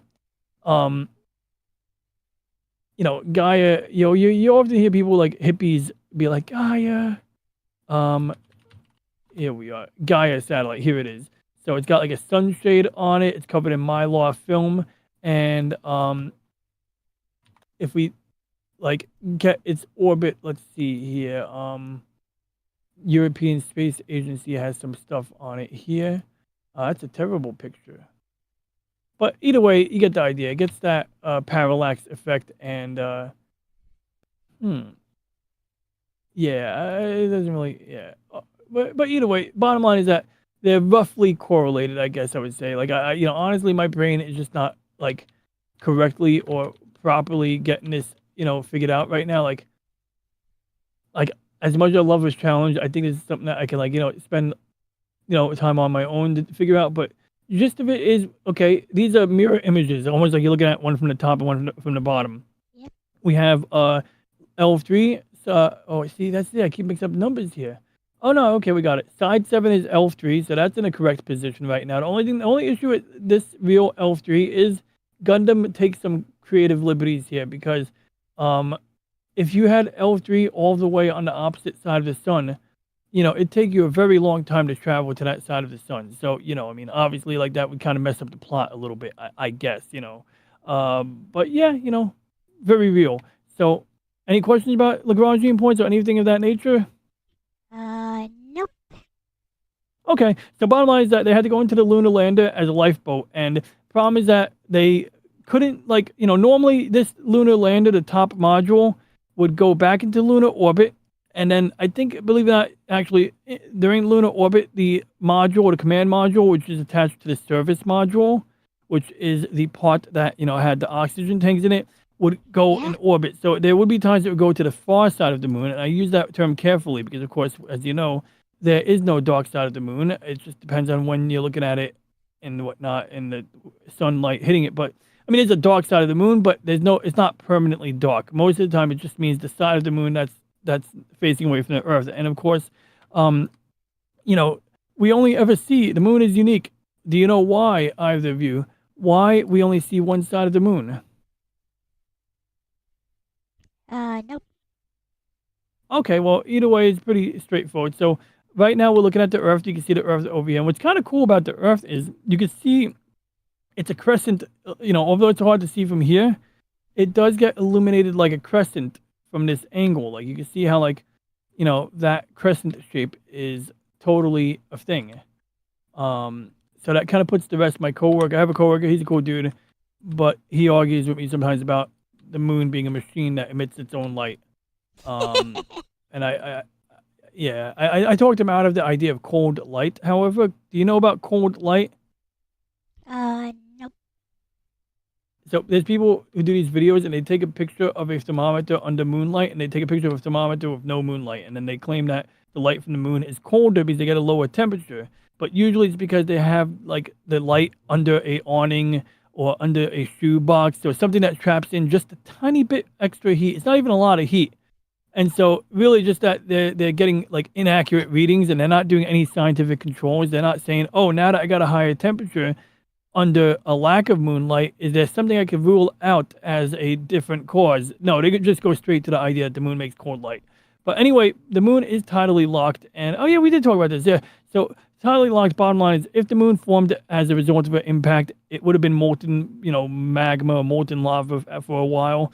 And as it cooled down, the gravity from the Earth would have tugged on that molten liquid and probably, just killed its rotational velocity in such a way that only one side would face it. So actually, the moon does rotate.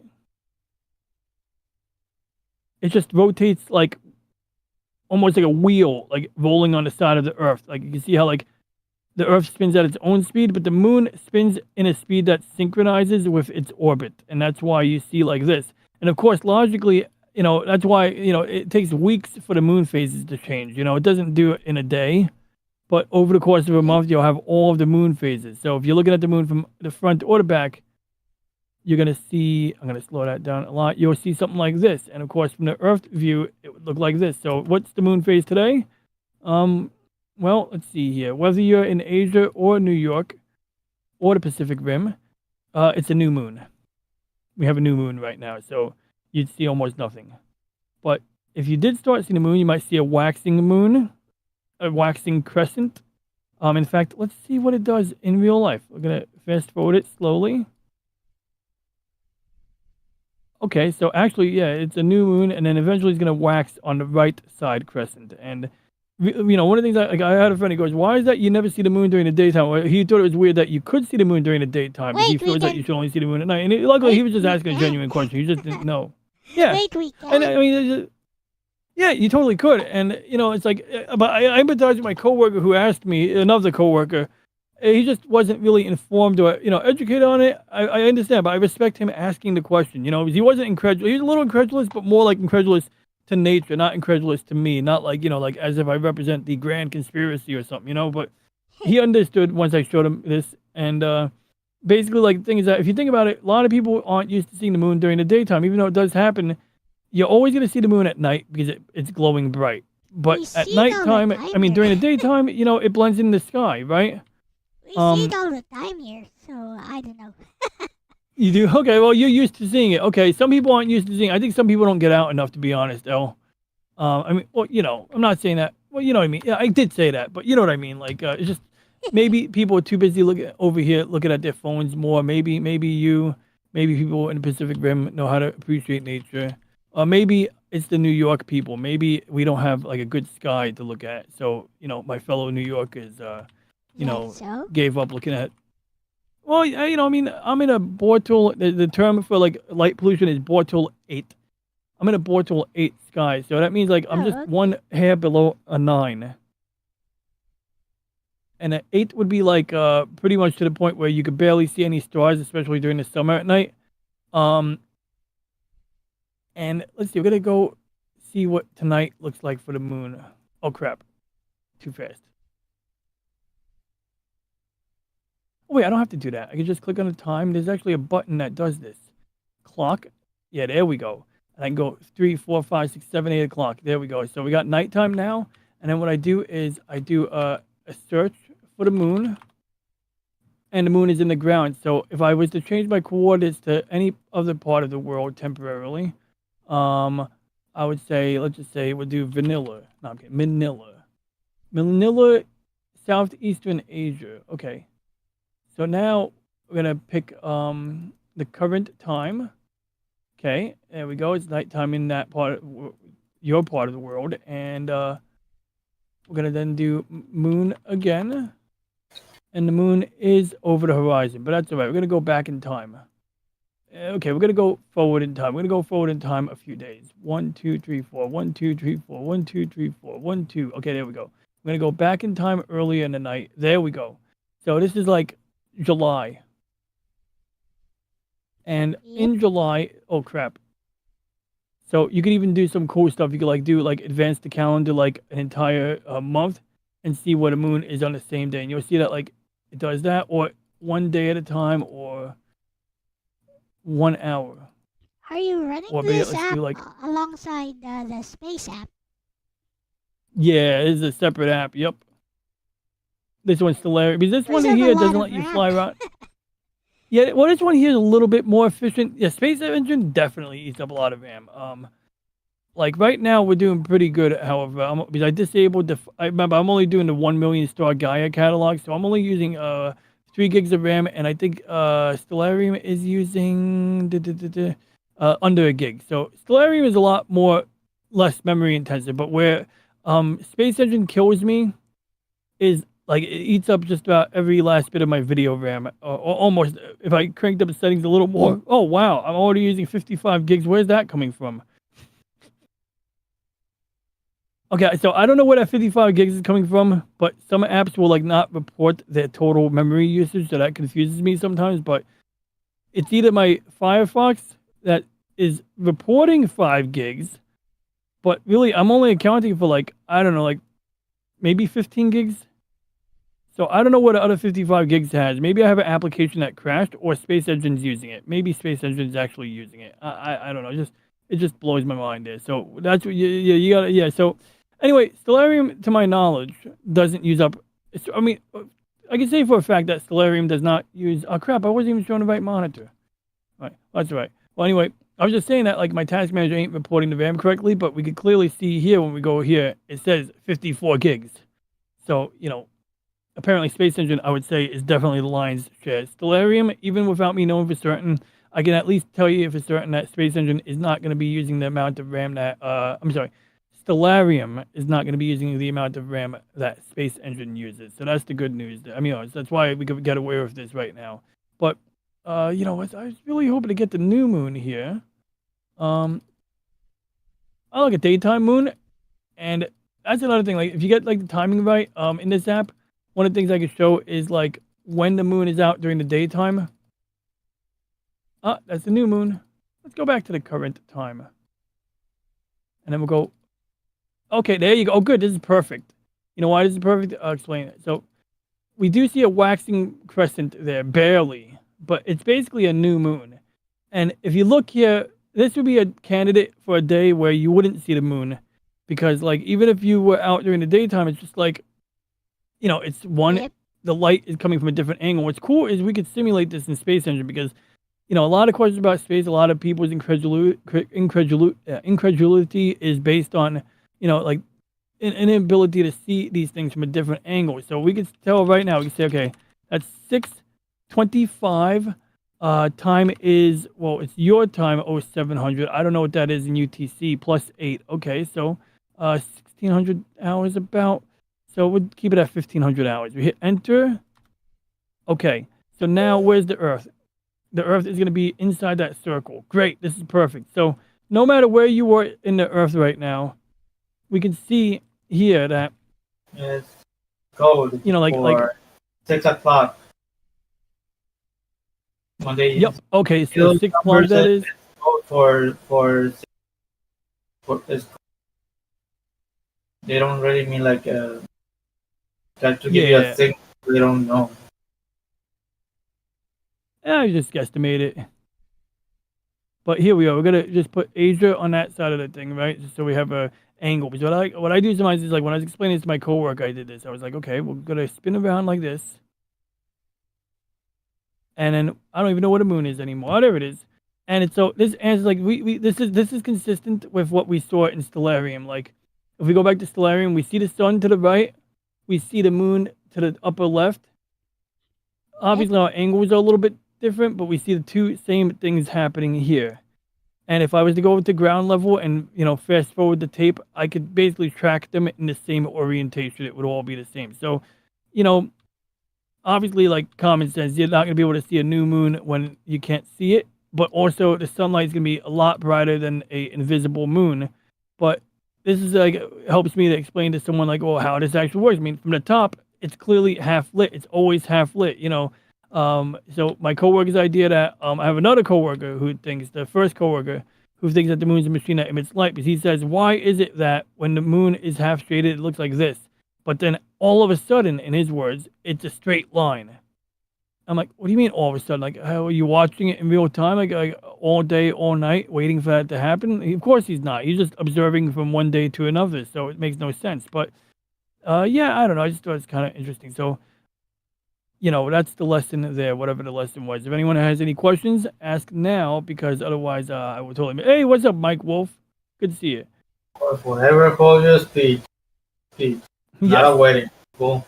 I'm sure you want to take a nap soon, Elle. So I'll give you back. Not a wedding.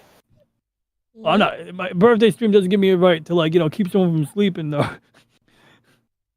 But I do appreciate. I had a blast with you guys today. Perhaps I like talking a lot too. Elle talks. They should call it as Ron talks. Thank you. So oops, I lost it. Oh, I see. I clicked on the wrong planet. Okay, there's our Saturn, and I did this earlier. Just how I just did it. How it going? How you going? Hey, Lord. We got these are all of the dwarf moons of Jupiter, of Saturn, by the way. Like there's like that many moons, so usually we turn those off because we really don't want to see them, eating up the entire space. The planet Tyche I was telling you about before. So okay, this is our normal solar system, right? We got, the inner planets are inside here. So this area here would include the asteroid belt. Ceres in particular is the asteroid belt, because that's like a dwarf planet that's literally looks like the moon in the middle of the asteroid belt. Then when we zoom out, we can see then we got the outer planets, everything from Jupiter, outward, and they get progressively further. And then you get to like Pluto, which is like on that slightly off angle. And this is where we start to question, like people start questioning, like, is there some object out beyond the orbits of all of these planets that's influencing these objects to have these weird angles? Because you got Haumea, Maki. In fact, I just clicked on a random asteroid. And this is another thing that these astronomers did recently in 1999. They calculated like orbits that look similar to what we're looking at here. That's just a comet, and comets tend to have these really really long ellipses that we don't even know if they go around the sun or if they just come in and go. Some of them come and go, some of them come and go. But bottom line is that of the known planets that I can tell you about, the furthest one that I'm aware of is called Sedna. And that's a huge orbit. Like Pluto's a 300-year orbit. This big circle here that's on an angle, this cool circle here is called Eris. It's similar to Pluto in size, but you can see it's on this weird angle that like is just this big circle. And Sedna is technically classified as an asteroid, but it is basically a dwarf planet. This has a 12,000-year orbit. So these are the knowns. And in the comets, well, I'll turn those on for just a second because, in fact, I'm going to turn on little indicators. So asteroids, you'll see there's white stuff in the middle. Those are asteroids. So you can even see like the group of them towards the asteroid belt and a group of them in the Kuiper belt, which is sort of like an outer asteroid belt. And it is on like relatively the plane of the ecliptic. It does have a 3D shape, but it is on a relatively flat plane. And then we got the Oort cloud, which is so big it practically goes all the way to the next star system. But at that point, it's kind of not very dense. But if we turn off the asteroids, we turn on comets. You see those blue dots? If I turn on their angles, we get this. So you can see like these represent orbits of comets. And one of the tricks you could do is you can go back in time to like the 1800s and like basically just like because some of these comets are cataloged in the 1800s. So if we like do something like we're going to turn off their orbits to make it a little easier to see. We're going to keep the blue dots on. So a lot of these orbits were observed on old telescopes that would have been like closer, would have seen things that were closer to the Earth, you know, comets that were closer. So what we might do is this.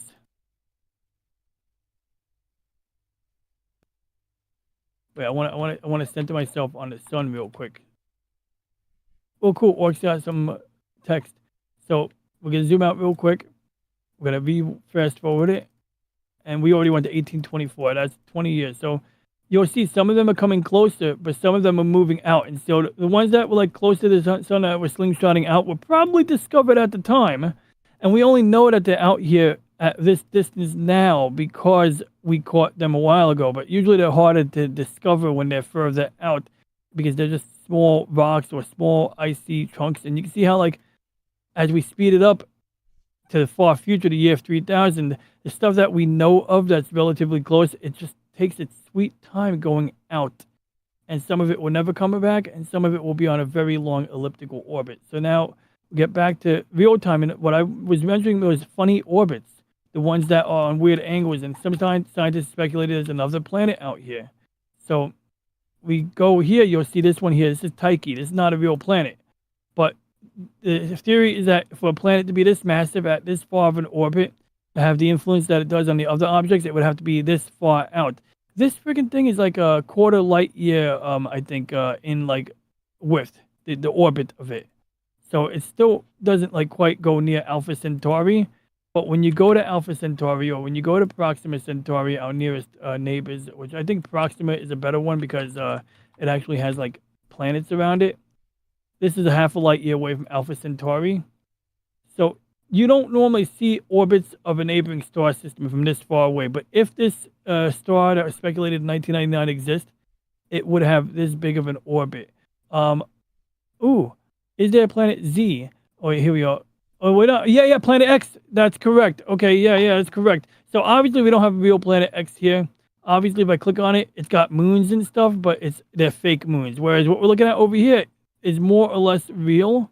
The only thing I question is Proxima b. I think there's a bug because this is like, based on spectroscopy, the color of the light coming off of it.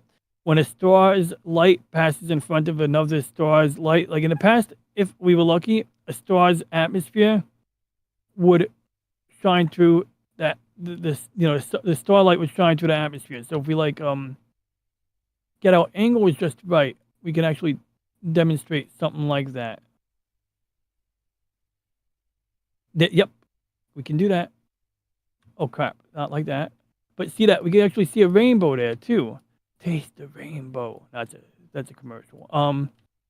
But essentially, if you know the color of the light or the spectra of the light coming off of a star, you can like essentially like figure out the difference of the light going through the atmosphere, and then you can deduce what type of gases are there. So that's how we basically, or how real astronomers at least figured out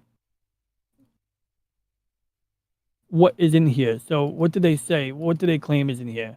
They claim it's got an atmospheric composition of nitrogen, oxygen, carbon dioxide, hydrogen, water, and silicon or sulfur, one of those. We got bigger problems. We're shifting. Who knows how far we're shifting, but we're going to be shifting, which means that there's gravity out there a little stronger than our sun. And I think it doesn't have to necessarily be stronger than our sun. It just has to be at a distance that influences us more. But maybe the great attractor, or what is it like? Is there something else that's shifting our orbit significantly? I gotta look into that. That's kind of cool. If it's true, if it's because I've seen speculative stuff and I've seen stuff that's been more backed. Like Taiki is so theoretical, but like at the same time, it's like you need something to explain it. And the thing is, people would argue, well, and one of my friends would argue that, well, wouldn't we seen it by now? He's got a good point, but it's pretty hard to spot objects that are in a far, far orbit. Like it's like a needle in a haystack. Like sometimes you don't see a star unless you take dozens of pictures of a area, and then what you see is you'll see a star that moves while the rest of the stars don't move, and that's assuming you take the pictures over the course of a year or 5 years or 10 years. Like, so that's one of the problems, that you need to have a lot of data over multiple years. And luckily, the saving grace is that there's some old astronomy. In fact, there was I think pictures that Harvard had on glass photo plates that got destroyed. They threw them out because they didn't want to destroy them. And I'll tell you, that was careless. But of course, if there's a conspiracy theory, maybe there's one there. I doubt it, but I can see what people feel some kind of way about it. Because it's like, what do you mean you destroyed the photo plates? Like, that's just insanity. Because even today, they use old astrophotos to figure out where things are. So, these are all, obviously, we don't have real pictures of these, but we can at least safely estimate their size and their thing. So finally, we're going to pick one last destination here. And where's my text editor? Pegasi, Epsilon Pegasi. Okay, that did not come up. Oh, wait, what's the other name? Enif. Oh, we got an Enif. Okay, you know what I want to do? I want to do something crazy. No, it's actually not crazy. We're going to go here. Then I'm going to press F1. So this shows the Earth in a format. This is a way of seeing a bunch of crap without eating up all the RAM, basically. It doesn't let me rotate properly, so it's not very useful to me right now. But normally I can rotate around this, and it's way cooler. But unfortunately, why? Yeah, I don't know why that happens. This app does that shit sometimes. Like, maybe I got to do this. Maybe I got to go to Earth, hit go, then make sure I can orbit it, then press F1. Yeah, I don't know why that happens. It's so annoying when that happens. I literally can't rotate around it. Oh, well, that's all right. So let's just get Enif now. So we're looking at Earth, and like I said, it's a real shame I can't do the thing the way I normally do it, but we're going to do it like this. Okay, that's acceptable. We can live with that. So Enif is, wow, that's far away. Okay, so how far away am I looking? We're 72 light years away. That's not terrible, but it's far for, us, but it's not like insanity yet. 530 light. Okay, so that one's pretty far away. It's about 672 light years away from Earth. So we're gonna then, we're gonna go and see what's in the neighborhood of Enif. We got some known stuff here. We got a lot of Gaia stars here. So this is where you get a lot of things that like would otherwise be like nameless stars or stars with some designation, but like stars. Gaia could discover so many stars and calculate their positions, in mass. That's why you end up with these names until somebody really like reviews them or points to different telescopes. So let's go to, now we got Enif. We're gonna go there. All right, how big is it? It is 11 stellar masses. It's 11 times bigger than the sun. That's why it's got those big spicules on it, basically. There's a little like triangle patterns, almost like convection currents. And it appears that, there's no exoplanet there, and it's just so damn big of a star. I couldn't imagine, what exoplanet wouldn't be eaten up by it. Oh, that's cool. I could do that. I didn't know I could do that. I could fast forward the stuff coming off of it, the wind.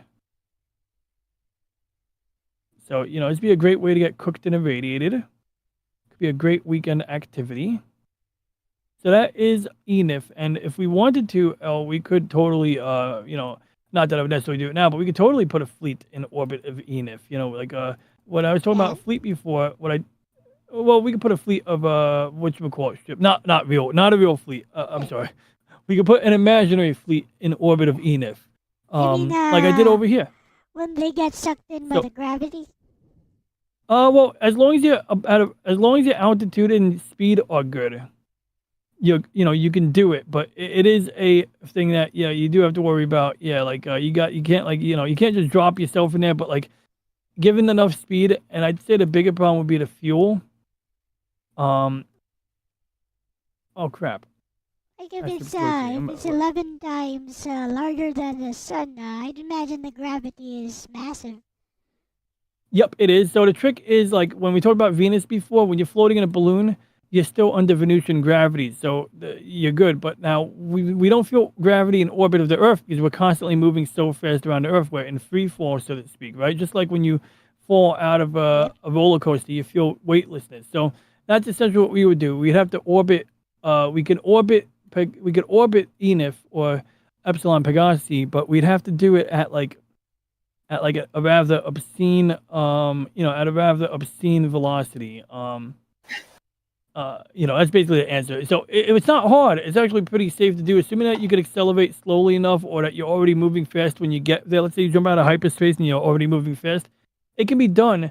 It's just the real issue is, would you have enough fuel to get into orbit, and would you have enough fuel to leave orbit? That's the real issue, in my opinion. But the gravity itself is irrelevant as long as you are, like moving fast. But if you put on the brakes and you start falling down in a vertical direction, then once you even if you tried to like leave the thing, you would be screwed. Yeah, you would ultimately get crushed if you didn't have enough fuel to get out in a graceful manner. And that would mean like time.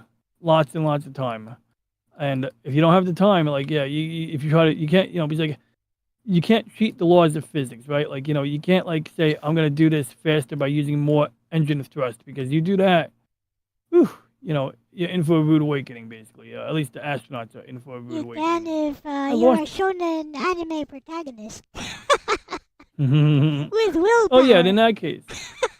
Yes, that's true. You can will it. You can always, maybe get use the spirit bomb to wish wish it into existence.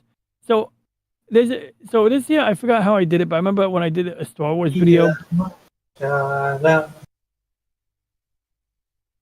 Yup. Here we are, real quick. So bottom line is there's supposed to be like orbit lines here, but I forget how to turn them on. So when these ships are in orbit of this planet, you see actual like lines that show you like the path of their orbits. But right now, I think there's like a trick to it. Like there's something I have to enable, or there's a button I gotta click. I forget how I do it, but I've done it before. Well, I don't. I know when I spawn a new ship, I would click here. I would say take control of the ship. Then I would tell it to orbit the planet, and then I would say go into prograde, and then we're gonna accelerate. And what's cool is like we're gonna accelerate. These are all synchronized in speed right now. Good luck trying to get these ships to meet up again later on. I've done it like once. It was really hard. But yeah, I can't remember how to. Oh, I remember how to do it now. Reference body. You click the planet. Got it. Okay, so let's guess that GR-75 transport is never coming back because I'm letting him go. You know what? I'll let him slow down so he at least. Oh wait, you know what? Let's try to slow him down. Let's try to slow him down. We're gonna bring him back. It's basically what happens is when we sped him up, we slow down his orbit. We put him in a new orbit compared to his friends. So we rotate the ship so the main engines are facing backwards. Then we can say, okay, decelerate. But because I turn on the engines while going to the left, I kind of screwed it up. So I have to now steer like that. And then we have to hope we could do this. So then, in conclusion of that, if we go back to the other ship here, all I would have to do is click reference body. That's how I did it in the past. and then you tell it that you're orbiting the planet. So you got to do that for like crap. Okay, I broke it. Orc is asking, what about the solar sails theory? Oh, they work. Solar sails work. I mean, I don't know if we did we implement those yet, but I know yeah, they absolutely would work. The light or the particles from the sun or whatever it is, from what I understand, as long as you have a very light payload. So there's an idea, and it's kind of from a charlatan because the guy is like a Harvard scientist, but he's kind of an asshole because like he's the guy who talked about Oumuamua, which is a comet that yeah, it was one of the first comets that we discovered that came from interstellar space, but he believes that it's an alien ship, and it's like because it did this weird thing when it got near the sun, it started accelerating. So some people argue that that's because when a comet gets near the sun, the ice starts to outgas, and that would, act like almost like it would give it a little bit of a propulsive force. Others argue, but they didn't see any outgassing. And it's like, well, I don't know what to tell anyone, but like, it's like you're gonna unless we send a probe there, I guess we won't know. But bottom line is that same scientist is part of an initiative called Breakthrough Starshot, and while I'm not a fan of that scientist, the idea of Breakthrough Starshot is very, very interesting. So real quick, so yeah, most of these ships are all in the same orbit. They're in a stable orbit, so they'll continue to do this. But if I change the speed of any of those ships, and they're following the same path, increasing the speed will make the orbit higher or make a bigger circle. Slowing down the speed will make the circle smaller. So that's basically how you land a spaceship. So if you were in orbit of that really big star, you'd have to, use a lot of energy to accelerate to get a fast enough speed to get out of the orbit. But worse is if you slow down, you're still orbiting the thing at a fast free fall speed. So you wouldn't necessarily feel the gravity. But if you were to stop short, or if you were to slow down enough that you start feeling the gravity, I forget exactly how that works. Yeah, you would not have a good time, nor would your ship have a good time. And trying to escape after that, you'd probably rip your ship apart. Or you'd definitely run out of fuel before that. So bottom line is, let's see the question here. What about the solar sails theory? The idea of that is to use it as a power source once you get into orbit and as a way of propulsion. So of course, if you're trying to go to Proxima Centauri, which we were looking at a little while ago, in fact, we're in orbit. Aren't we in orbit of that right now? Where are we? Oh, this is Tau Ceti. This is 12 light years away. But it doesn't really matter. Point is that, it's Proxima Centauri is 5 light years away. And what they want to do is they want to build a bunch of tiny probes. Like I'm talking like the size of a watch battery. And have larger solar cells attached to those watch batteries, basically. So very small, microchips or microcircuits or a probe that has to have whatever sensors, whatever little camera, all on something like, not much bigger than a memory card or something like that. And they want to use lasers instead of the sun.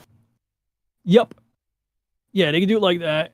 It could be it'd have to be like, and that's the other problem is that, like, how good of a camera can you put on something that big? It's like, you couldn't get good pictures. And the transmission, where do you put the transmitter? These things wouldn't really degrade over time, would they? Well, that's another problem is that, historically, the smaller the microchip, the more, susceptible to radiation in space it is. Like radiation or, whatever cosmic rays, they tend to break the connections inside of microcircuitry. Oh, okay. So they find that older microchips do better. But the chip itself, it's true, a CPU chip can handle a lot of heat. Usually it's the motherboard that breaks, not the CPU. And so, assuming that the circuits are, of the right nanometers or micron size, or that, apparently more recently they're starting to figure out that the newer chips do a little bit better in space. So turns out that we may actually have eventually we may find, a solution that is viable to using modern electronics. But in the past, NASA would use a 10 or 20-year-old computer, partially because one, they have a bunch of rules about flight certification, saying, this computer is certified to fly in space. So by the time they start designing the Hubble Space Telescope, the computer is outdated. That's why they upgraded the computer on the Hubble 3 times during the servicing missions.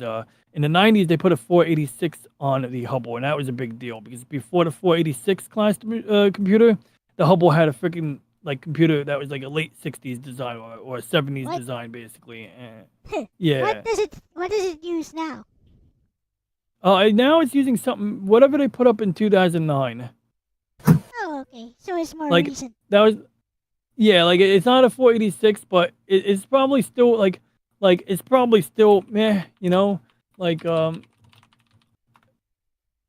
let's see, they actually have a name called a DF224.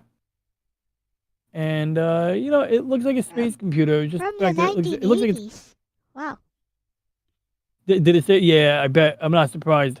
8K 24-bit, blah blah blah. Main memory consisted of 6 memory. Wow, Is it this the sucks. original one?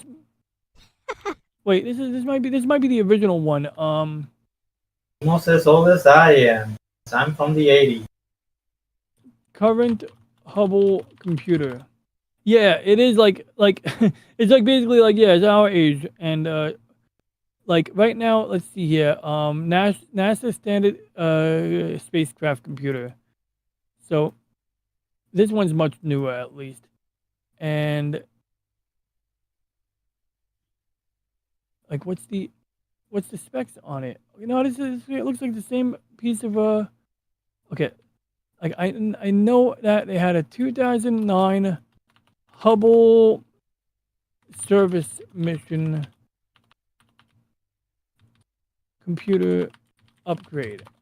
Unless they still use, they might use like two computers. They might have one for like controlling the ship, and one for controlling the cameras. So the one for the cameras would be better, and the one for controlling the ship they probably just leave alone, because like, you know, if it works, it works. Like you don't want to change that. But the computer that does the picture taking, you know, yeah, absolutely. You want to like um you know, you want to use that Looks like okay, Gemini so doesn't know.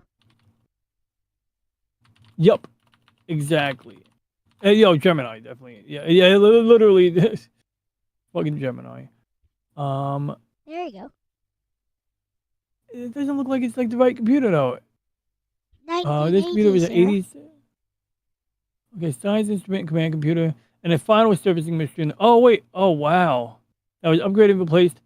It This still replacement computer contains is 1980s hardware.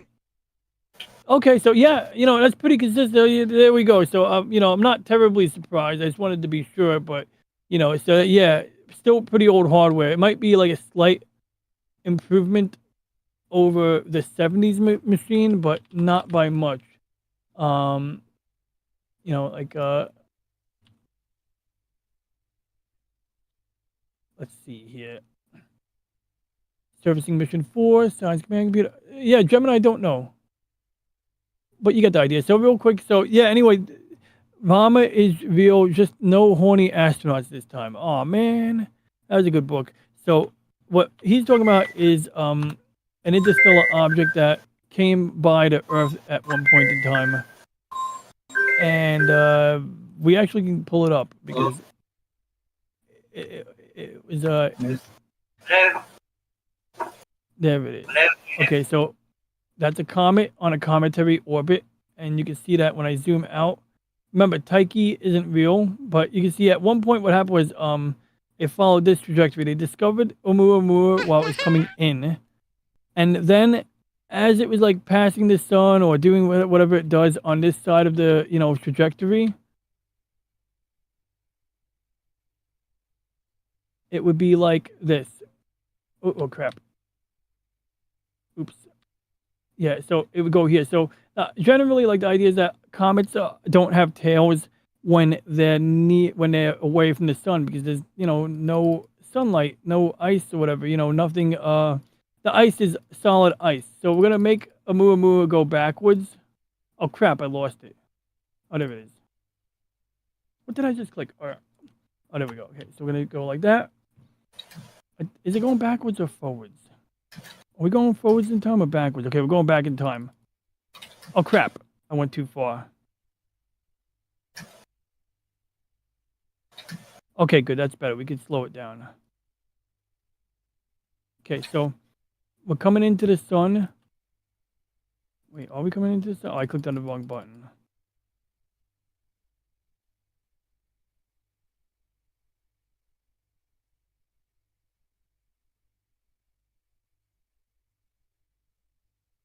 Okay, good. So we're going backwards right now. And we had a theory. Some people online were like, can we figure out where it went if we just fast forward it or rewind it enough? And I tried it once. I tried rewinding it to see like if it would go to a star system, but then things get really ridiculous in this app if you have to spend more than, I think, like, there's only so many thousand years this app can really backtrack. Oh crap, I went too far. Well, I didn't go too far, I really just gotta. Okay, so great. So when it's like further away from the Goldilocks zone, right? So beyond Mars orbit, the comet won't outgas. Now, the thing was, it's not exactly a conventional comet. The problem was when they observed it, the artist drew it like this. So what does it look like for real? What does the real picture look like? So let's get a real picture. Oumuamua real picture.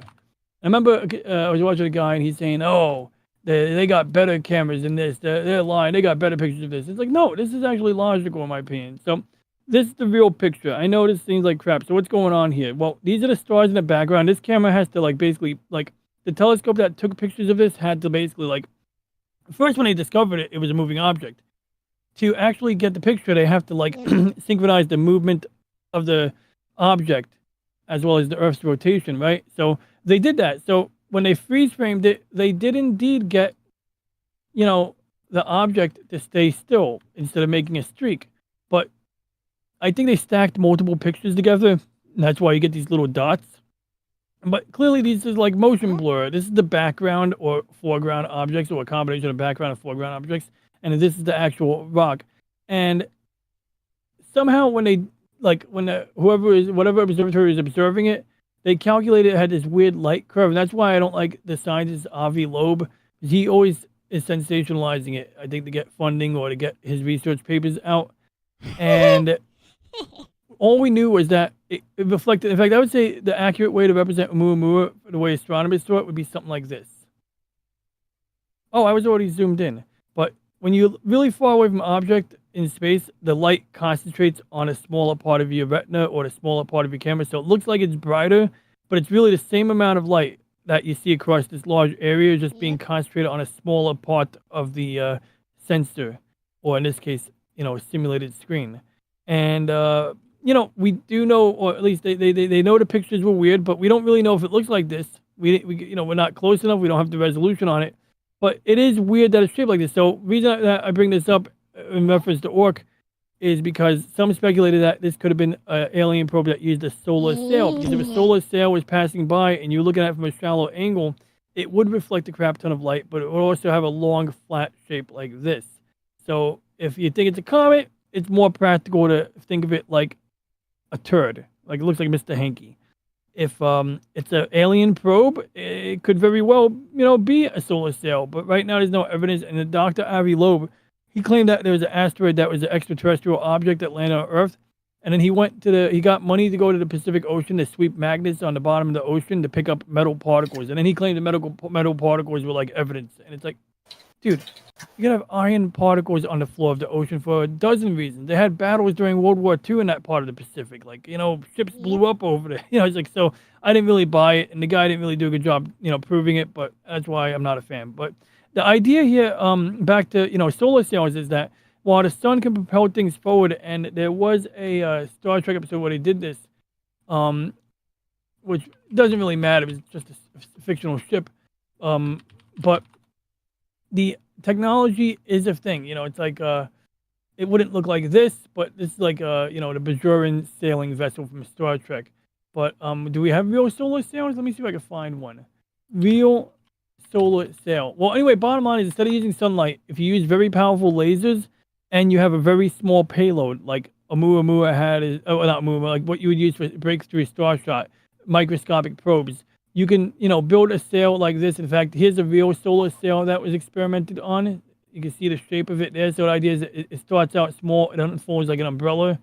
You might have a larger craft like this, or you might have something very tiny. But my idea would be that if you want to send things to Proxima Centauri, yeah, you would use large solar sails. Yeah, if you want them to go to a fraction of the speed of light.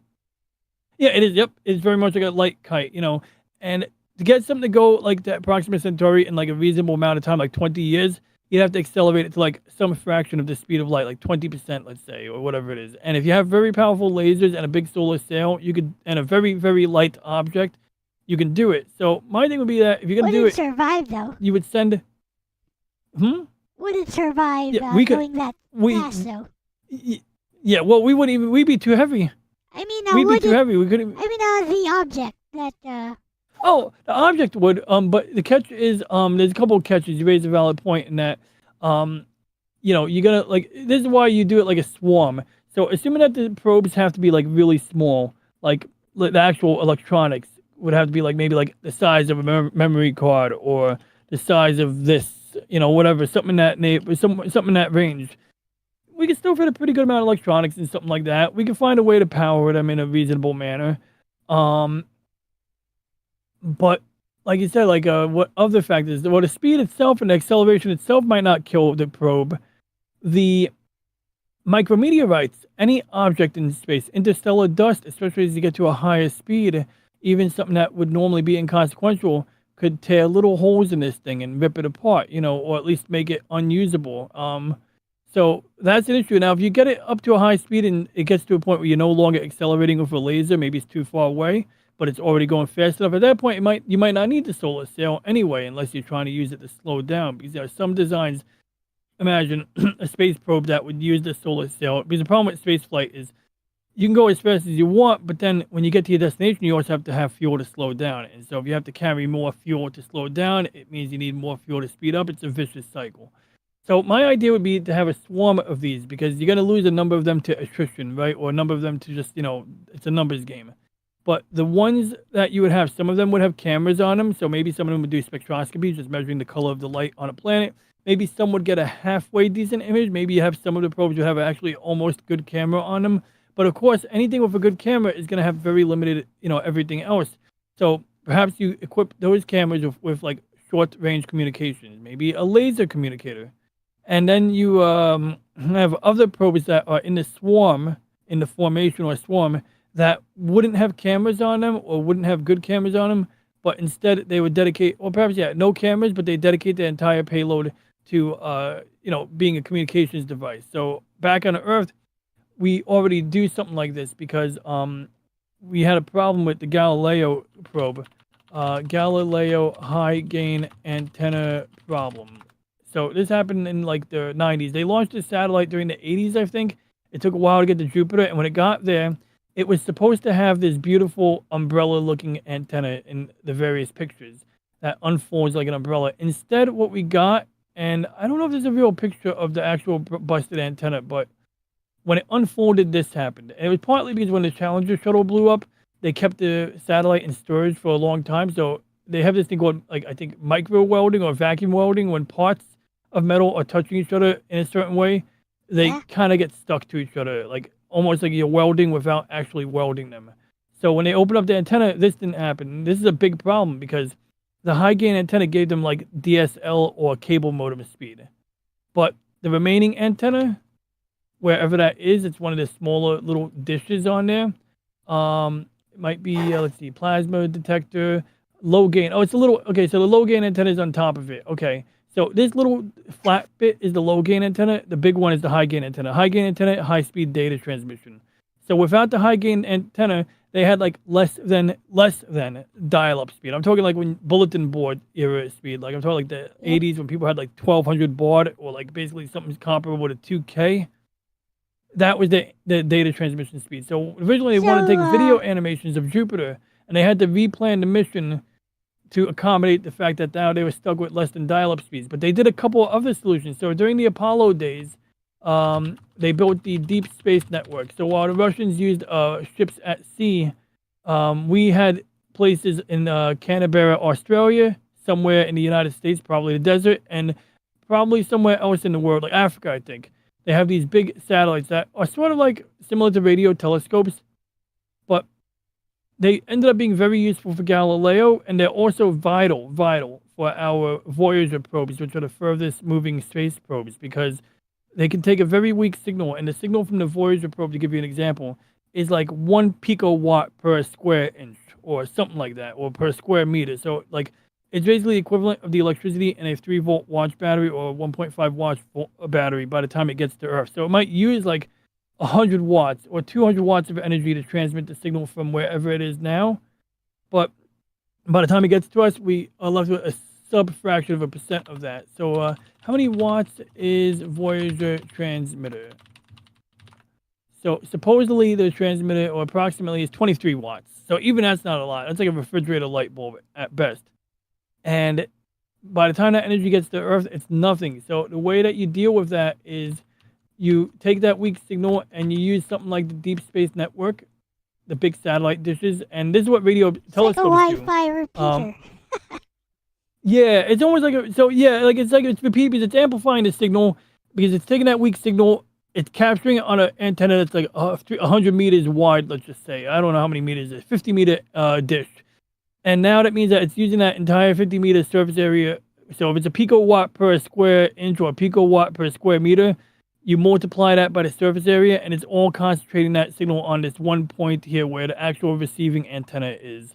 So they can also take multiple satellite dishes, and all of them can receive the signal and amplify it, and then they combine their total signal together to like repeat the signal and get something useful out of it. So at Galileo, they had the bright idea of doing two things. They updated some of the systems on Earth. They updated the software on the Galileo probe, and they basically had it do more with less. They were able to increase the transmission speeds a bit, but mainly they did a lot of data compression. So for example, when you take a picture of Jupiter, you have this issue. If you have a space probe and you're taking a bitmap or whatever, TIFF format image or whatever has no compression, whether it's Jupiter or one of its moons, whether it be like Io or Callisto, let's just pick Callisto, you don't need to see the background. Like when the camera gets adjusted, it's going to be like this. It's going to be like turn off the orbit, turn off the labels. Yep. It's going to look something like this. So really, you might only want this part and this part of the picture. So they updated the compression software on the probe so that it would delete the background basically. So if it saw like a solid black color, it would just get rid of that information in the image file. So that now when it's transmitting dozens of pictures back to Earth, it's not transmitting the entire frame. It's only transmitting the parts of the pictures that actually contain data we care about. And between doing that and doing other things to the software and taking advantage of more receiving antennas, basically increasing the type of receiving antennas they're using to amplify the shitty dial-up signal, they were able to, get enough of a transfer rate to make it respectable, but they had to sacrifice parts of the mission, including getting animated GIFs. So they weren't going to be GIFs, but they were going to make animated GIFs of Jupiter's atmosphere. And so unfortunately we don't have that. What we do have is, I think Voyager did that. Voyager approaching Jupiter. It's actually one of the coolest, like one of the more almost uncanny. How many years did it take again to reach Jupiter? How many years? Let's see here. How many AU is it? Well, I can tell you this: to get to Pluto, it took 10 years for the New Horizons probe, but to get to time to Jupiter via Galileo. Now, Galileo had a problem too.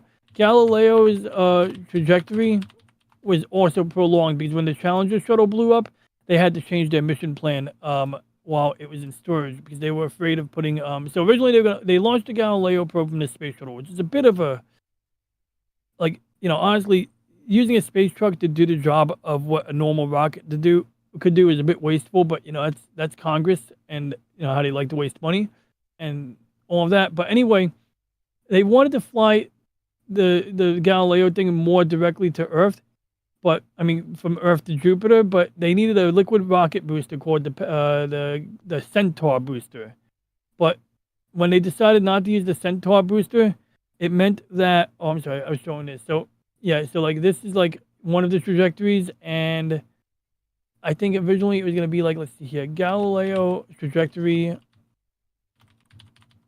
with Centaur booster. Falcon Centaur, was it? So it doesn't actually show us, does it? But bottom line is they had to take a more circuitous route. They had to use gravity assist. So while originally they were going to launch the Galileo probe directly at Jupiter or in a more direct path that would have meant, using more fuel, in the ultimate mission, they had to, use, I think, like other objects. I think they actually, let's see, like Galileo gravity assist. Yeah, Venus. They had to fly towards Venus, if you believe that. They flew. So originally they're gonna fly Galileo using the Centaur booster towards Jupiter, but Oh, there you because go. of the fact they Gravitational had slingshot. yeah, so they did a slingshot, just like the movie Apollo 13. And I didn't even explain that before, but the gist of it is that yeah, when you can't launch straight off the moon and go back to Earth using your fuel, normally they'll go into lunar orbit, and then while in lunar orbit, they'd increase their speed until they had a speed that was high enough to escape, and then they would aim at the Earth. In the movie Apollo 13, they did a couple of weird tricks. One, they did something very exotic. They like lunar module Apollo 13 fly. There's actually there's a crazy scene, and it's one of the more seemingly unrealistic scenes in the movie. Normally, the engine on the back of the lunar lander is for landing, and that's it.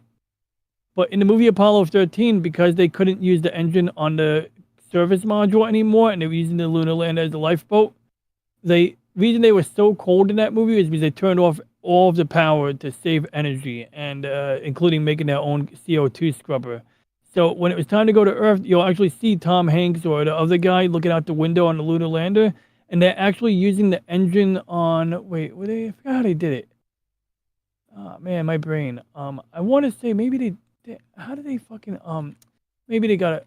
I don't want to get this wrong because like okay, it was used as a lifeboat. Okay, while the lunar module did not survive entry. Okay, I want to know how it was used. Course correction. The lunar module's descent engine was used to make a course correction. Yes. Okay, that's the thing. I wanted to confirm that. I don't want to just say it without being sure. So yeah, they used the piece that's been docked, like this part here, the lunar module. They used the engine that's normally used for landing on the moon to fly to the Earth. So they had one of the guys looking out the window, and while looking out the window, his job was kind of just make sure that he eyeballed it. So they have like a ruler on the window, and as you're, using the thrusters to change your trajectory under acceleration, he had to keep it within like that ruler or within a certain set of notches on the ruler. As long as they turned off the engine at the right time while they were already accelerated in that more or less right direction, they were able to do it without using the computer. And it was pretty much manual operation because they weren't trying to power the computer at that point because they knew that they wouldn't have enough power to get back, to live if they did it. So so part of it, that's what they did. But before they even did that, they also had to do it a little like Apollo 13 trajectory home. Let me see if they got a diagram of this because they really should have like a diagram. So I don't know where they did. Okay, they're coasting, and then of course they did, like before they used the slingshot, so they actually went in. The gravity of the moon pulled them in, and then of course the gravity meant that now when they were leaving, they were able to use the engine thrust to kind of pull away, but they already had most of their velocity from the moon pulling them by using the slingshot maneuver. So they essentially fell into the moon, but they made sure that they missed the horizon, and that's how they were able to not slam into the ground. And then once they had that step figured out, then so let's see, they go towards the moon here. Oxygen tank blows up here. Lunar module engine flies. So so now I remember they did. Okay, now I remember. So in the movie Apollo 13, they were, I think, facing the moon when they ran the engine. So they actually had to like turn on the engine to fly towards the moon to increase their speed to contribute to the slingshot. And then while they were free falling, they fired the engine a second time to get the corrective burn. But they didn't want to be in orbit. They wanted to make sure that they increased the speed so they leave orbit, but they also had to do it at the right time so that they could actually, get a homeward bound thing. But the guy in the movie, I think he had to look out the window and aim the moon in the window in order to get that trajectory right. And then the second time, he had to look in the window and aim the Earth. Definitely the second time. Forget about the first time, but the second time they're looking out the window and they're trying to make sure the Earth is like not drifting out of the frame. And they did that like completely on pilot, on sheer skill, basically. Sheer skill and what machinery they had left that worked, and a machine they repurposed that wasn't supposed to do it. So bottom line is, yeah, that was how they did that. And back to the lunar sail, the solar sail. So yeah, I'd have a swarm of them. And the thing is that it was transmitted on the relay satellites, the ones that would do the repeating signal, or I'm sorry, the solar sail probes or the laser sail probes that would go to, Proxima Centauri. they would have ones that have no transmitter or weak transmitters, and they'd have ones with the stronger transmitter. But even then, it would have to be very weak. So the only way that you make up for it is by using big satellite dishes. And this is one of the problems with the idea of Breakthrough Starshot that makes it impractical. It's like you'd have to build a big field of receiving antennas to be able to receive and send commands to and from those probes. It'd be easier to send a signal to them probably because you could use a lot of energy, but those probes can't send a signal back to us with a lot of energy. So it's like, what are you gonna, what are they gonna, so yeah, that's like a tricky part there. But also, like I said, I question the scientist. He's always talking like UFOs, and it's like he seems to use his Harvard credentials to kind of like act like who the F he is, so people don't question him as hardcore, and it's a mixed bag. But maybe I'm being a bit of a cynic here. Any other additional thoughts, questions? I don't want to tie up the floor too much more. I see it's really late, but I had a blast talking to you guys today and showing you this fun stuff. And thank you for showing me, talking me through that really, really badly programmed Castlevania game where the jumping controls stink. Good. Well, I hope you had fun today, Ronnie, and you have a happy birthday. So, thank you for streaming. Thank you very much, Elle. I had a blast. Ronnie. Thank you. Thanks, Iris. It was good hanging out with you too. It's always very educational whenever you're around. Mm-hmm. I learned today. With that Yay! said, thank you so much for streaming with me today, and once again, happy birthday, and thank you as well for dropping in, Aris, and everyone else for watching. We're gonna end the stream now, and time for me to take a nap, and time for Ronnie to go about with his day as well as Aris. I'm gonna take a nap too. Oh, Click okay. bell, and I'm gonna take a nap. And I'm gonna. So I guess I hit the hang up button here. Yep. Bye bye. Cool. All right, catch you later. Ronnie runs the Monday show, but it's on Thursday. And also, Elle Transmissions has a blog. You can check it out. Bye bye. And remember, guys, ours is almost at 500 subs, so let's help get him there. Right? Subscribe to Aris to an 8. So, with that said, thank you so much, everyone, for watching. This has been LCX and DJ Ronnie and Aris to an 8. And we are out. Bye-bye. See ya. Bye-bye.